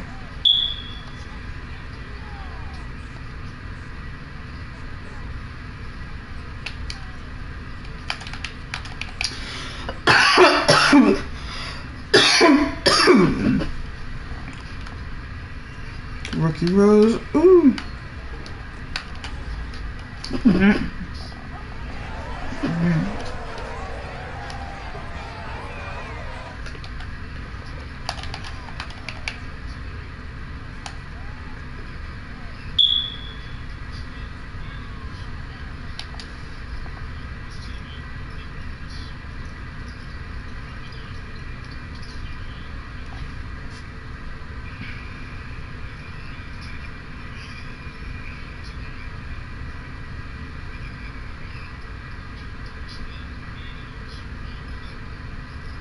Yep, he has a concussion.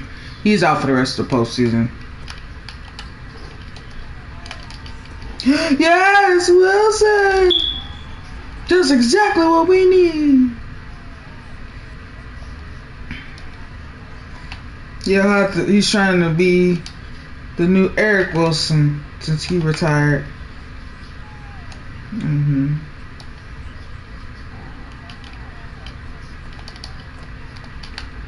Mm-hmm.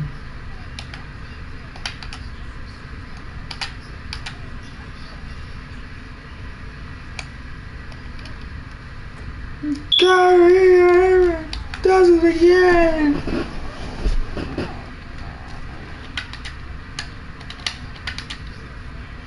Ortiz. Oh, I should have did a low pass. Let's try it.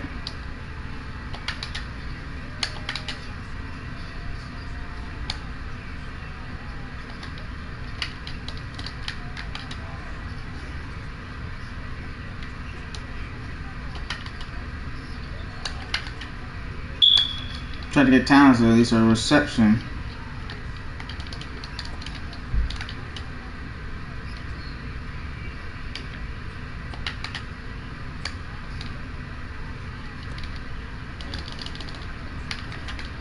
Good job, Tom.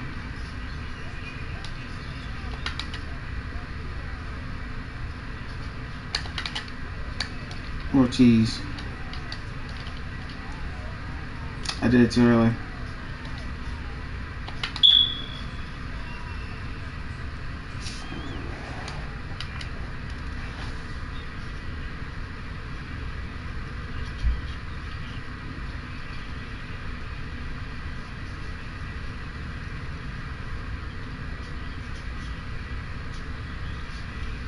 Oh! Ooh. Wow.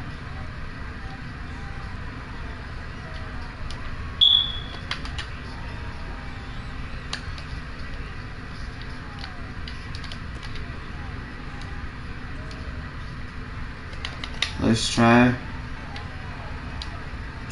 Watch the stretch again. And I want to go to Anderson. Just want to go the crossing route. Actually.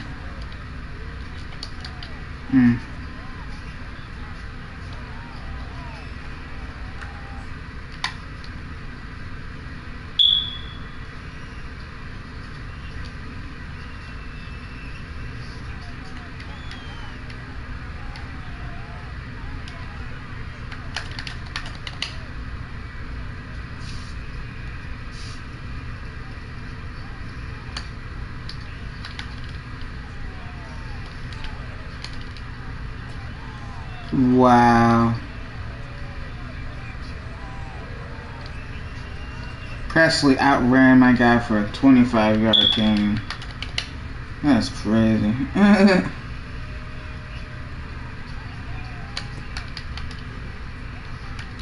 Yes, Jones!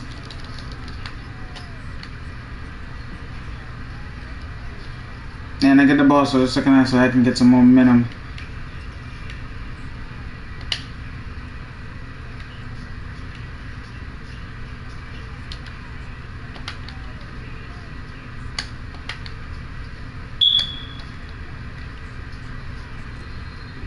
Oh my gosh, Towns, why are you so slow?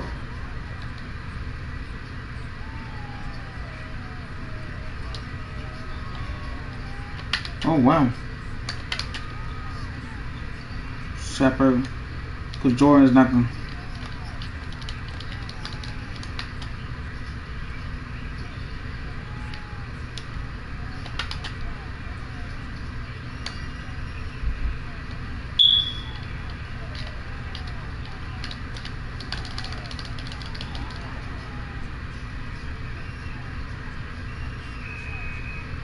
Wow.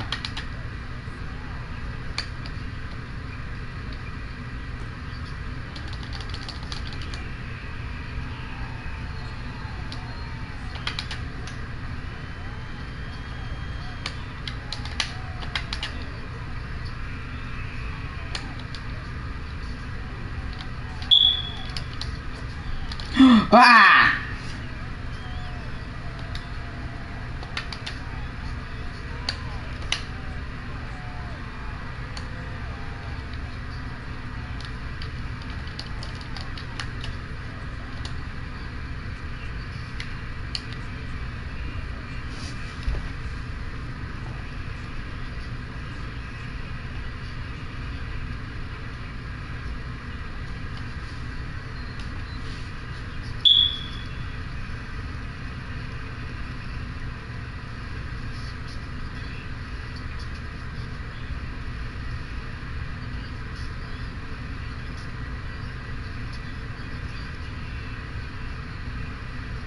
That's exclamation point.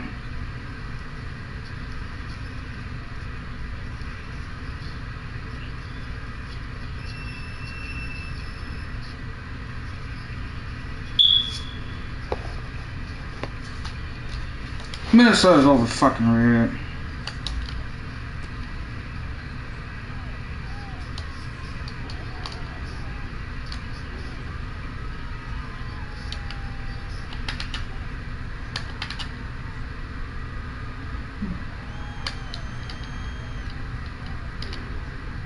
Yeah.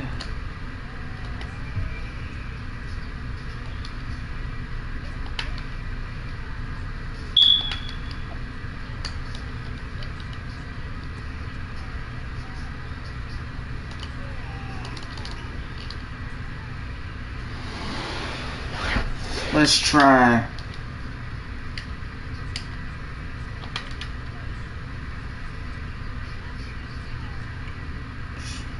Shepard.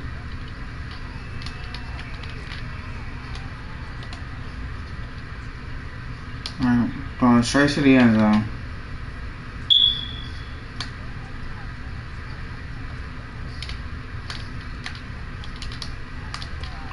Jordan, yes! Off the deflection!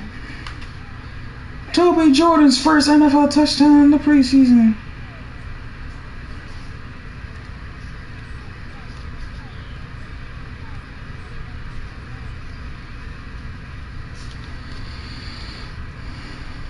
The other guys, I cut out the play action in perfect timing.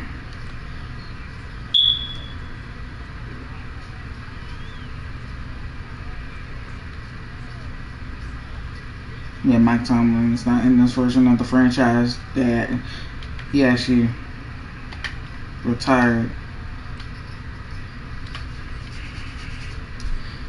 Bang!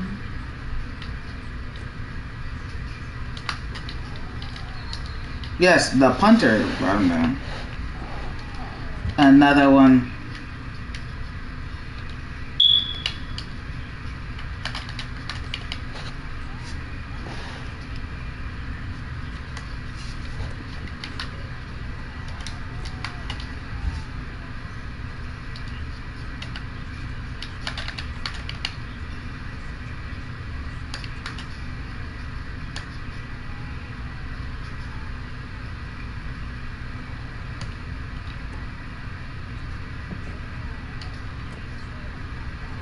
Nah, shit. How did I let that happen? 31-7.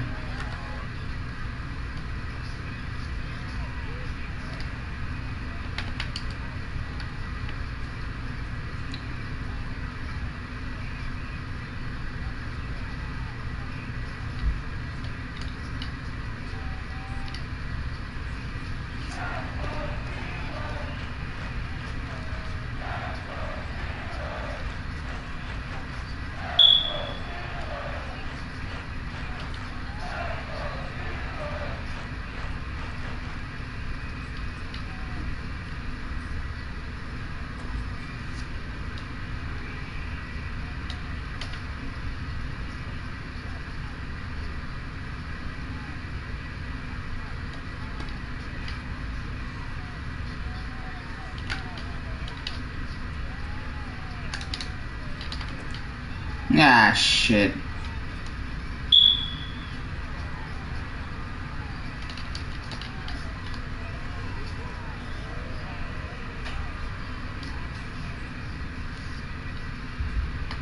Yeah, it's worth a try. Second interception of the game, but it's okay. Can't believe it.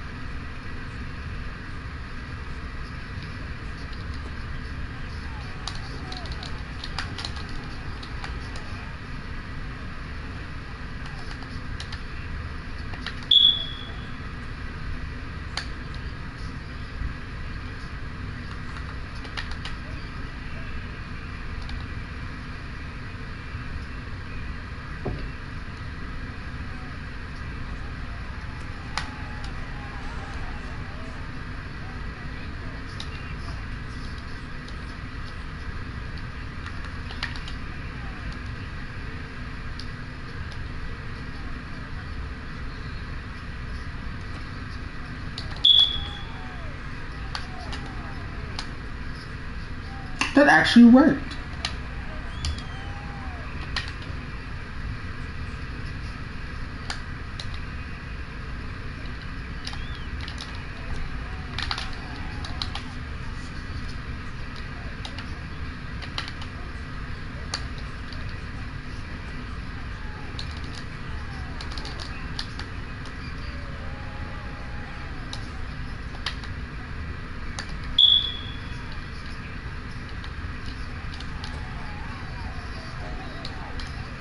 I would not say that with any Botafides. Have you seen the backcourt of Paul George and Kawhi Leonard?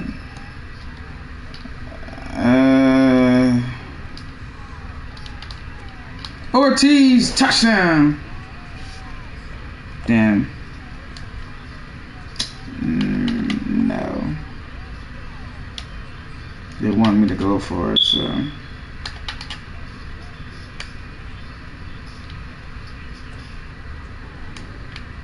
And they wanted me to go for it. I honestly didn't want to, but they was like, go for it. Try it out. I was like, okay. And it worked.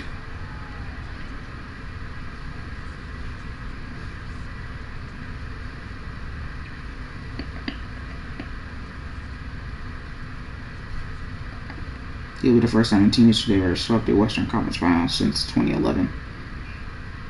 When they swept the Lakers.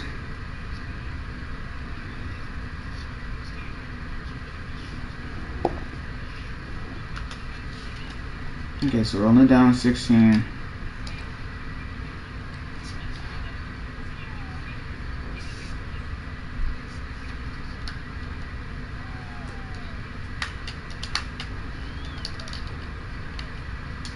That first hit helped to keep him inside the 15.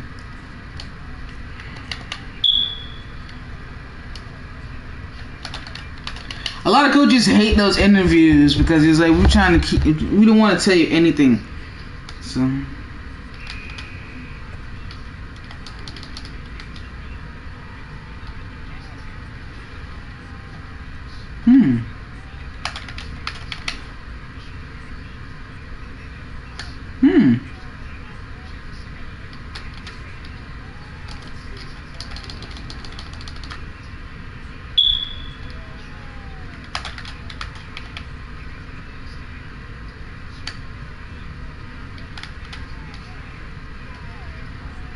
nah. Wow, what a hit by Jones.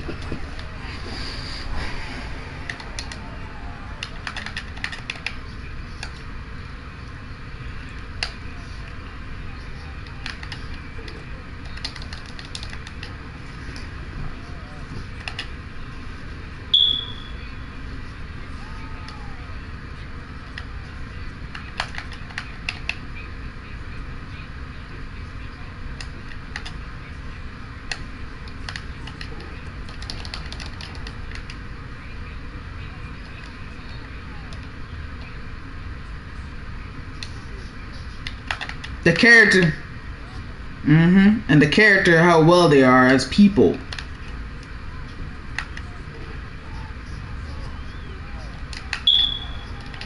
Good job, Henderson.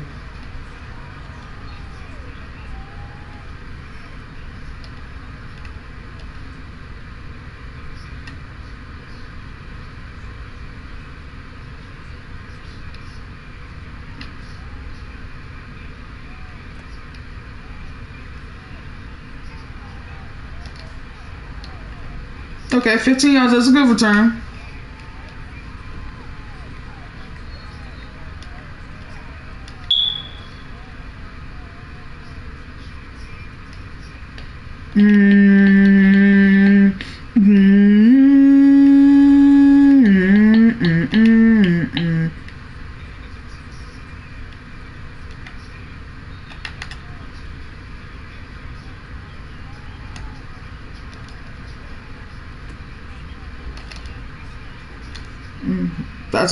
That's a record.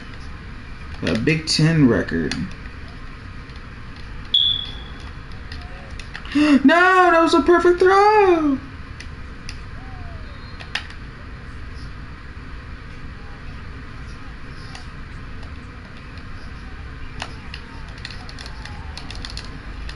Good job, Anderson.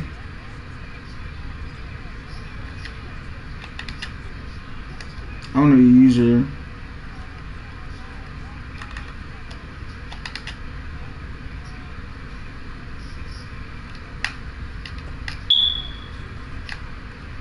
Good job. I did. That was good.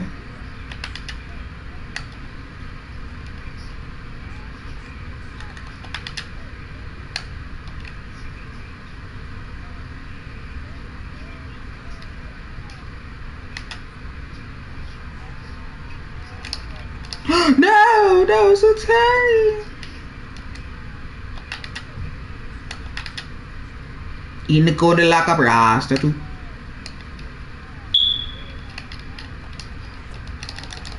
Wow, Towns has underrated speed, Terrence Towns.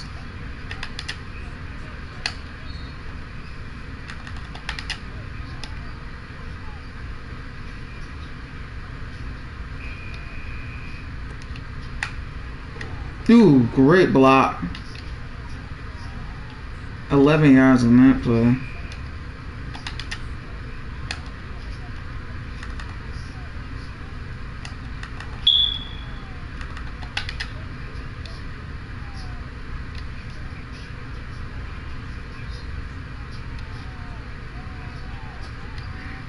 Ah!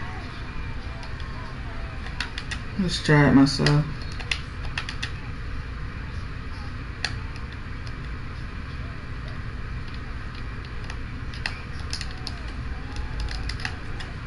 Now that's how you do it.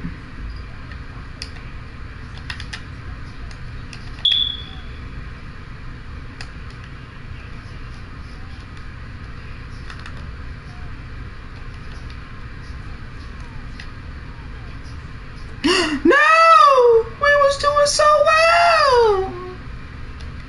Damn it!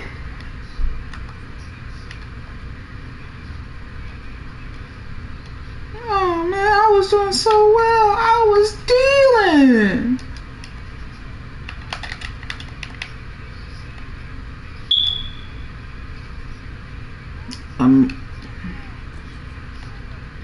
Good job, defense.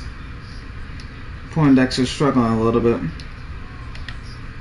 Don't be mad, I put you in the hole. No superstars on the second string.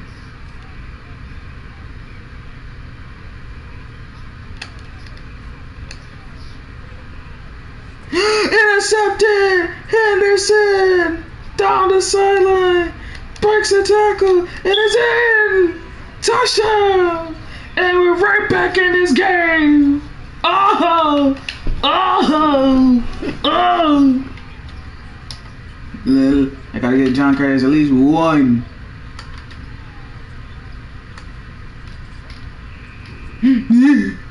And we got it! Yes, that means why you wouldn't gonna do this way. This all day anymore. Yeah. Oh shit. Oh shit.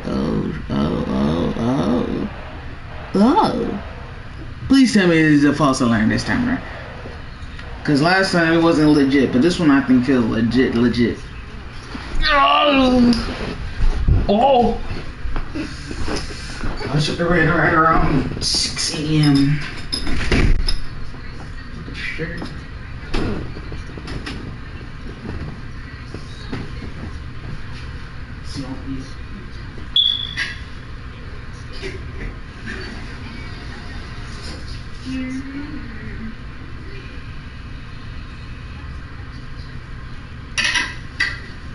Now I'm back.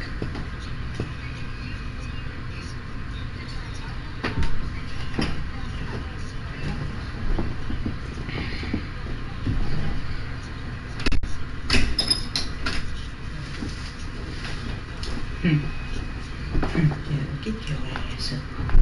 What's you do? Nobody else is get your ass up. You ever worked? Bitch, please. Anthony, Penny Hardaway.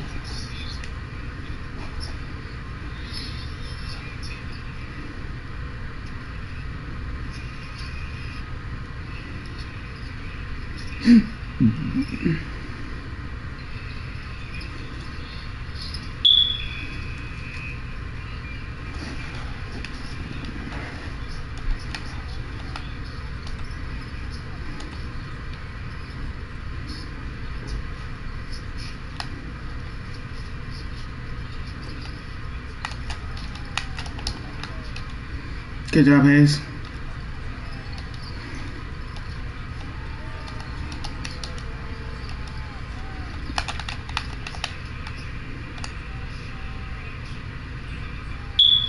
Damn, Tampa Bay whooped that ass. Ah! 15 yards. Ah, fucking hell. He under 4.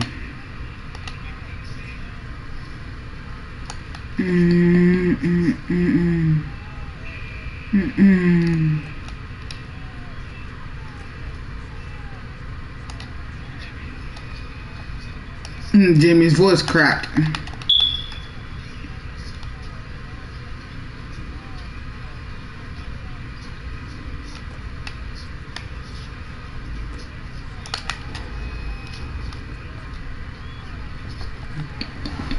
Forced 3 picks by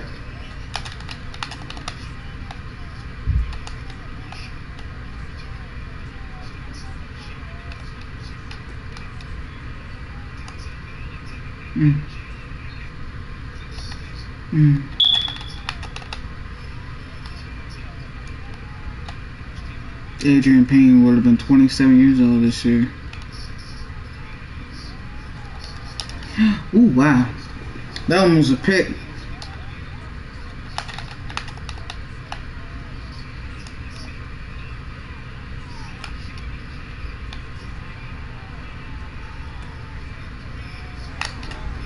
Wah! Wah!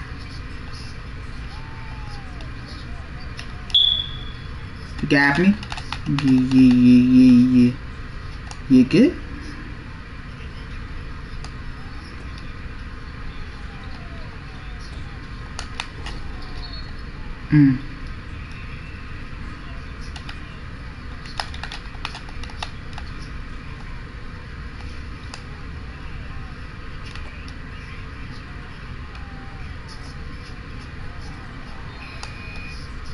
Nah, shit.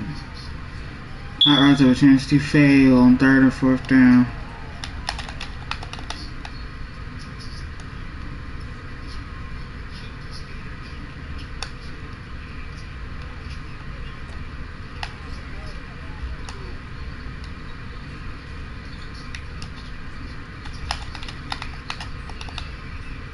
Shrewsbury is now the head coach of Seton Hall.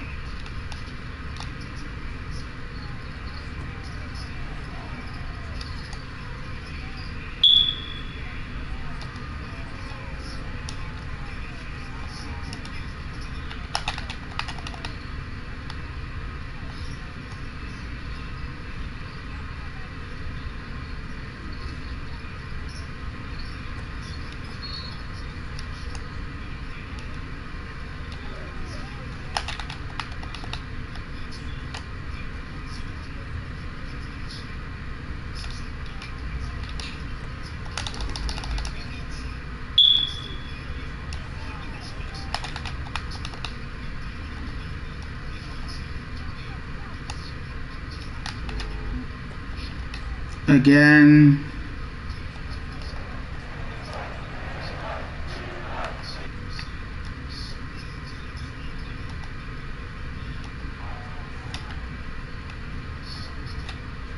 Yeah, of course.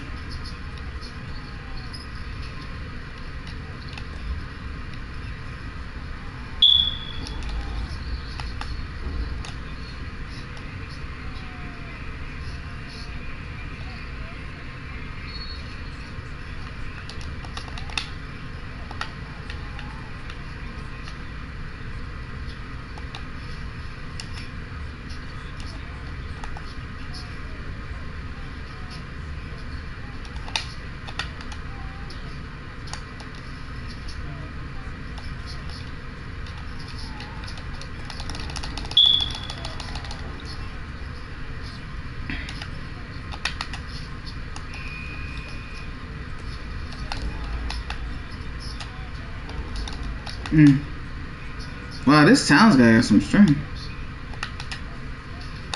Red Gumball's coming back after missing it this year due to health issues.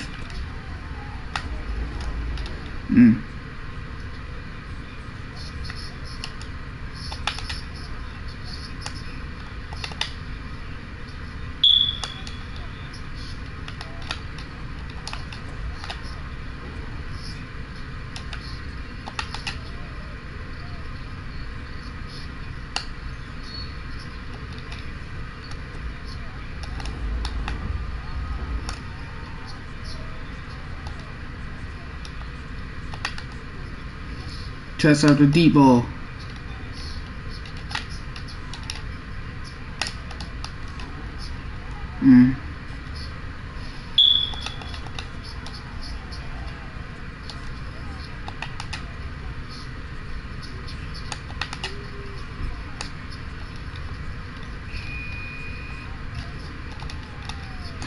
What?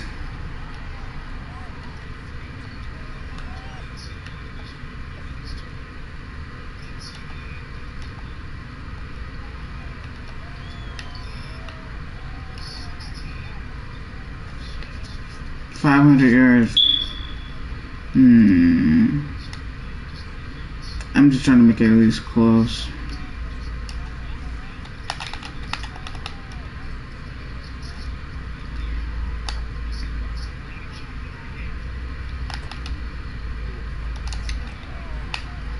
Ah!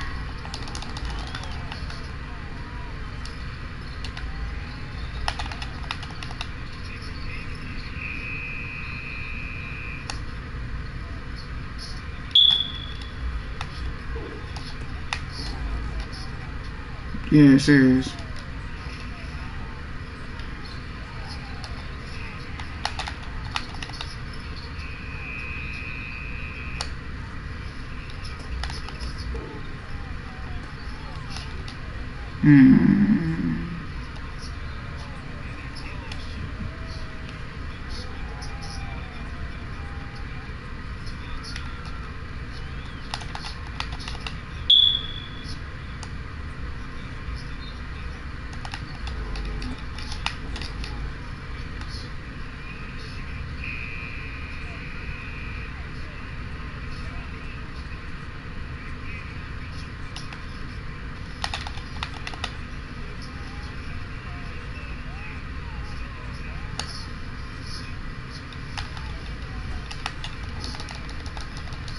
How do players do that?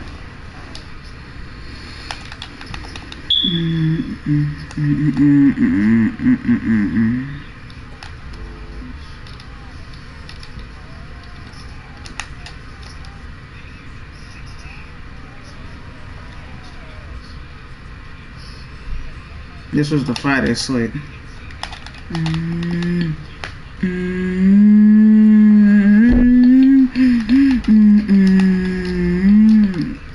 Poe, did you not even hit him?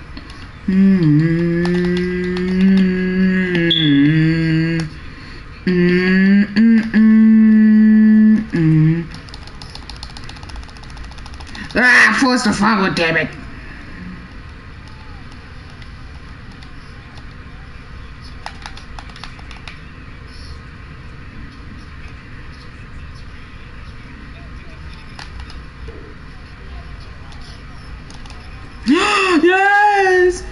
Anderson!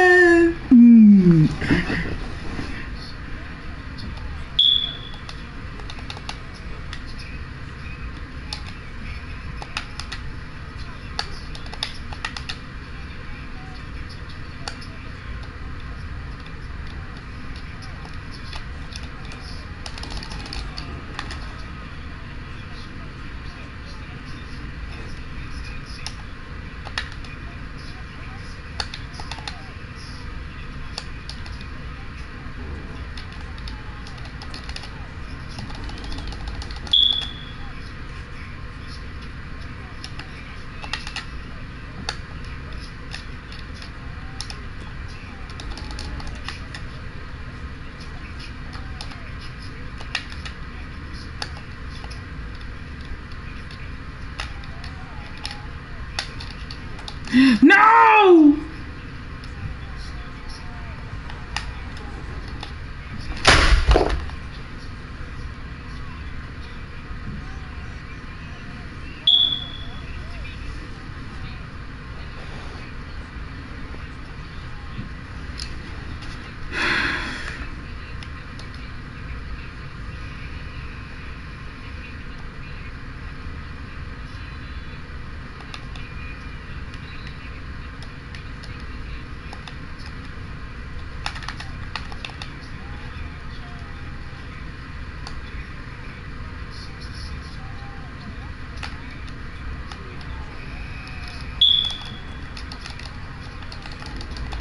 I don't know why it glitched and didn't even have me running forward.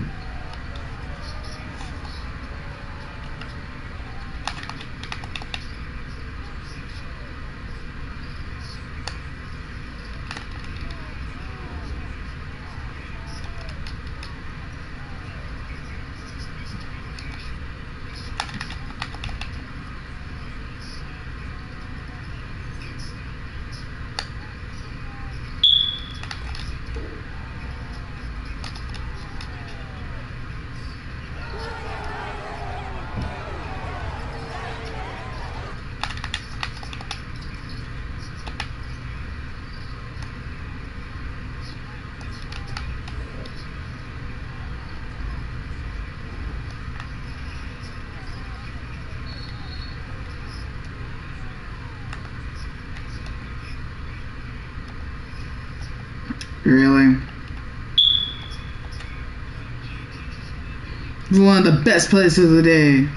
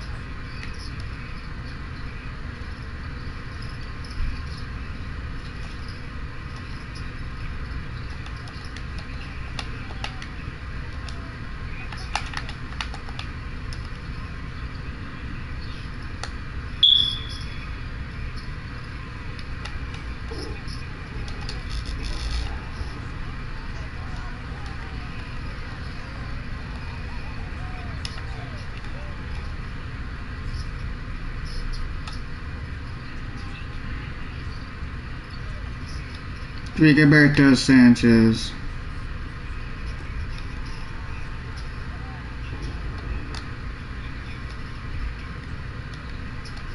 I gotta score to have any chance.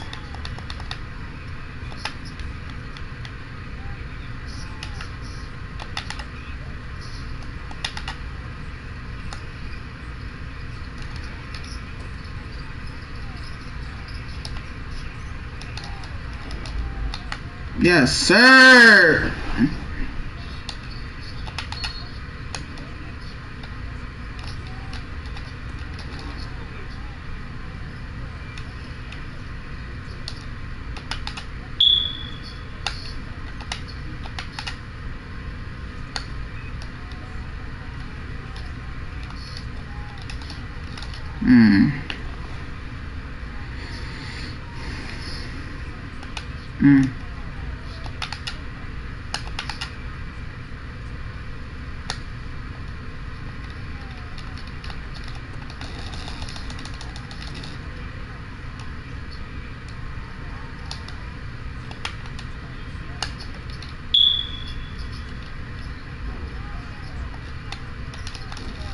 Damn it. You're fucking serious.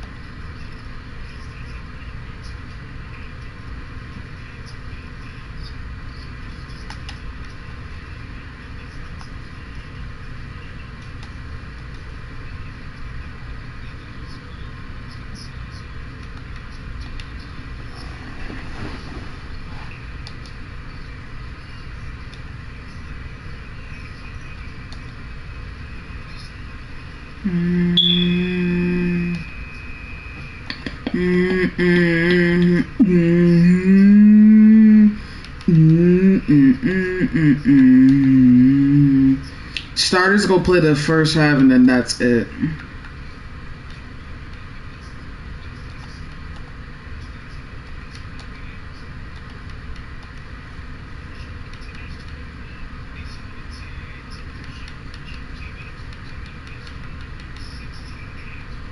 Yeah, sure. And he has pass lead elite. And he has perfect pass accuracy and direction.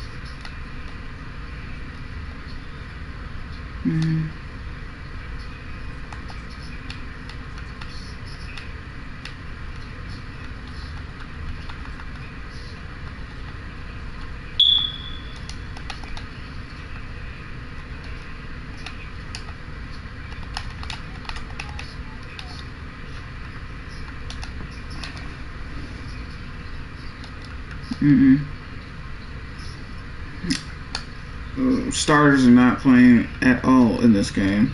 They'll do a third game, but not this game.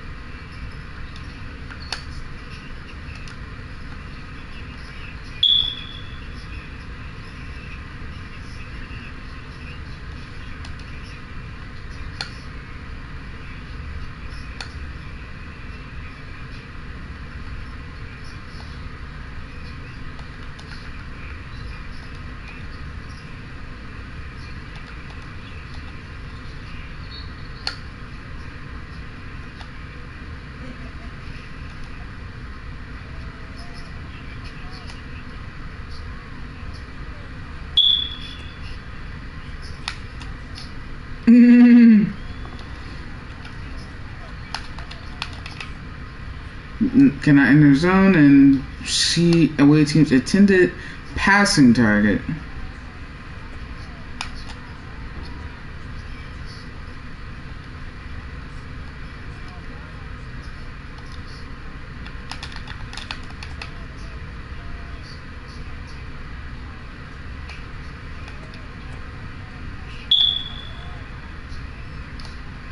But Ile.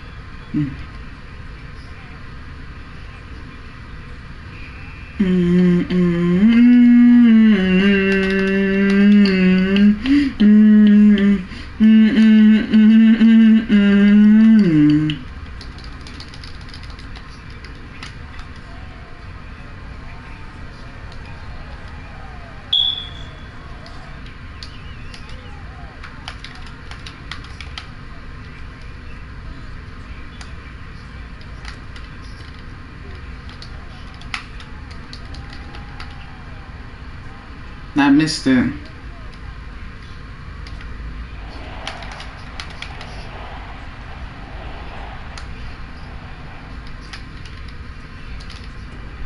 Ah! Henderson!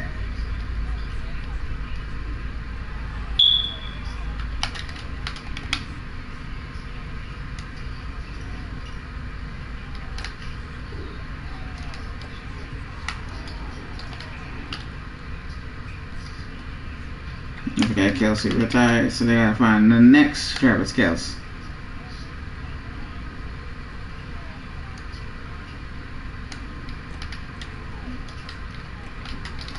Nah.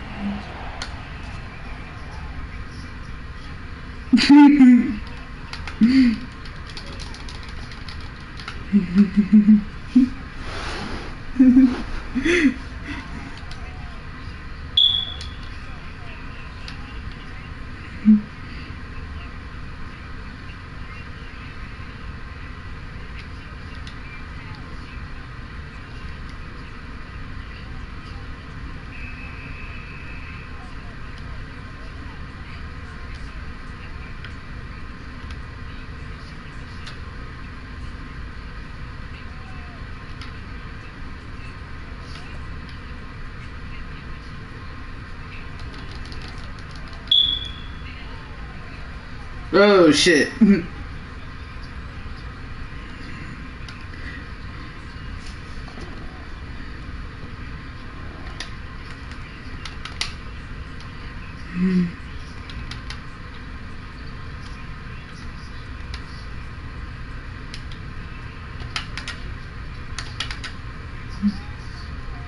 That's the entirety of the 1 yard.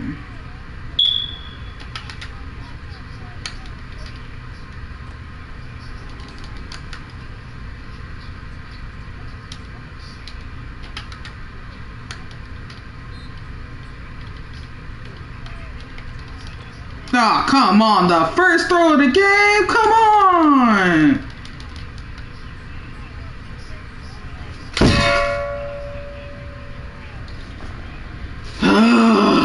Man, that was not how I wanted to start, man. I was on a groove.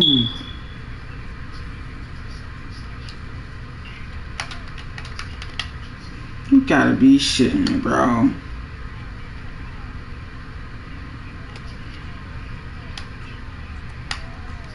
Yeah, you've got to be fucking serious.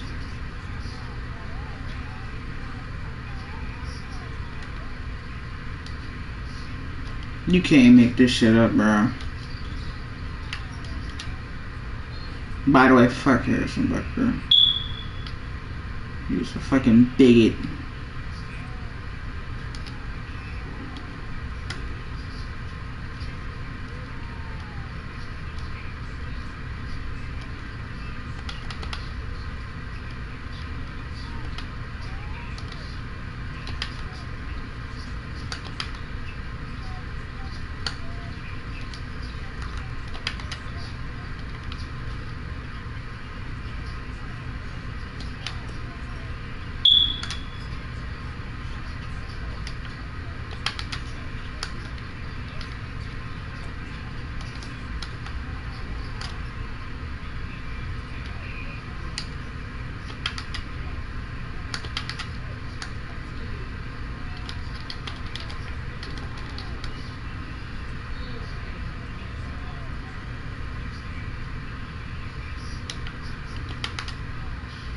Damn,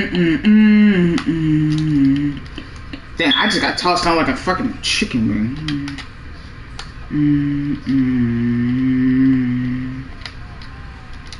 Ah! Damn, that was not what I wanted to do with that. I was trying to throw a lob pass. Damn it, man. I was not trying to do that. Threw the wrong animation. Shit, man. Shit. That's what I was trying to avoid doing.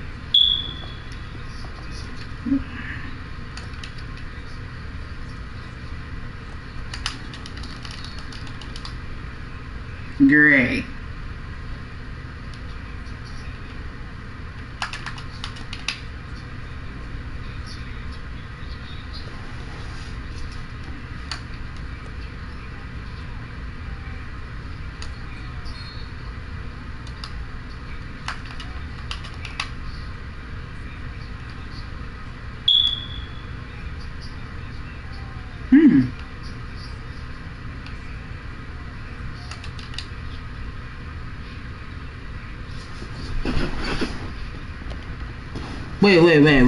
Wait.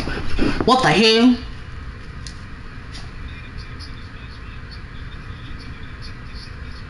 He jumped over his team? Wow.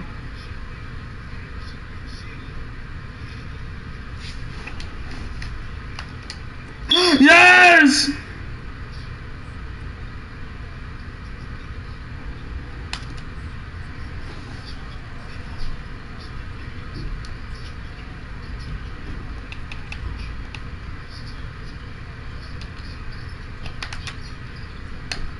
But nobody was beating that Alabama Crimson Tide basketball team that year in 2023 or in 2024.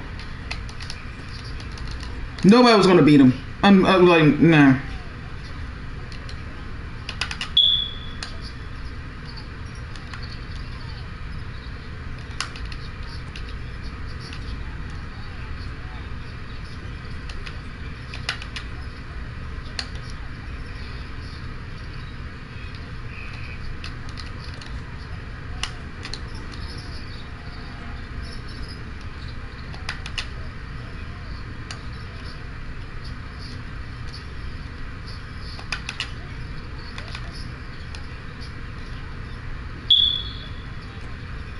No!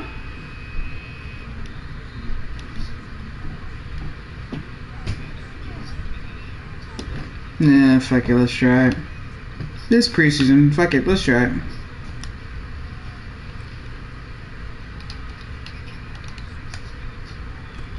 What a catch! catch. He literally jumped in the air to make that catch. A little cha-cha. Johnny Wilson. Ha! Not that big of a ball, but this nigga literally just did a hop jump.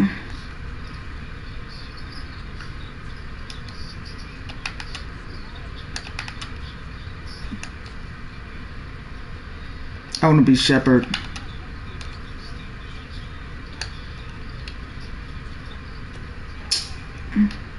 I was trying to go forward, but my teammate blocked my fucking view.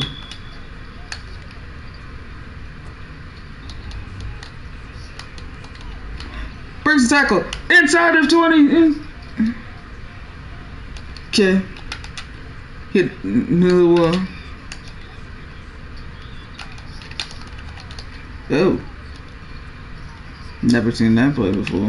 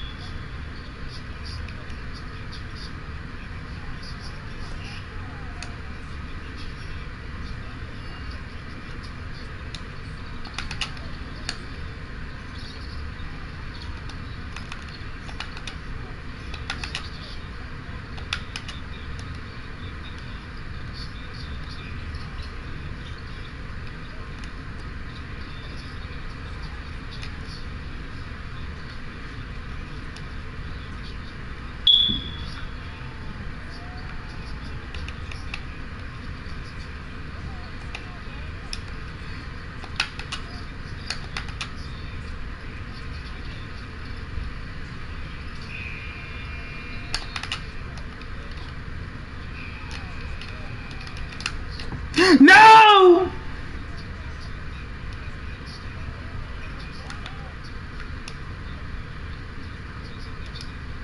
Good job, Chris Barnes.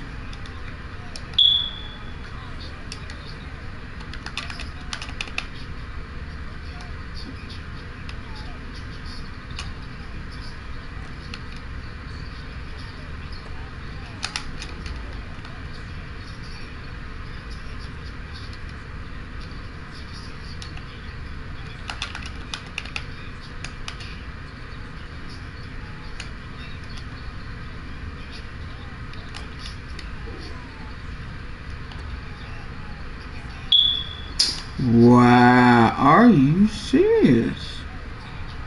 Oh, you wanna fucking taunt me now? Oh, I'm whooping your ass.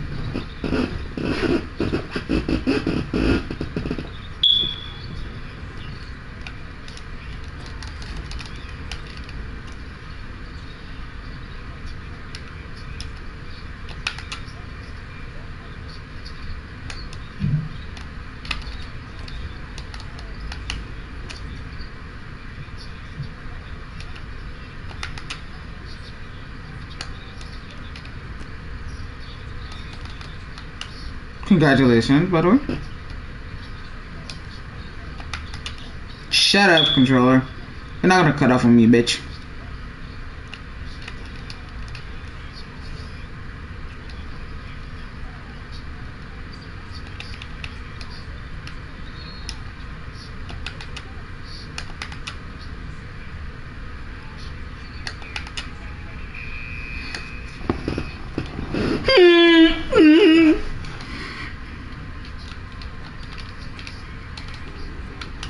Good job, Anderson. I'm thinking of keeping him on the roster. He was like a keeper.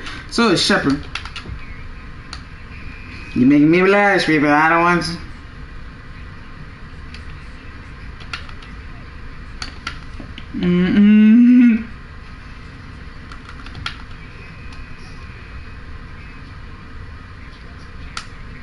I mistimed it.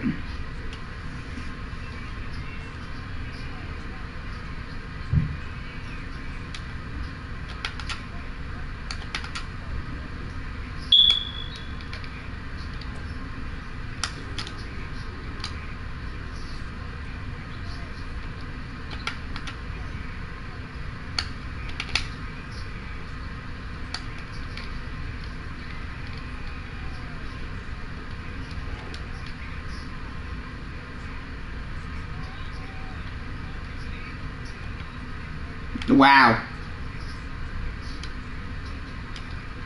Wow.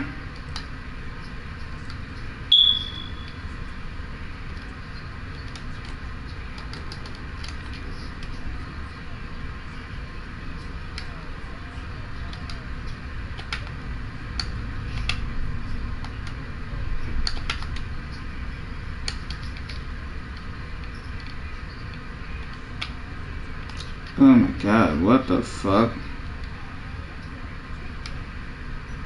No.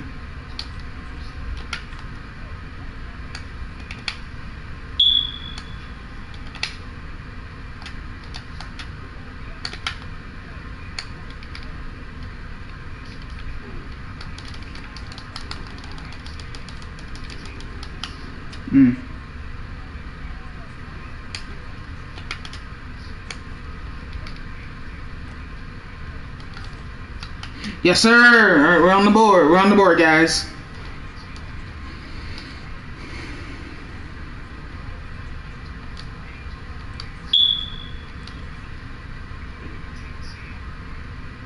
Cruising by Texas. I mean, Texas didn't really shit the bed in this game. And they didn't make the tournament in 2024, I don't think.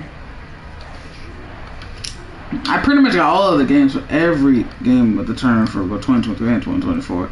I only missed like 3 or 4 because like 60.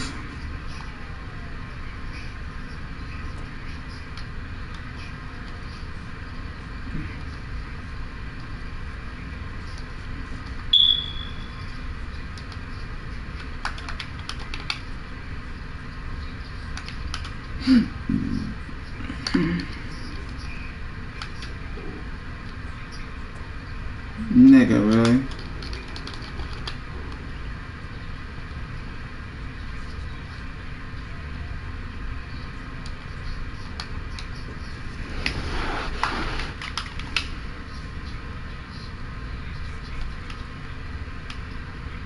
Chris Barnes.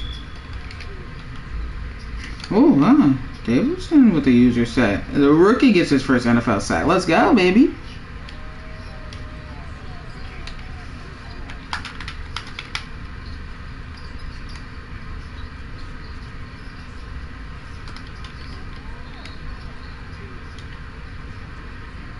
Boy, you lucky.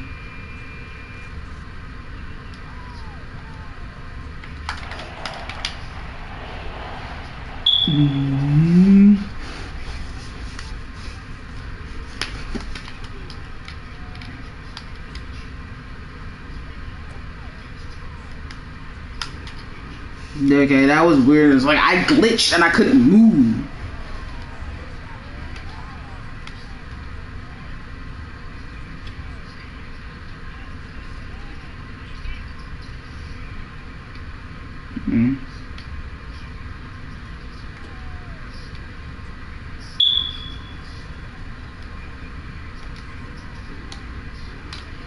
Ooh, that was a great return. Philip Cody's now with the Texans.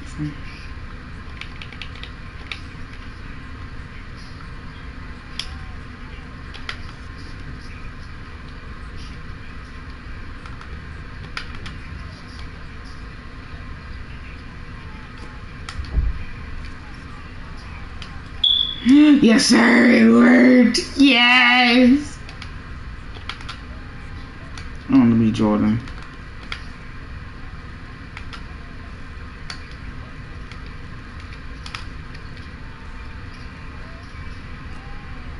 Yes, sir. Good job, Curtis.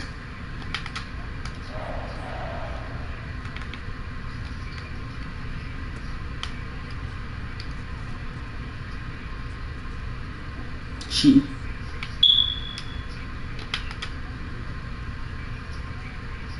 Trails on the left side. Nice.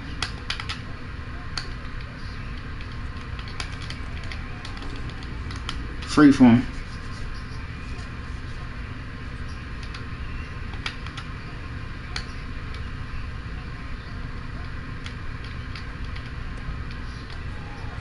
You want to celebrate? I want to taunt you too.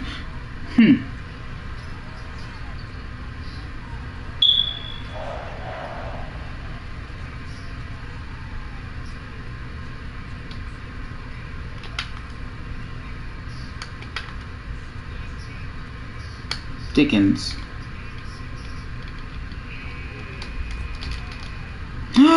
Dickens!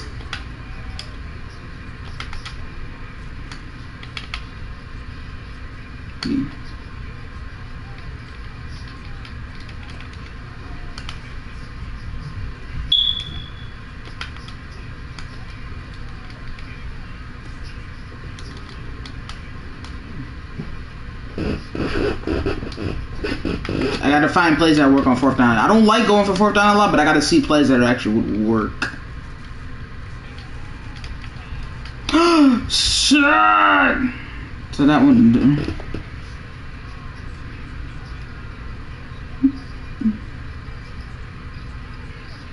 I'm the best in the nation.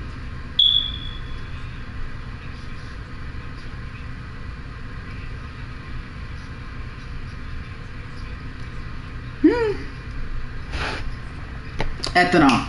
Forgot, that's a form of alcohol.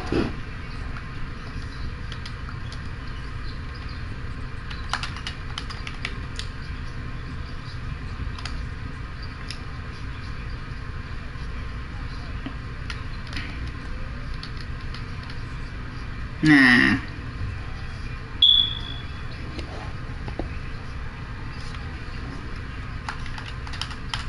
Four straight 21 seasons. That's a new school record. Wow. Ah. But that was a passing play. Oh, Sky Moore would have been gone. Oh.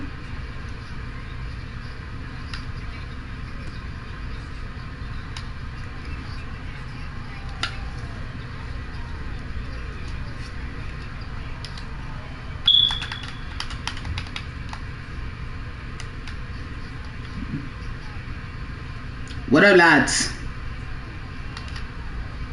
Good defense!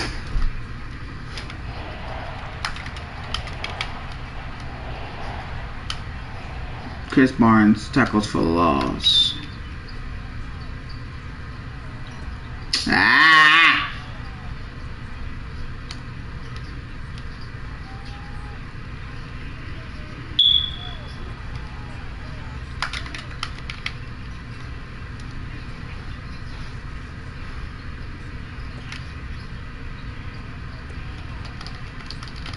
I had to quickly switch to see if I can. You know that's like vinegar on their pads having to be in Columbus, Ohio. He's like, we don't like the team up north, but we gotta be in this damn region. Ah, shit. I was Henderson. I was supposed to keep going with him. Ah!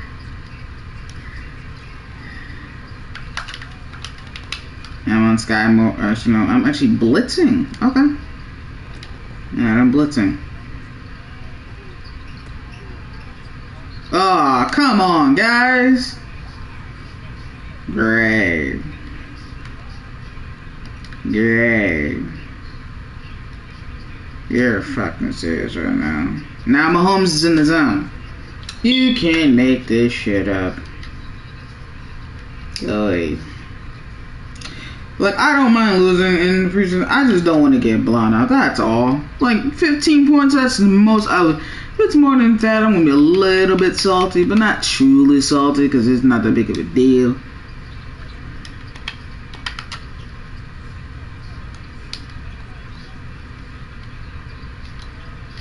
Oh my god, are you serious?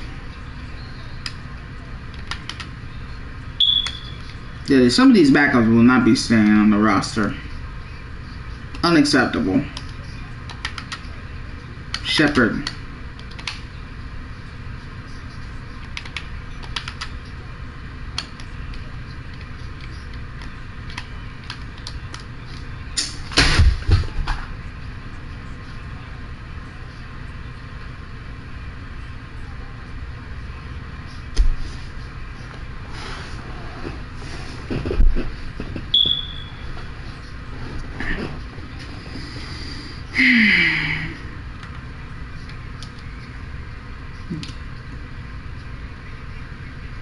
Great.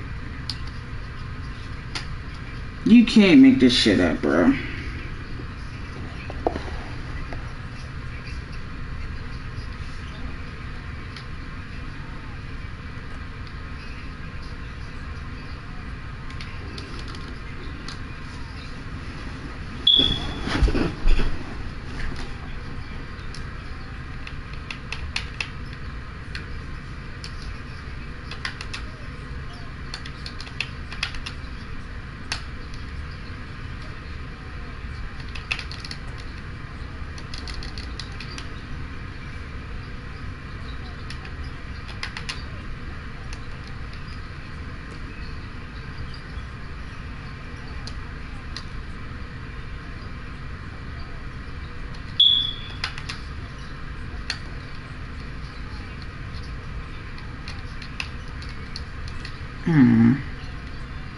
I was trying to throw a seed, but it didn't work.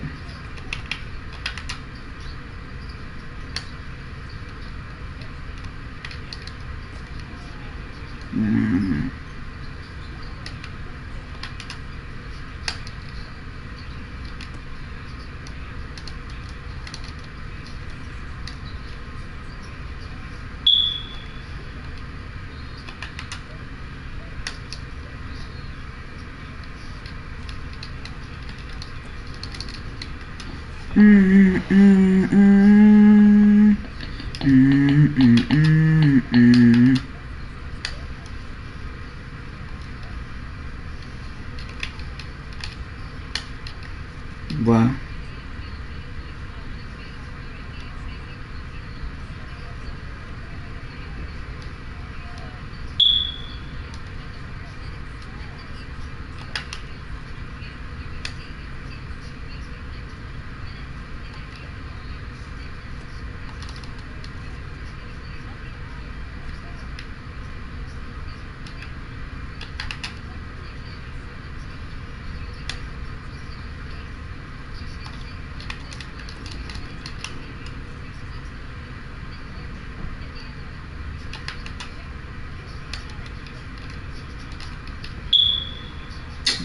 Wow.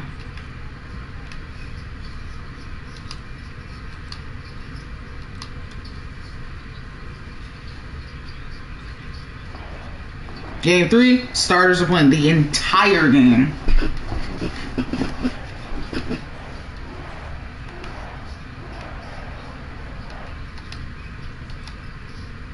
Did it with the quickness. Yeah.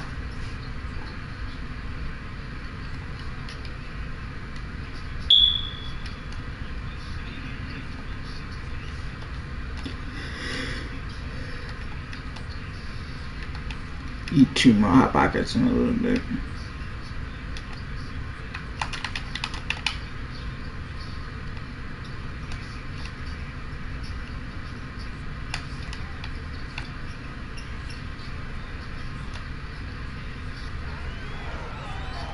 Guys, it's preseason. Knock it off.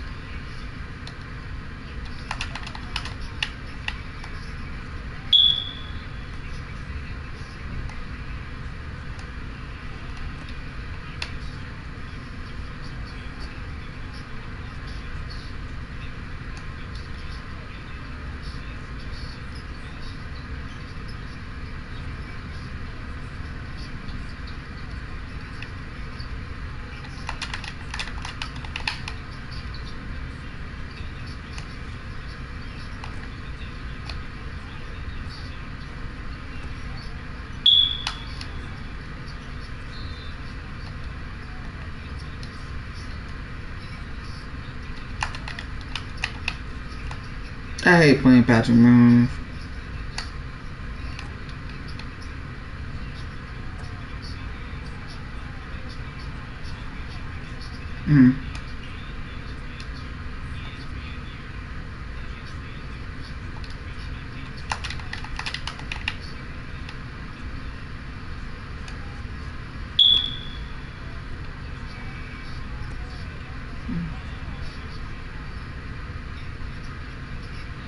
Hideyuki.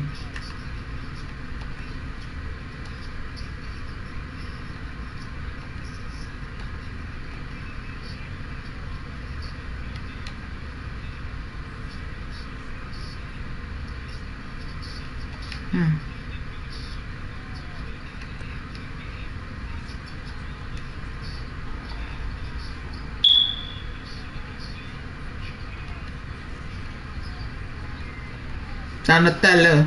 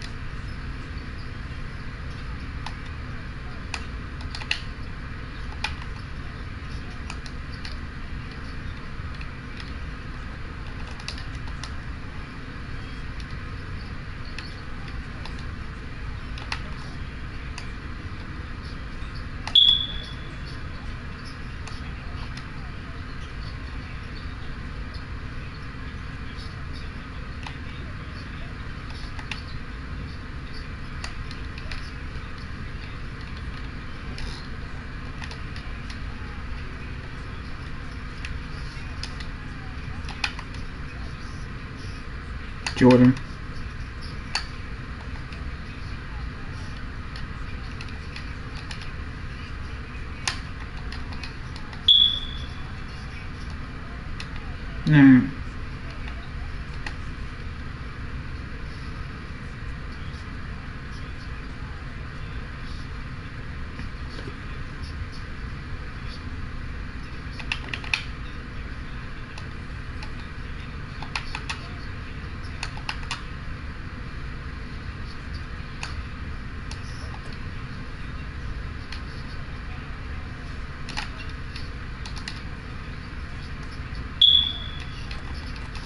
Yes! Shepard!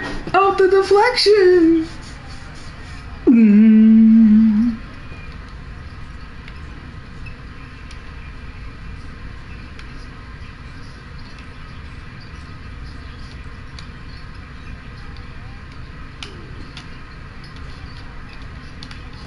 Yes, sir.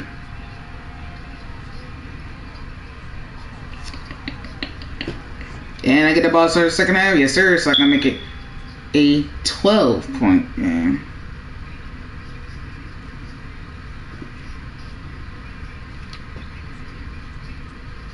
Yes, Robert Saleh is the coach of the Chiefs in this version of the franchise because Andy Reid retired.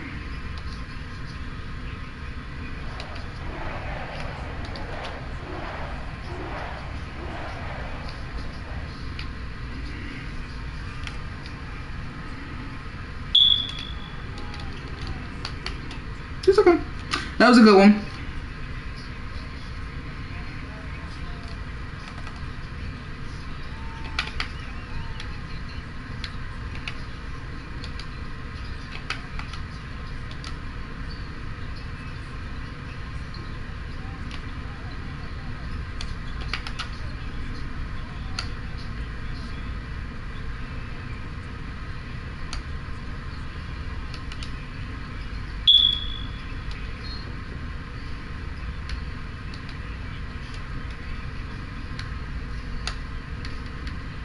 People, stop touching my fucking roster!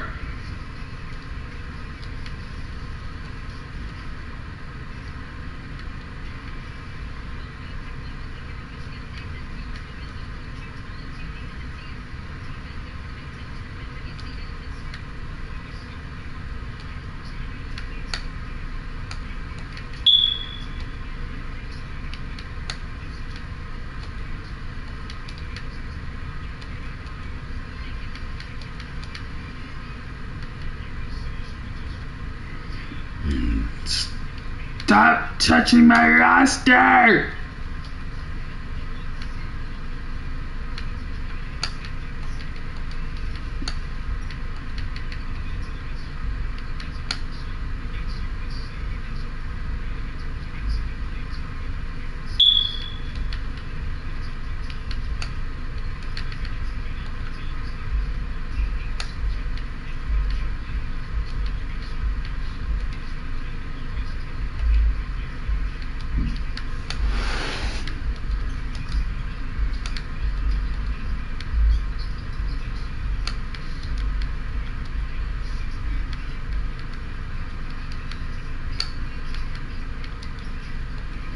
You don't need it.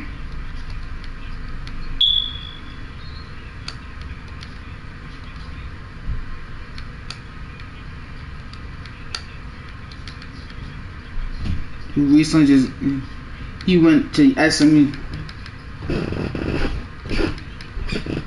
Exactly.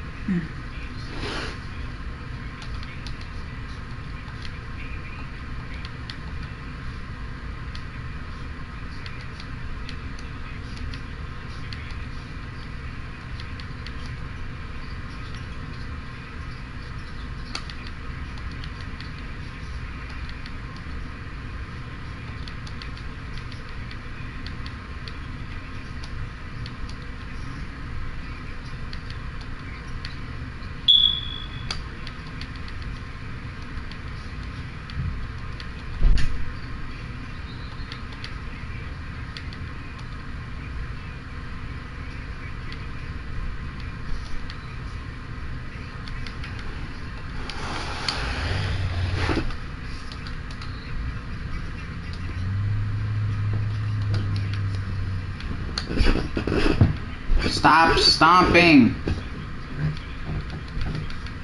Damn. You don't hear me doing that shit. Shit, bro.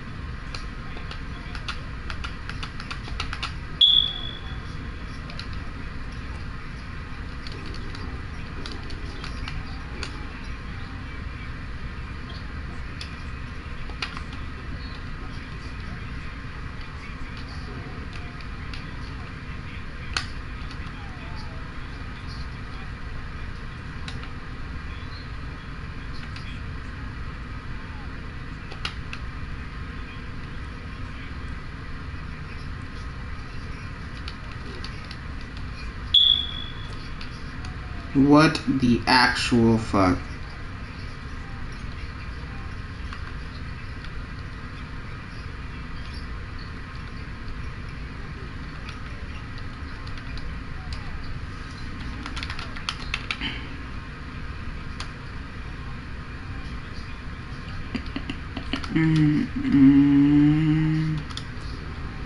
Good job, Golden. McLeod.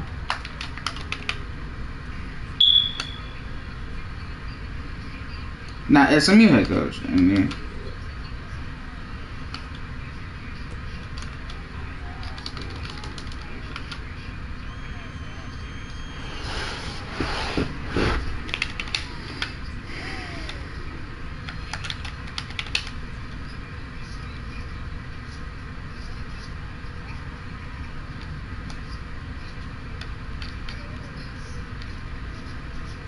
wow.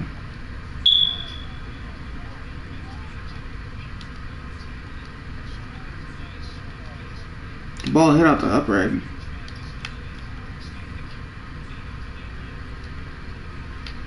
Consecutive games giving up 40 points? Not a fan. Ah! Not the best, but it'll have to do.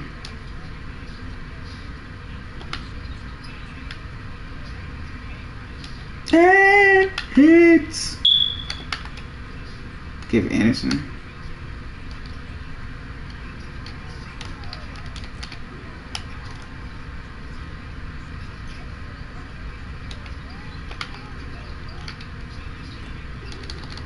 The fuck, bro.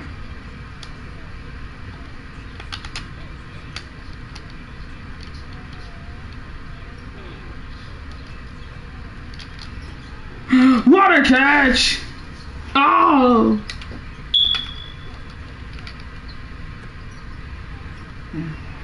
Oh, wow. That was an easy one.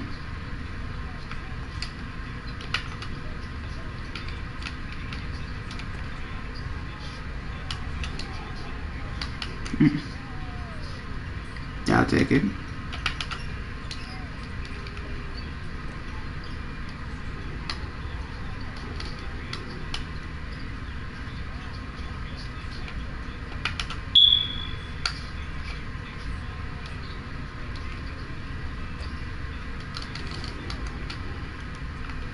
Touchdown, New Orleans! No.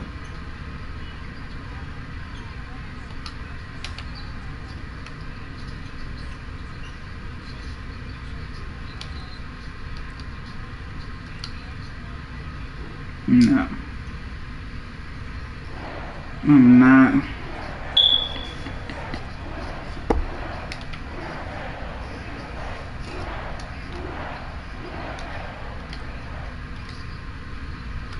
Ah! 4 out of bounds. Oh, you.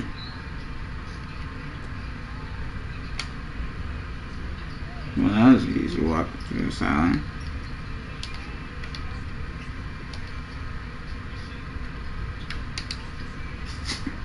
Ow. Alright, I'm welding. Deep zone coverage. Good job. Oh, almost forced a fumble.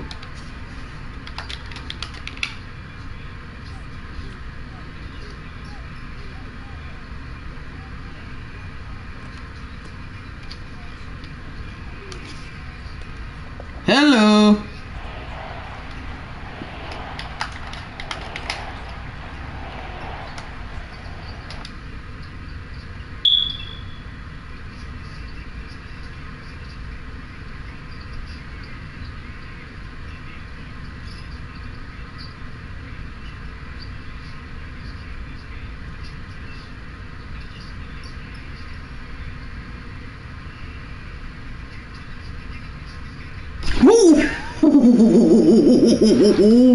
Now that was some sauce.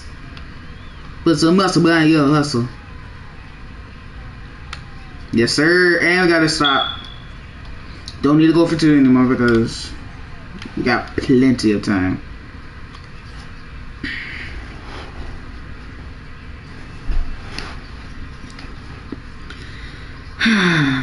Don't remind me that the Pac-12 is dead. It still hurts. I want to miss Pac-12 after dark. There's gonna be no more 10 o'clock games other than the Mountain West, but it won't feel the same. Fucking hate that corporate greed ruined one of the greatest conferences ever.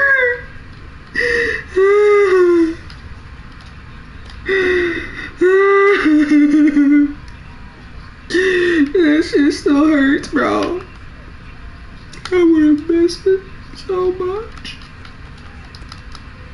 Oh, fuck you.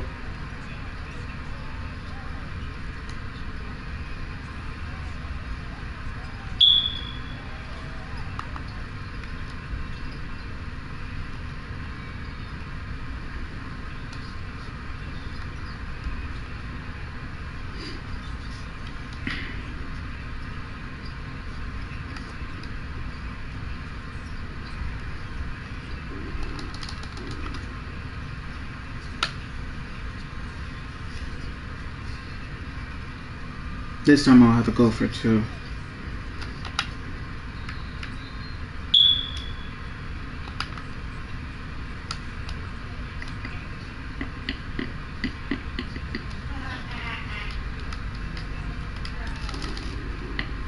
The under 4 media.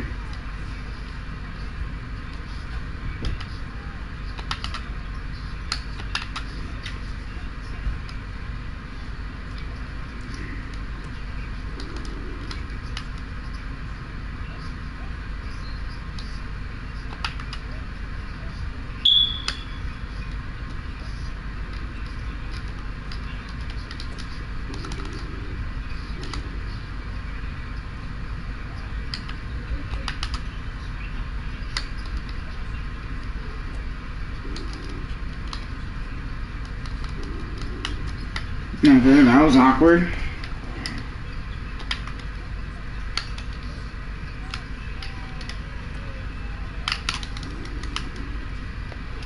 $350.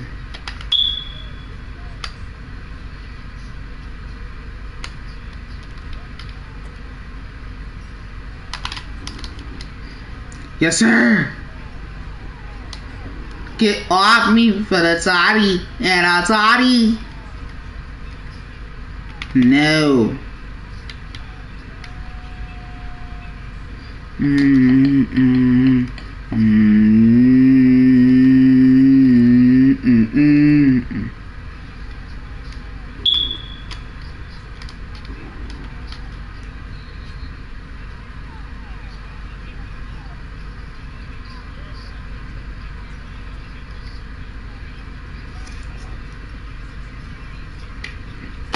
Hilarious. 17-point lead. Ugh. Every time I play Patrick Mahomes in his squad. Every time.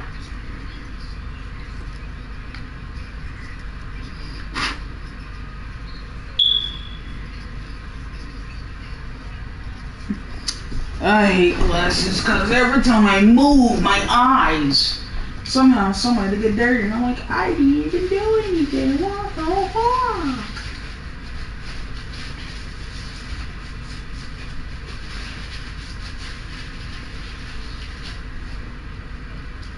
Ugh. What the hell? I didn't tell you to stop auto-selecting plays with me, damn it! The fuck? I did not tell you to select me my goddamn plays! The fuck? The fuck, man? Stop auto-selecting my fucking plays!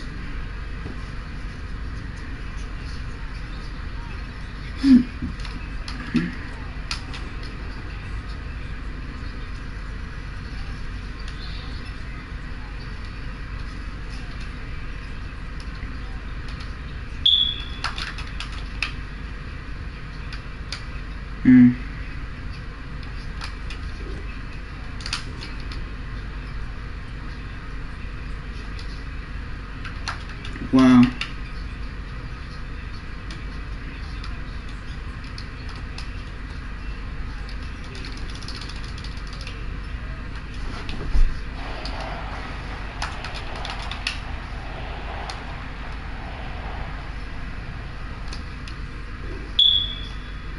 Thank you.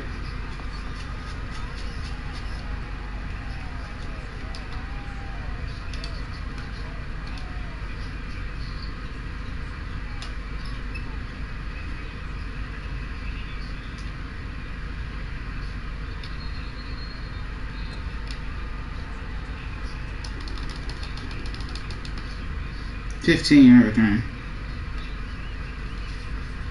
3 touchdowns for Donatello Eaton.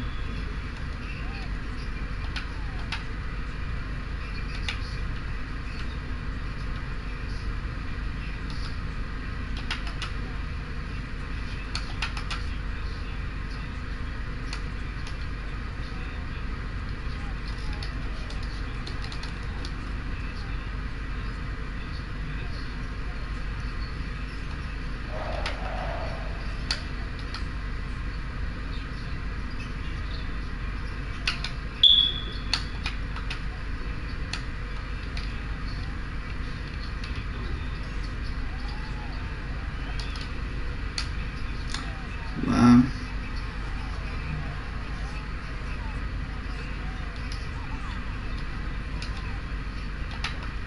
Hey, you. Phrasing.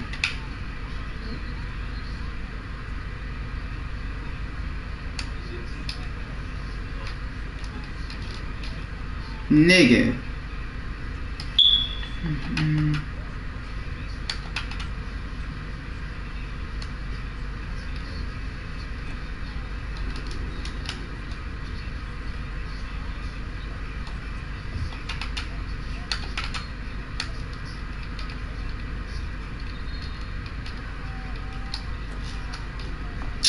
Wow.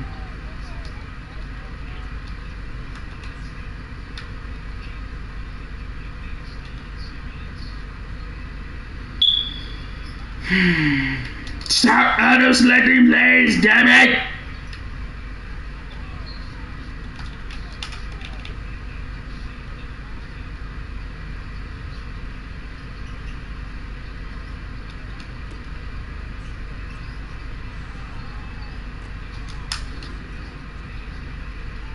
Fumble, bitch.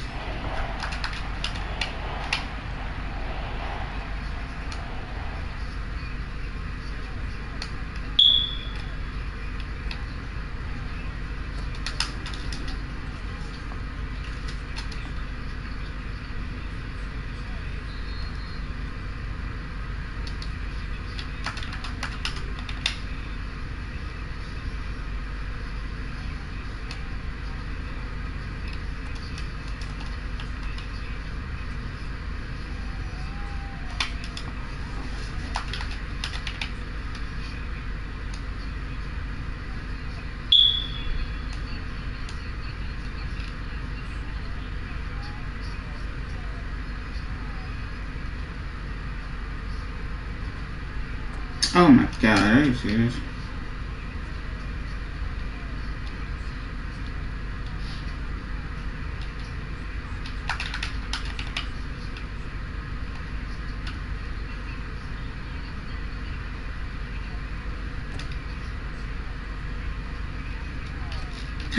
I held the button, damn it!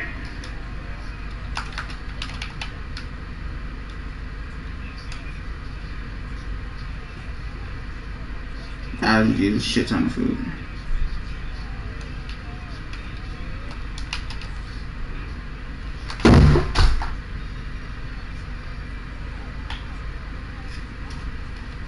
$50 fucking points, are you serious right now? This shit's embarrassing. Well, I wanted to start the preseason schedule at home.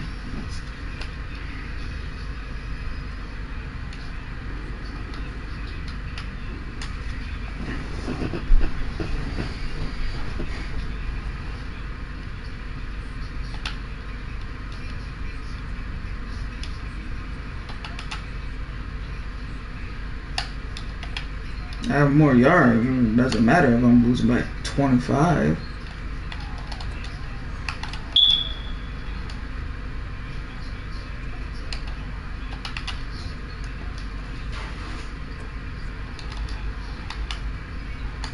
My God, Kobe, you run so slow.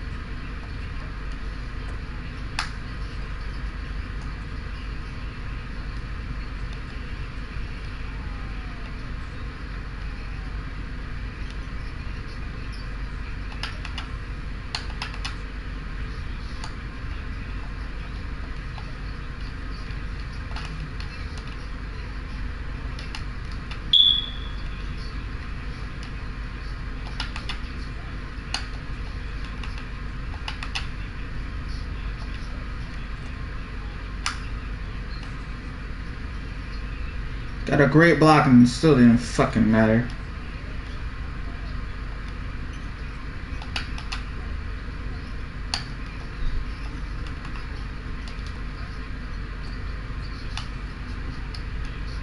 You've gotta be fucking serious.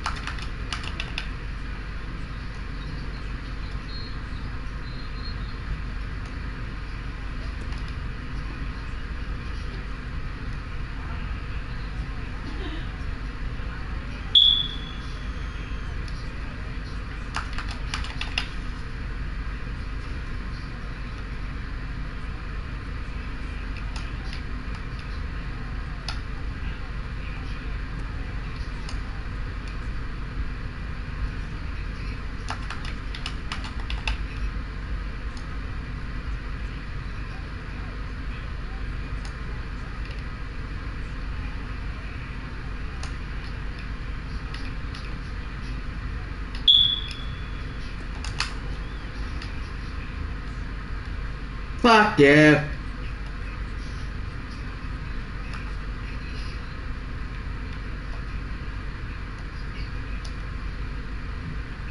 Damn. Yep. Dagger. Well, not the way I want this to happen, but...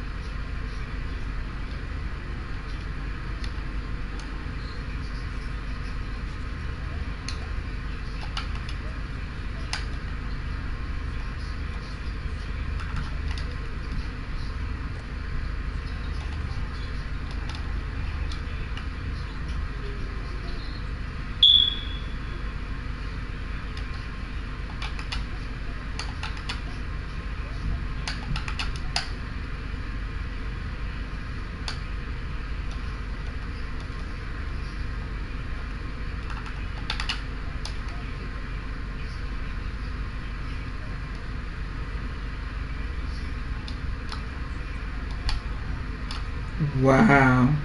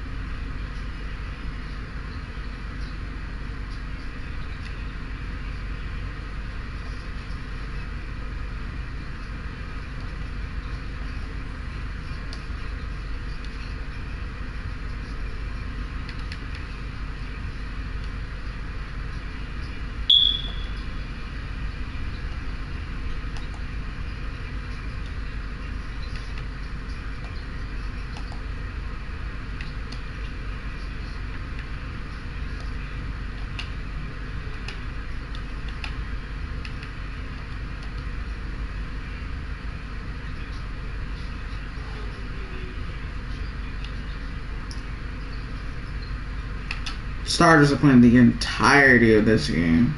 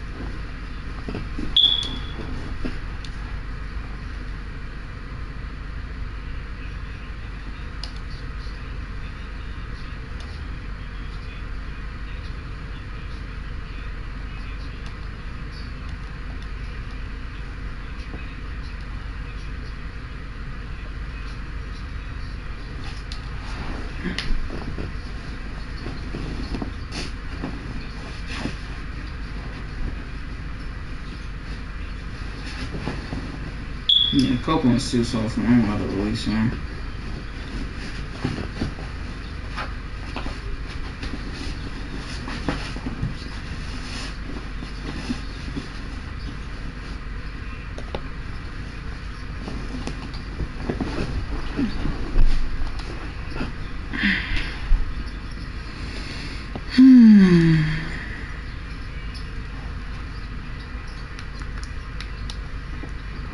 Wish this got a little bit faster. Oh Lord.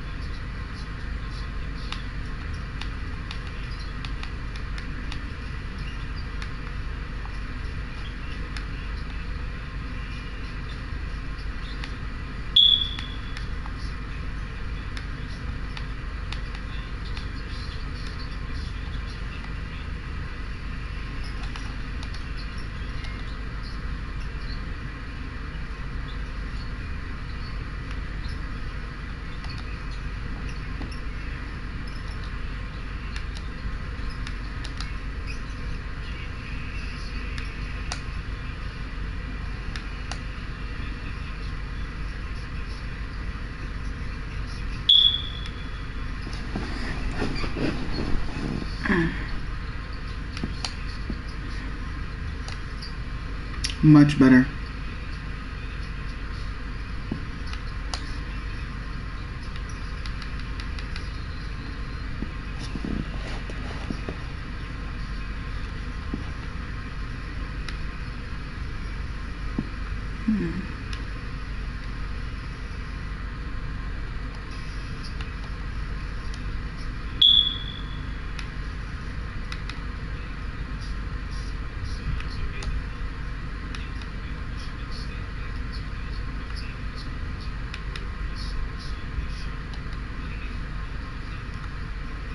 He's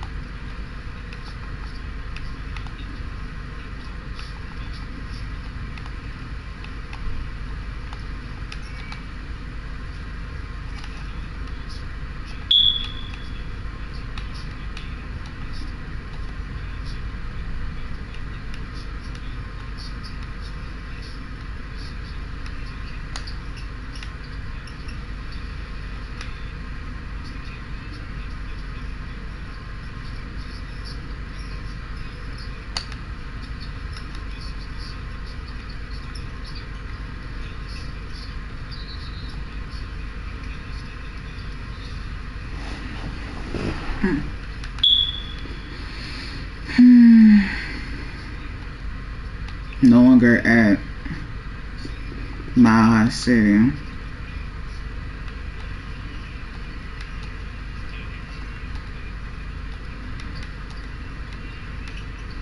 Jalen Johnson, former Bear.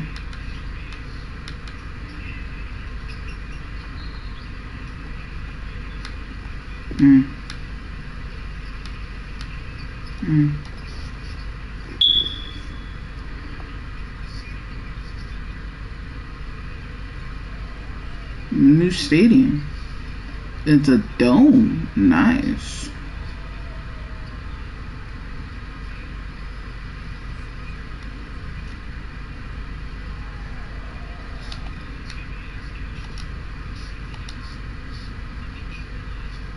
Yep, Stars are playing the entire game.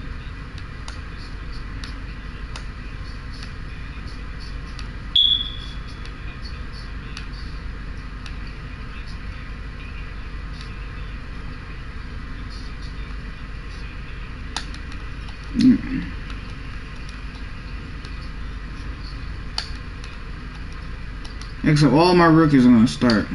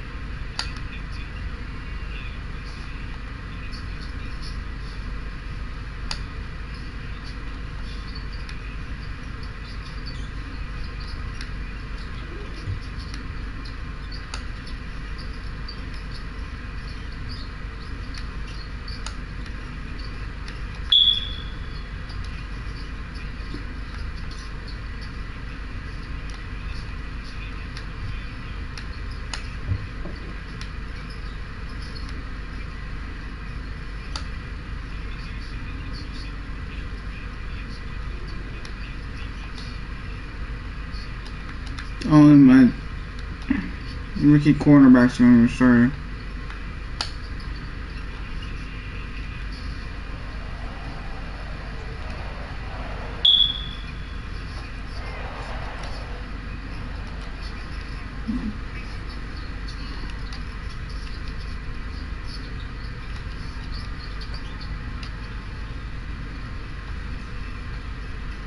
No longer in the Mile High City.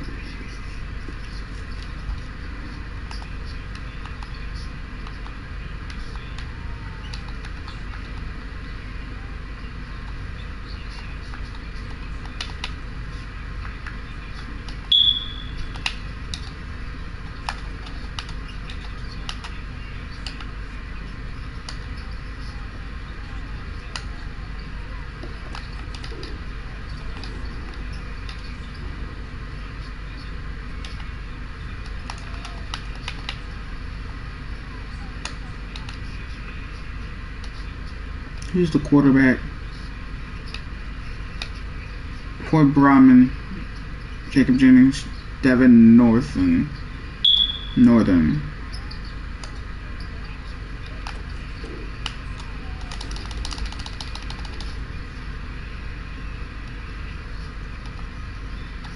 in the corner like a brass.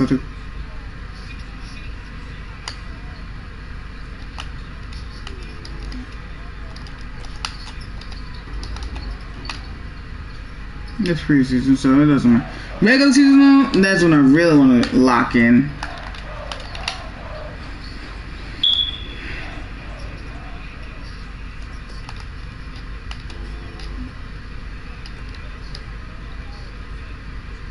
Baptiste.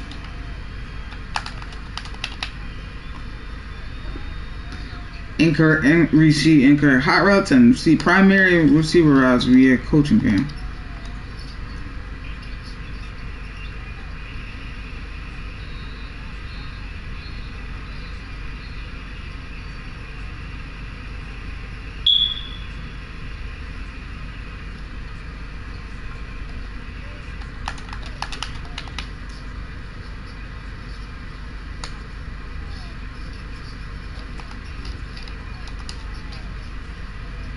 User SWAT. Who's the punter? I mean, there's special teams unit.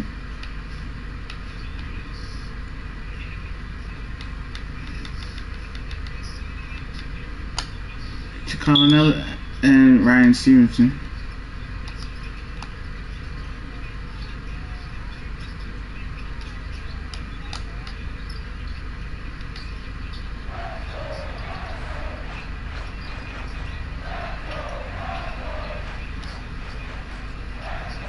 And you said he's all that time.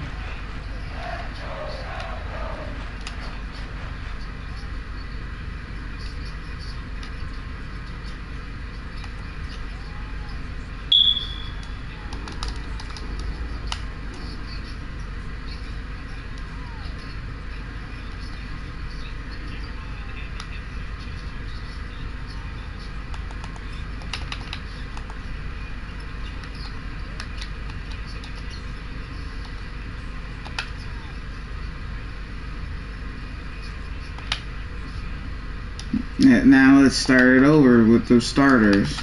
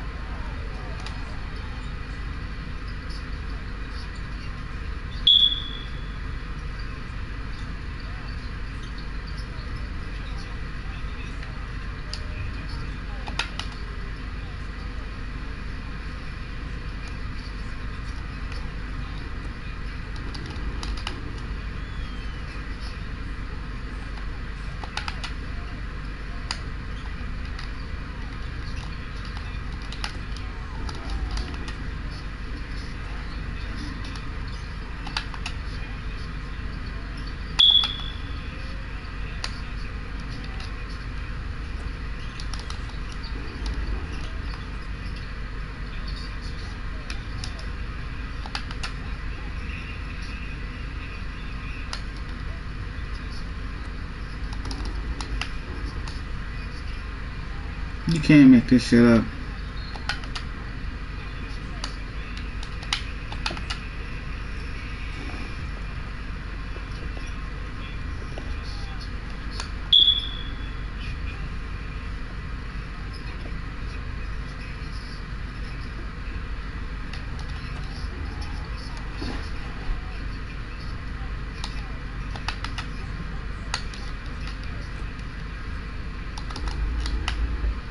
You are serious right now?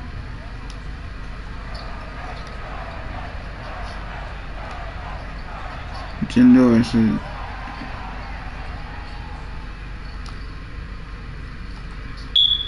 Damn it, not enough.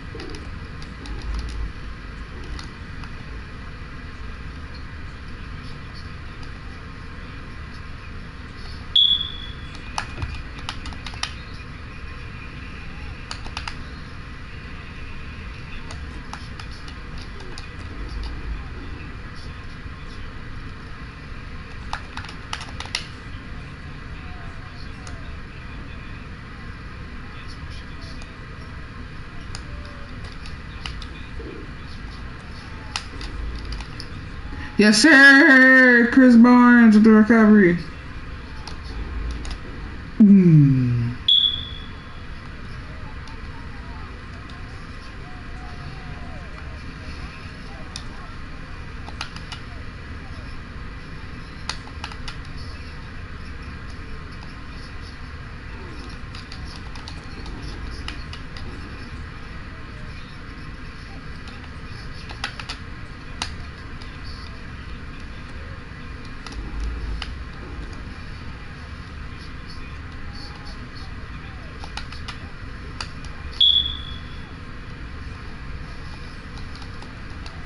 Wow.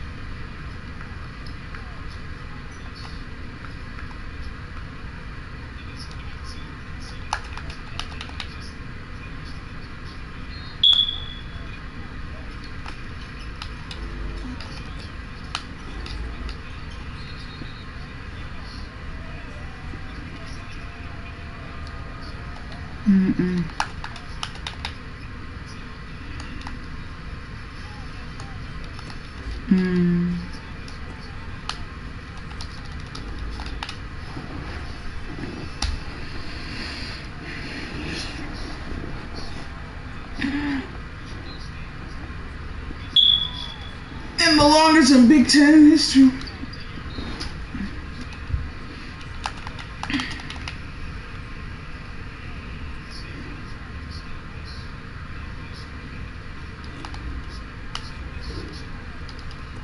Let's go. Barnes now only got a fumble recovery, but he not got a pick.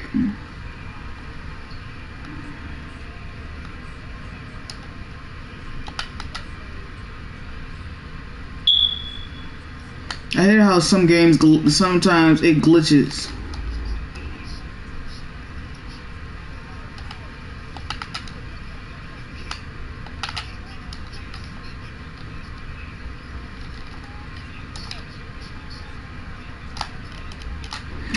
Oh, you can't make this shit up, bruh.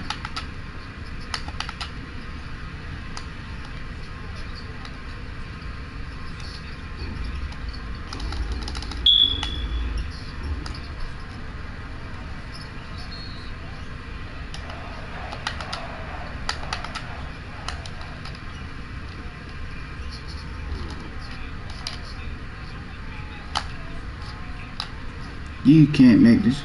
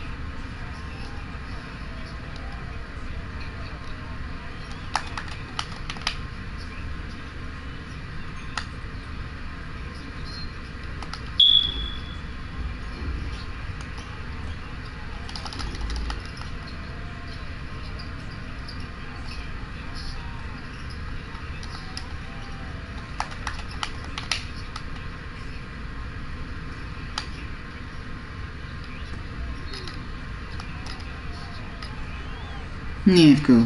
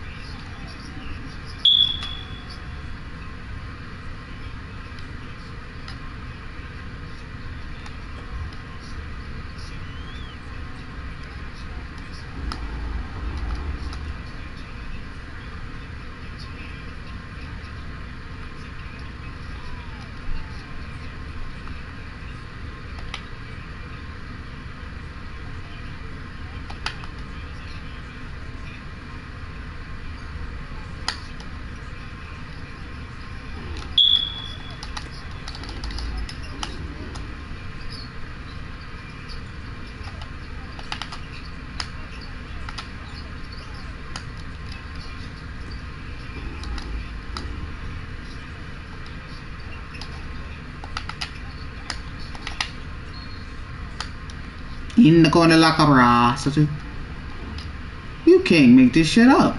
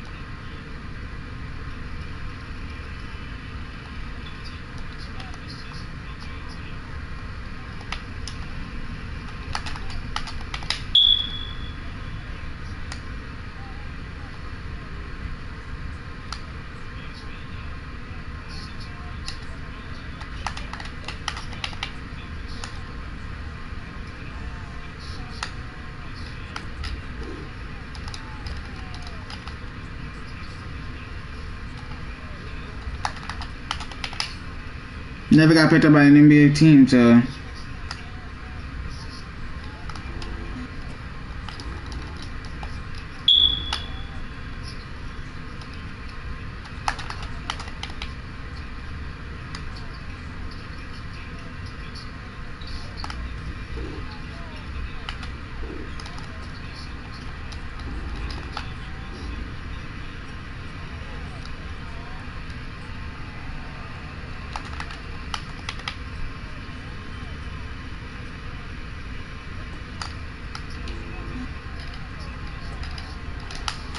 Outscored them 38-28.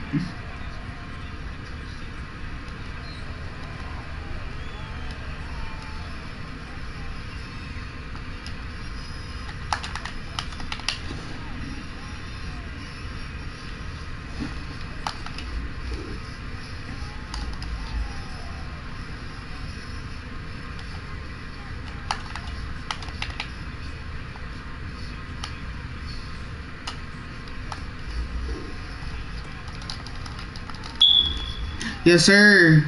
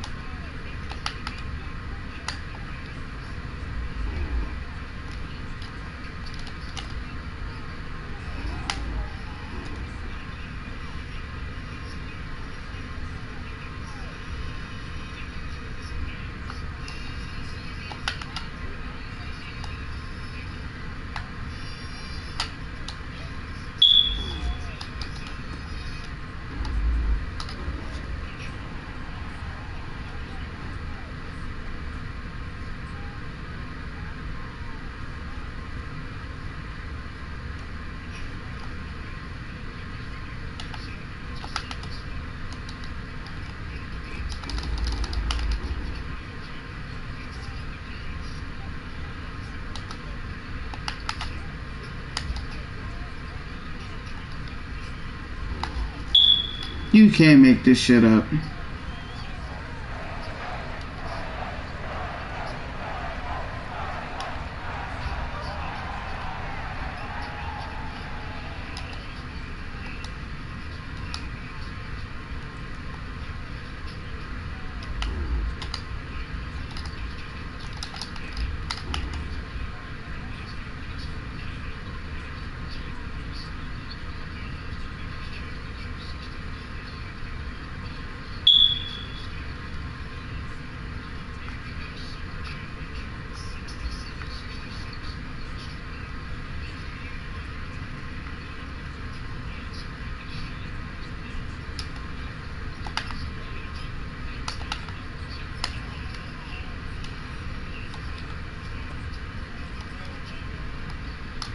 What the hell, offensive lineman?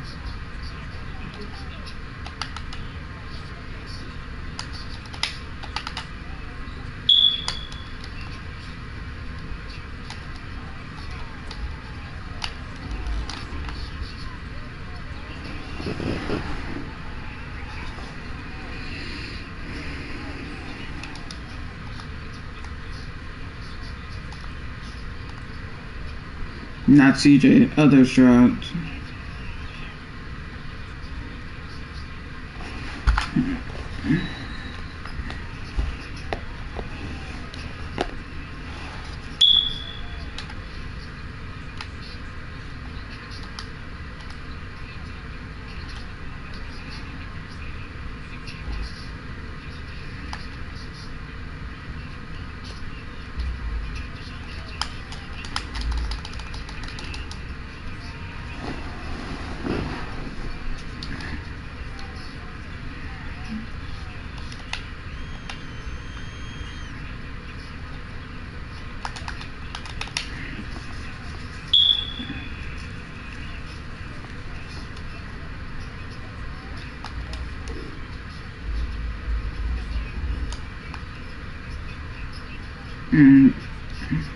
Ah!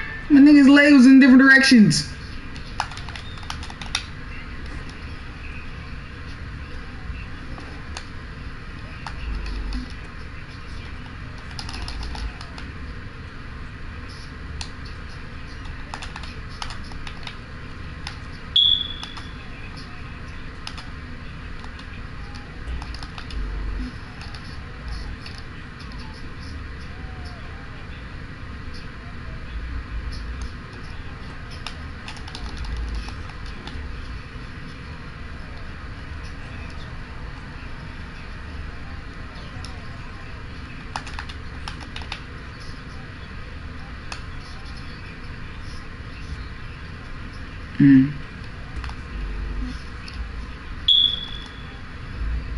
Frunze fracasse.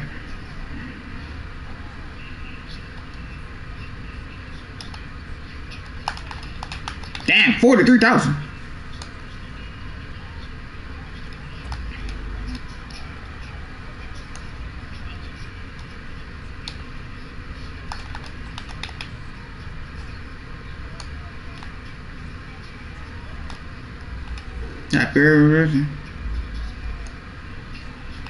Oh wow. Oh wow.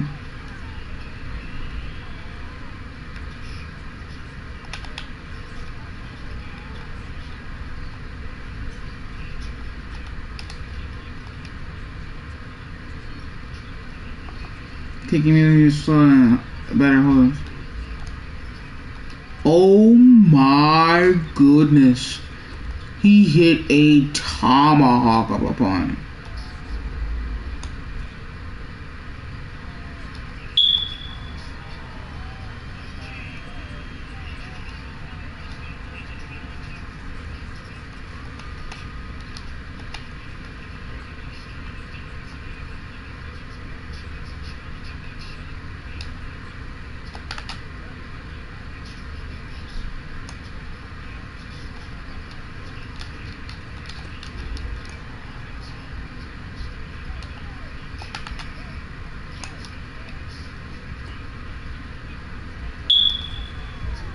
Ooh, 4 down the sideline.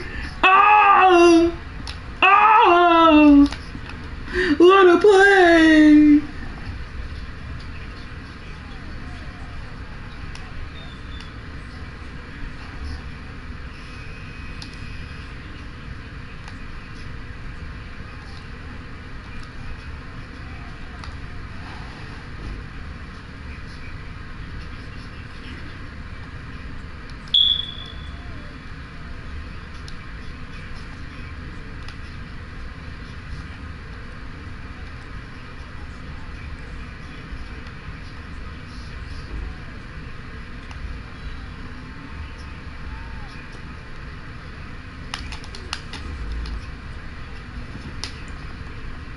Flex on him, baby. Flex on him.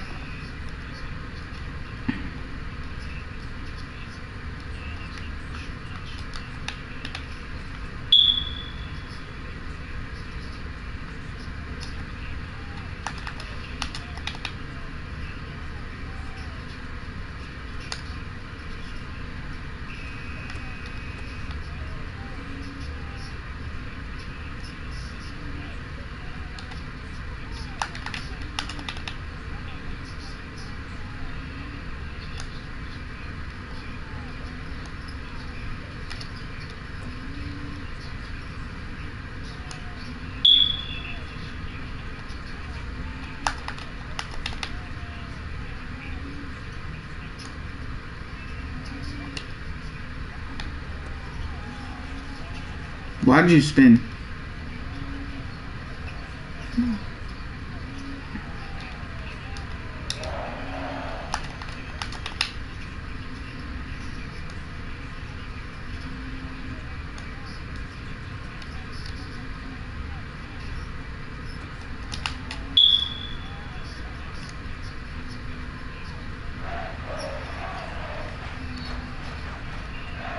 Yes.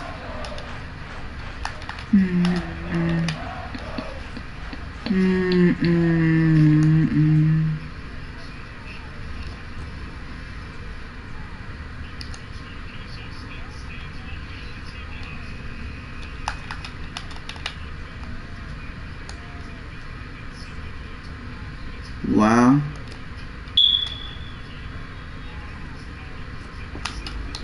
What the hell?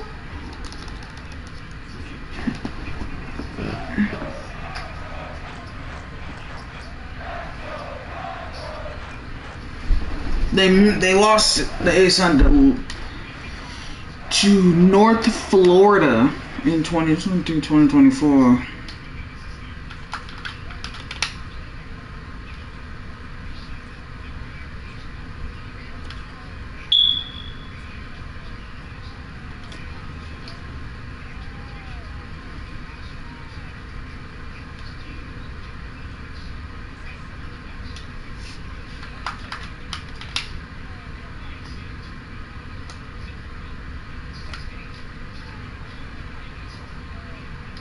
Oh, good job. He's a boop.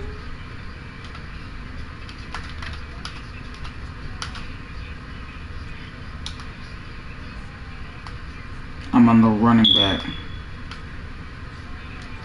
I could have had a user alert.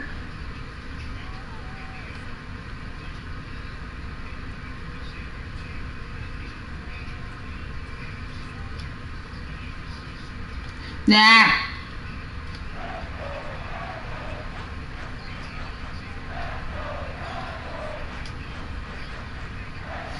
Oh, you gotta hit that. You gotta hit that out of that ankle breaker.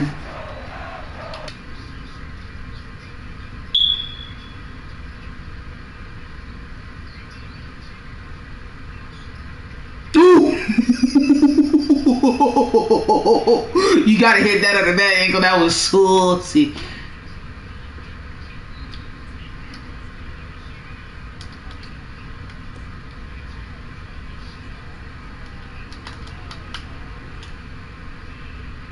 And I get boss of the second round. I mean, that shit.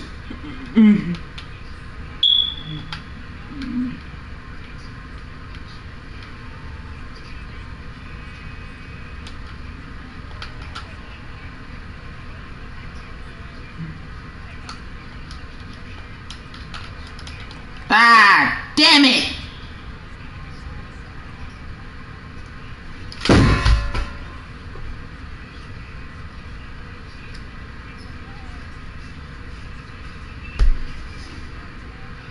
Come on!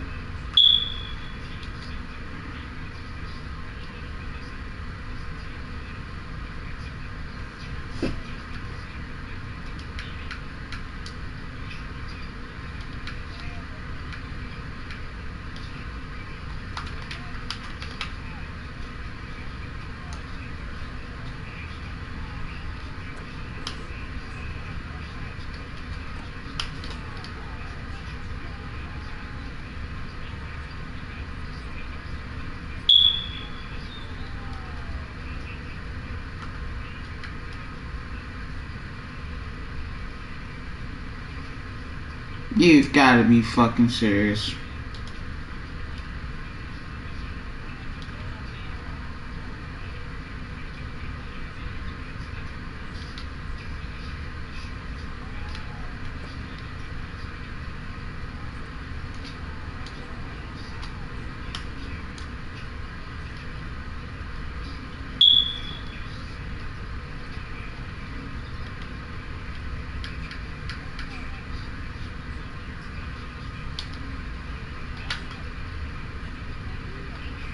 If it's single coverage on Harty, oh, your ass is grass.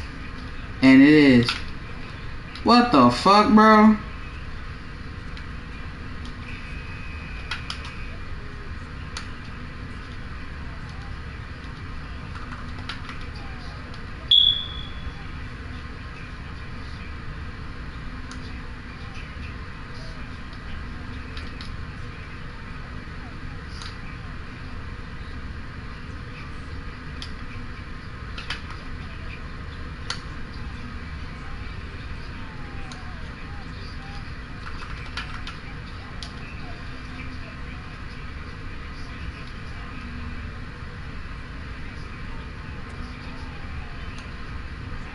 You cannot make this shit up.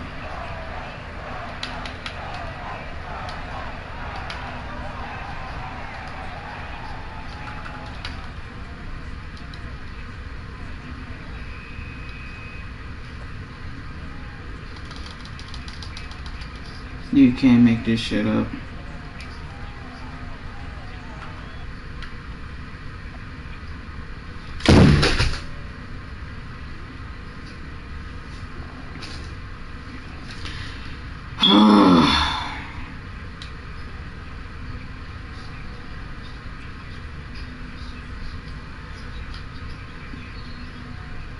Too far.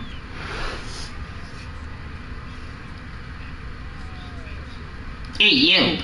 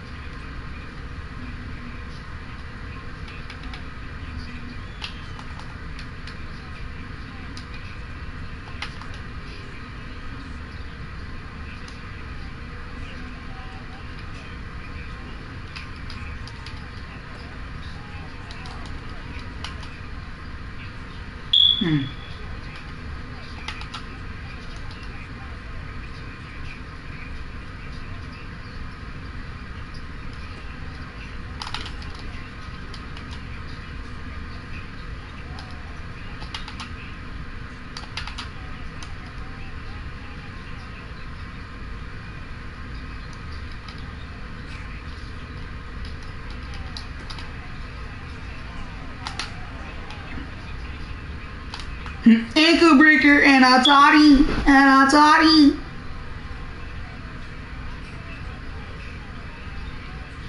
Get him with the Superman.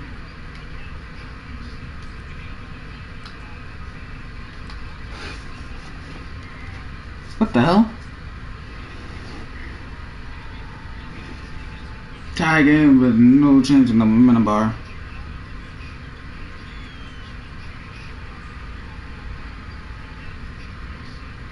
Ooh!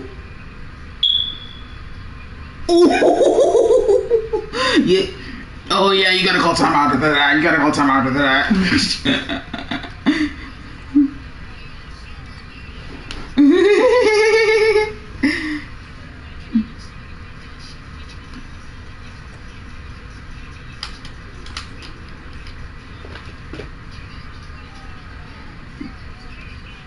Exactly, what you talking about? It's 2024. What the fuck you talking about? Motherfuckers can get the handles down.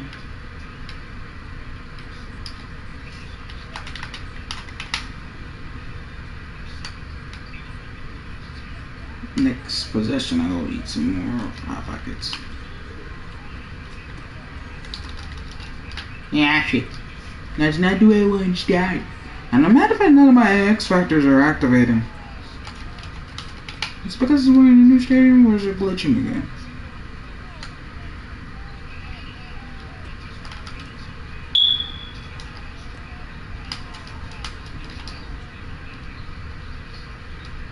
So many people with the same last name is so confusing. You think they're related, but most of these people are not related with each other, which is weird.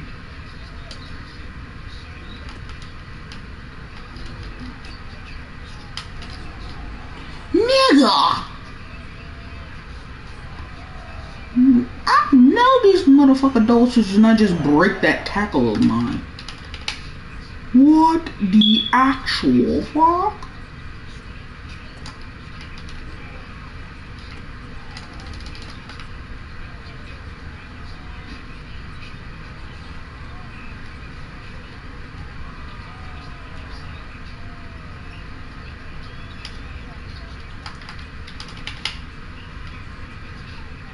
Kennesaw said has underrated great defense. Yeah.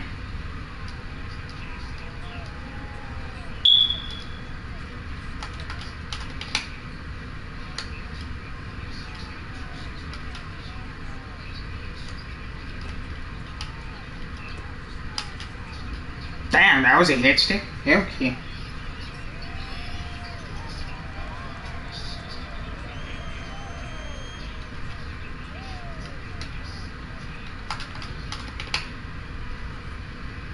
I was gonna clean my room. I felt like I had.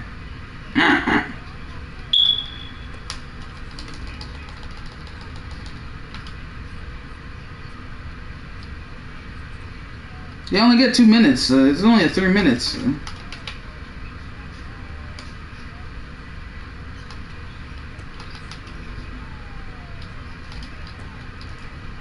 Bruh!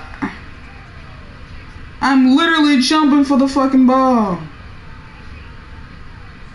Bruh, I literally jumped for the fucking ball, bro. What do you want me to do?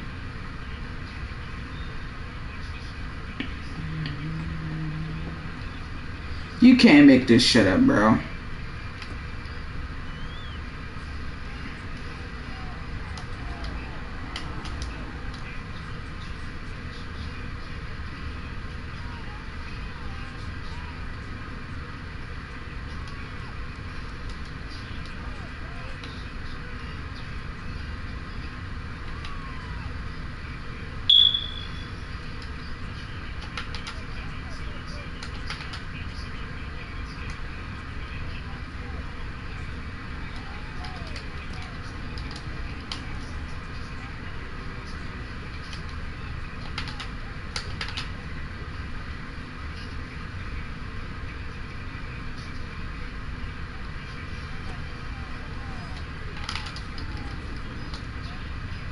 God damn. That's a whole NFL roster right there.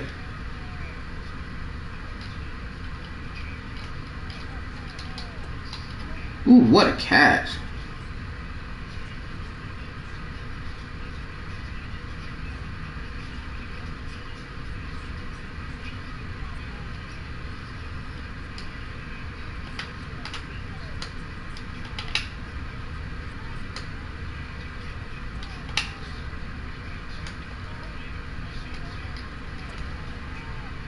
Wait, why did I go down? But luckily it was a rushing play, so it doesn't count as a passing stat, but...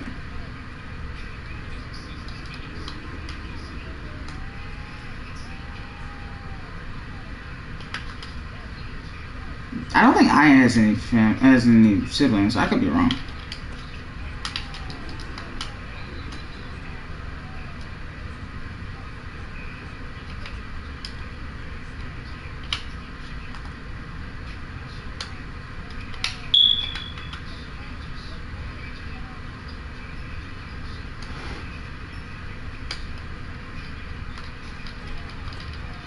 Oh my god.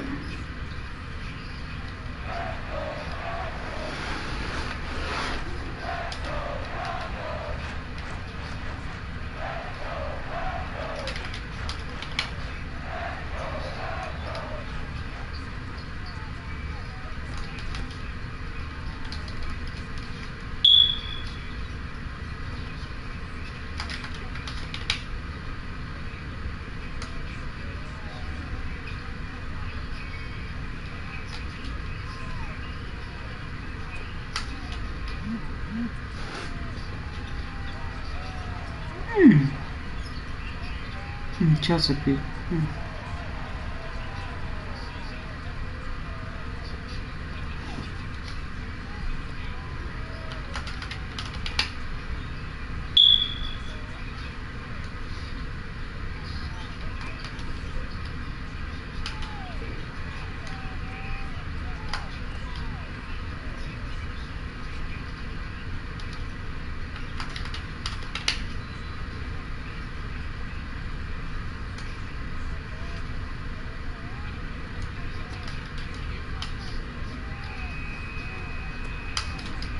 Damn.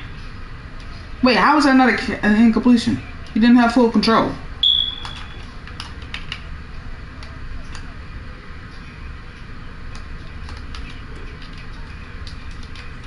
Davidson.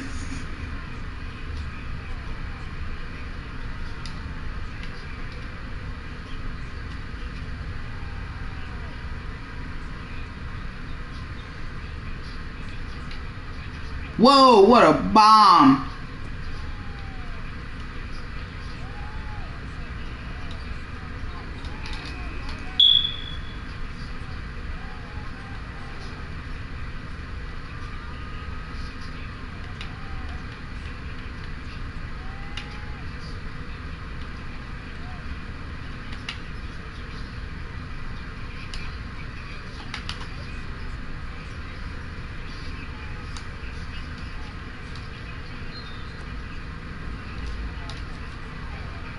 $30, $35, $40, $45, $50. Turns on the speed down to the sideline, and he is gone.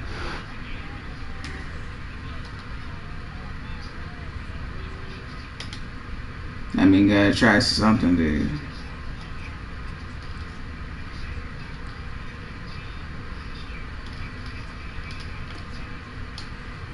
Get the octopus.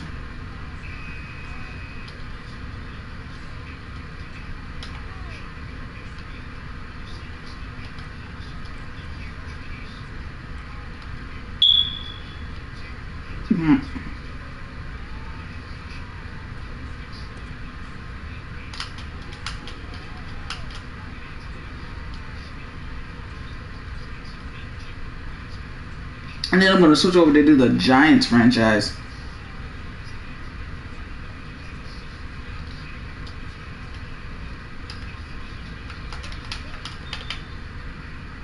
I'm Henderson.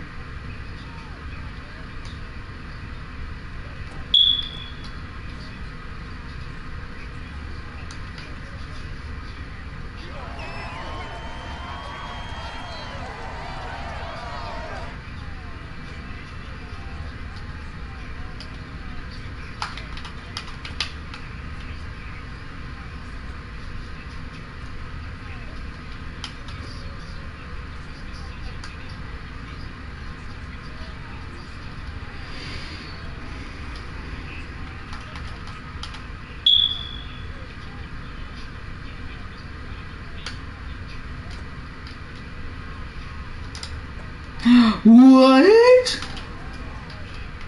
That was an interception.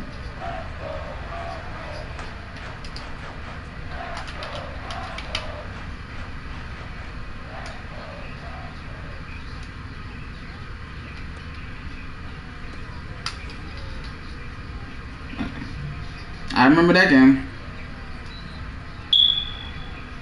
3-ball error. Coaches always tell you, don't foul 3-point shooters.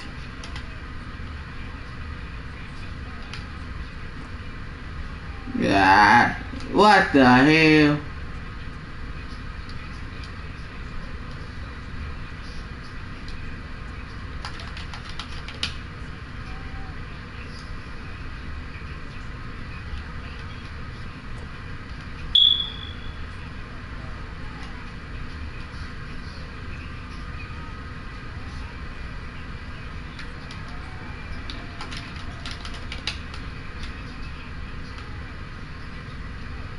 I've never heard of that before.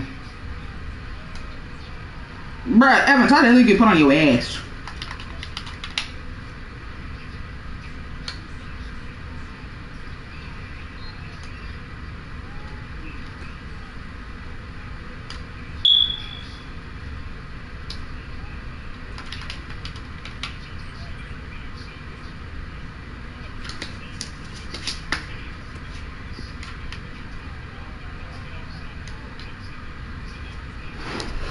Let's go, Davidson.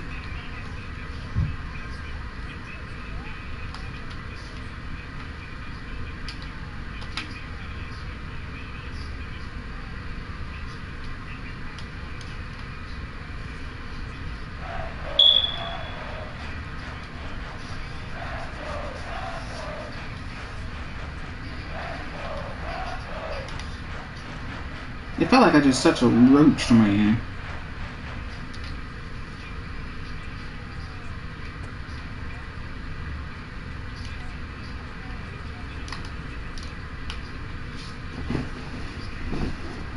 Crazy shit.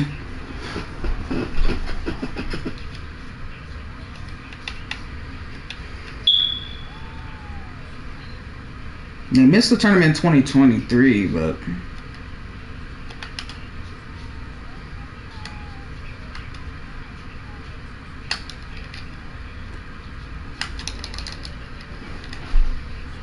.209 yards. That would be a career high for HN. Man, I was trying to ladder up to HN. He would have had a lane.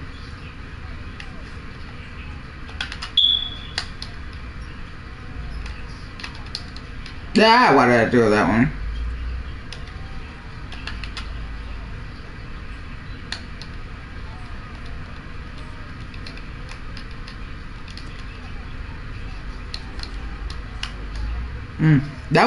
That would be a career high for a lot of NBA players.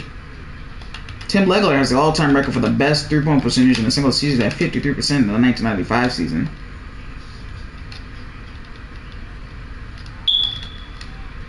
What?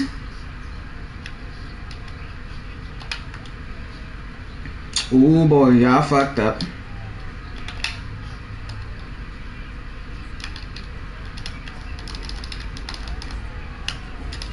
Get off me, and I'm in the zone. Oh. Wait, you're not in the zone yet? What the hell?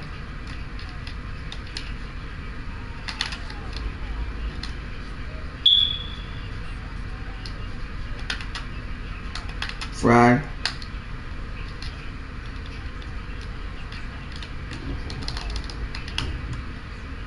Right at 10 yards in the zone.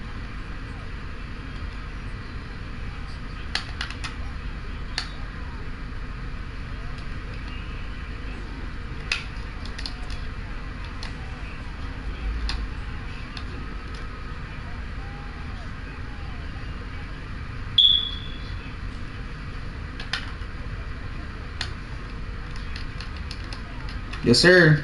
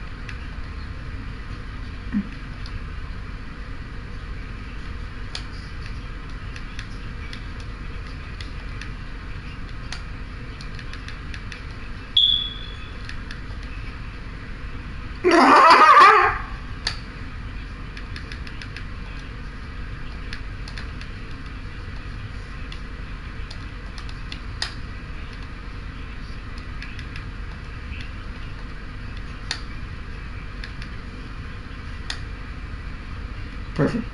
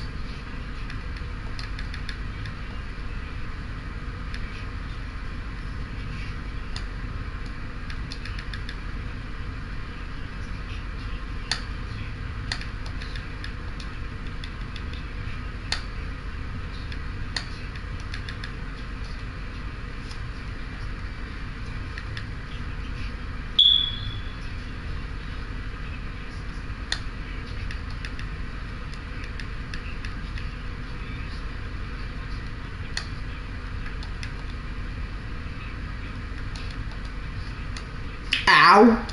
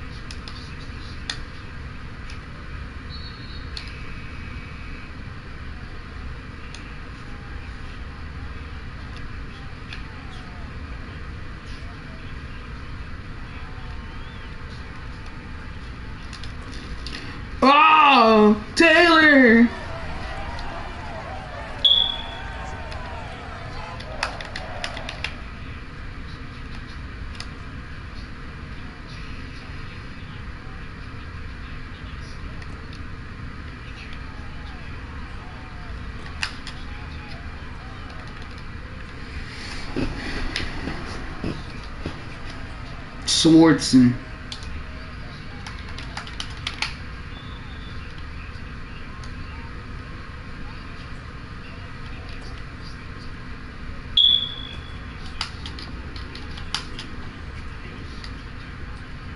Yaba.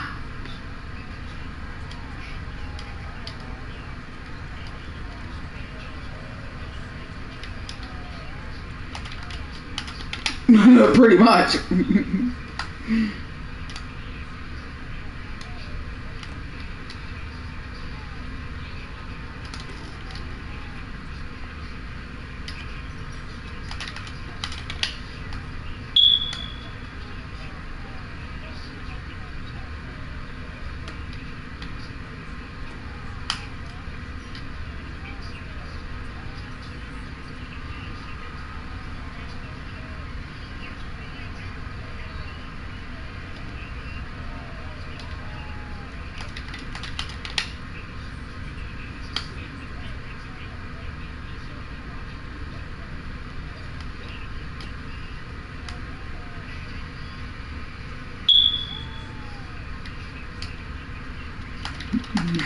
Damn.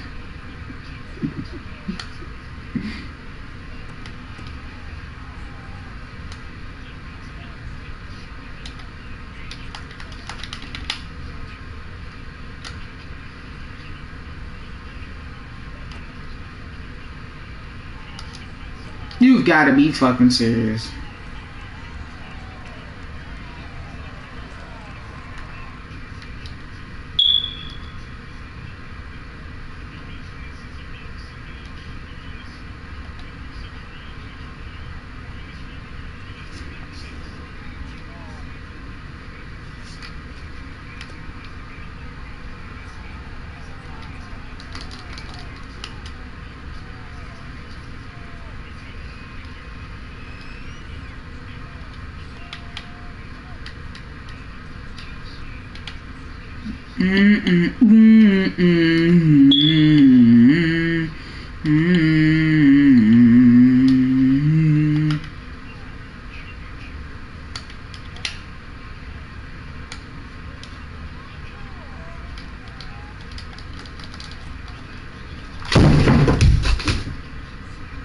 Come on! I was trying not to do that.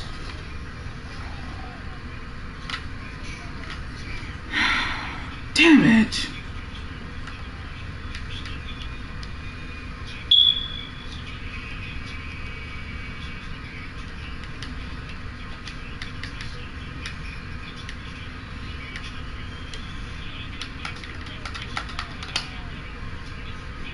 Five fucking interceptions, man.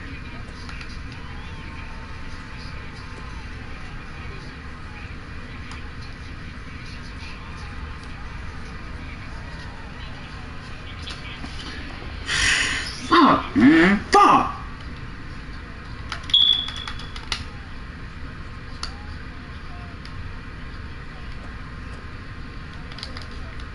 Switch to the radio side. Good. Actually, no. Sports Girl, man. I already watched the highlights for both games.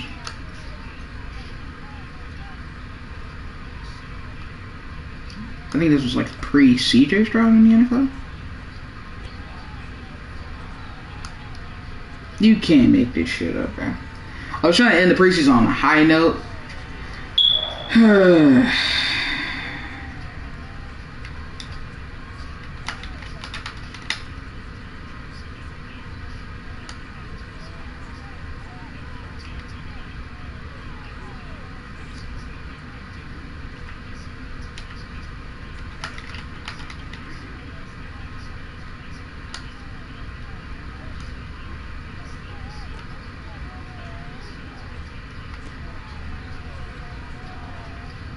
Really, guys.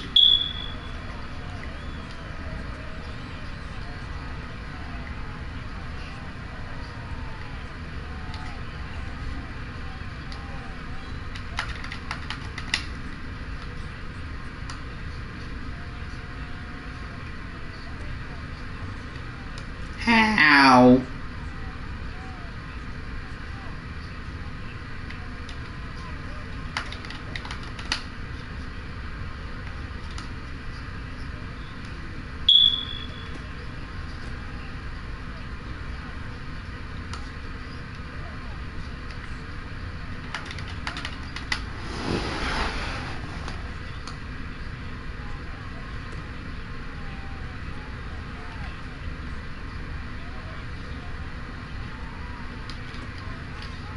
What the hell? How the hell is he that wide open?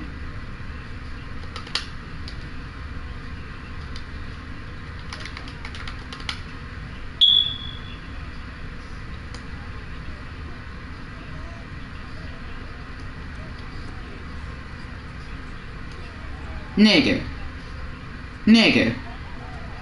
You really let a fucking fullback outrun you for 6 yards? What the hell? You can't make this shit up. You can't make this shit up, bro. Let a fucking fullback score on you. What the fuck?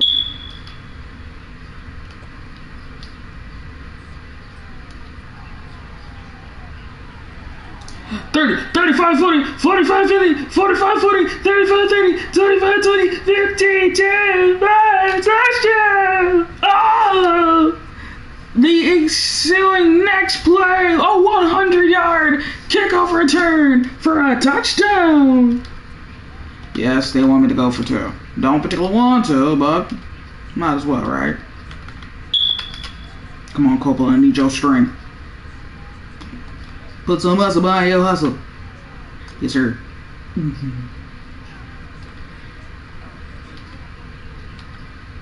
I hate going for 2 because it never works. What now, bitch?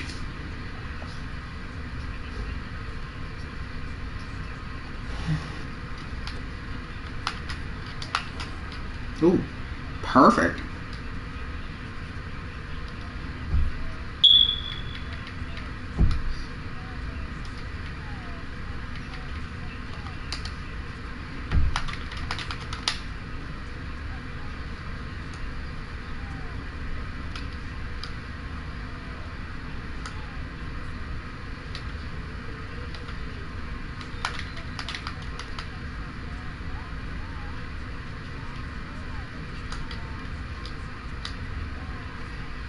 Yes. No. You can't make this shit up, bro.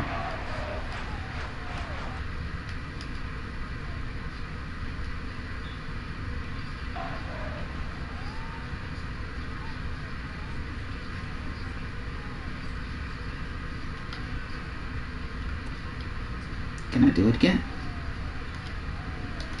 No.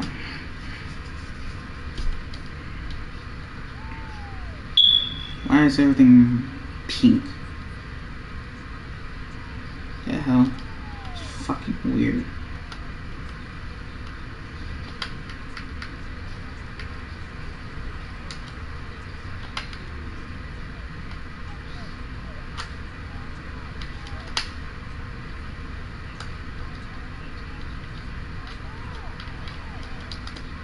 Oh my god.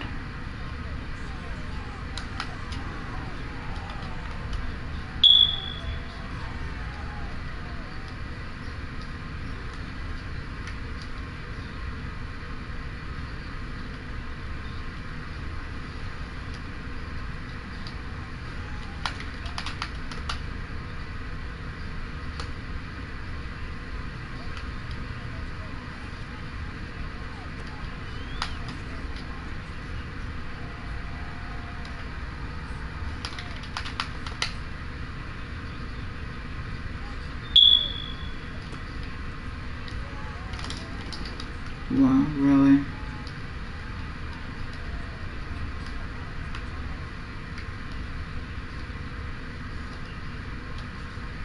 Yep. That's gonna do it. Lovely. That fucking sucked.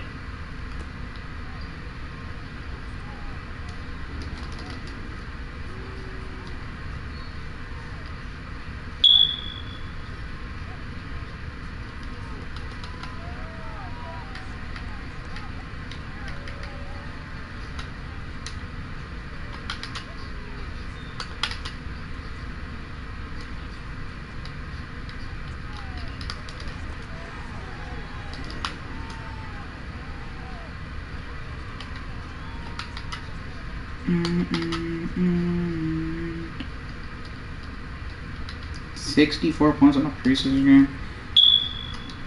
What the fuck?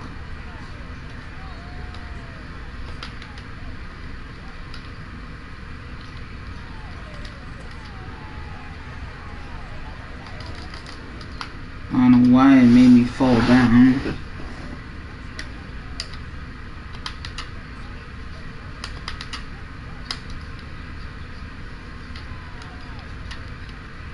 What the fuck? I can't find anybody.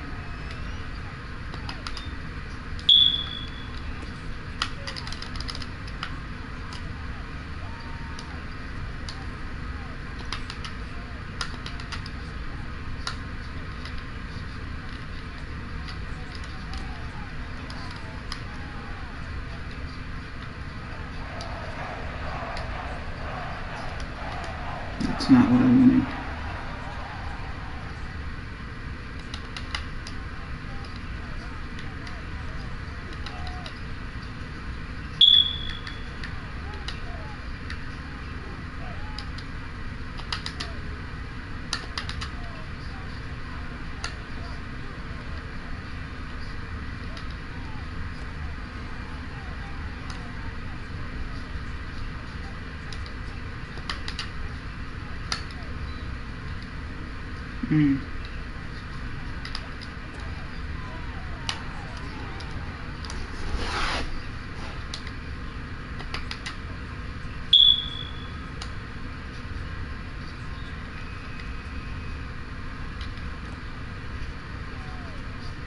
Yes, gets it and down the side lane. And rolls into the end zone backwards. Oh.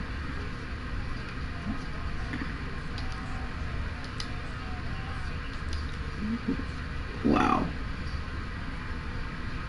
That's how bad they are.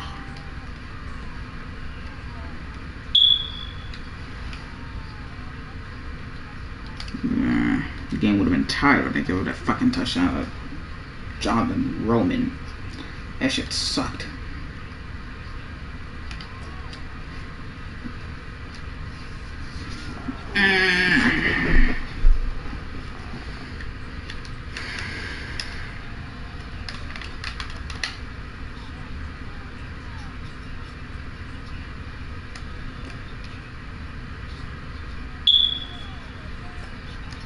Yes.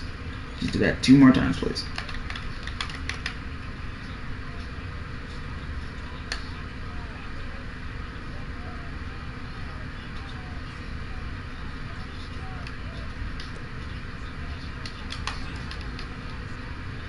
Damn it.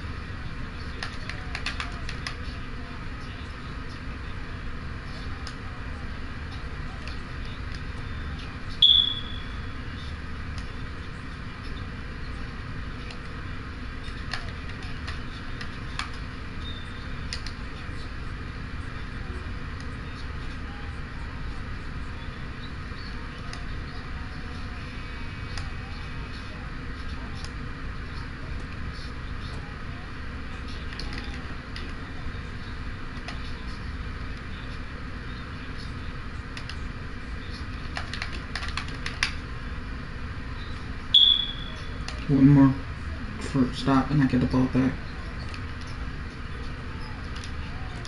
Yes!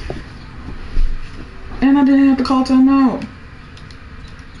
Yes. Need a big return. Whoa, what a bomb. It was just too far.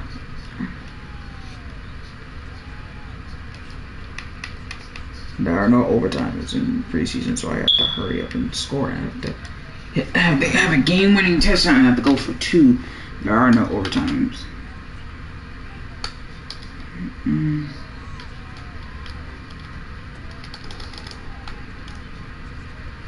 Perfect.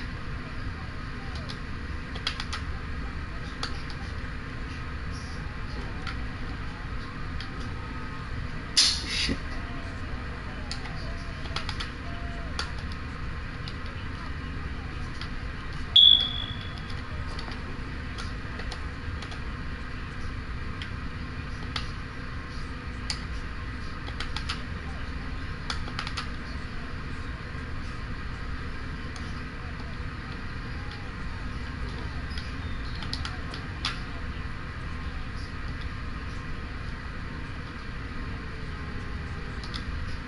To the end zone. Perfect. Jordan.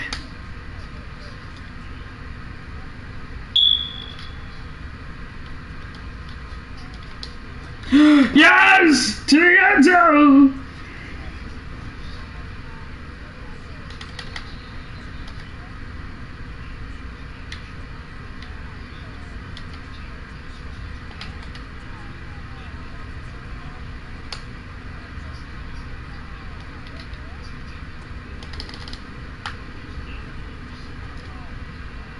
What?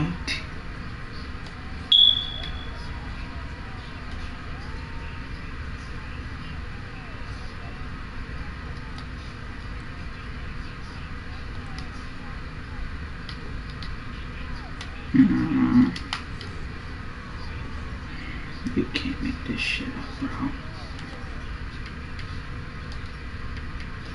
You can't make this shit up.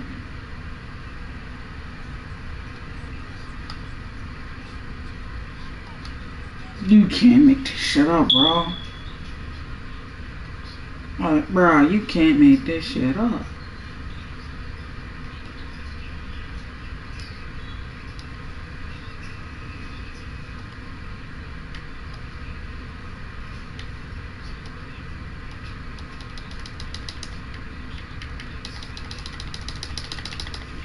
Come on, bro.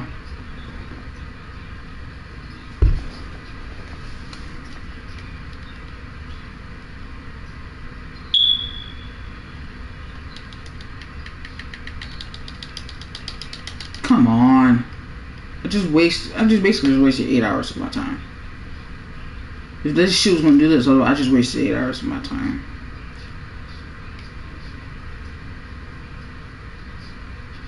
Well, this is not the way I want my session to end. Well, thanks for watching, everyone. Unfortunately, Madden decided to freeze on me. And I will see y'all next time.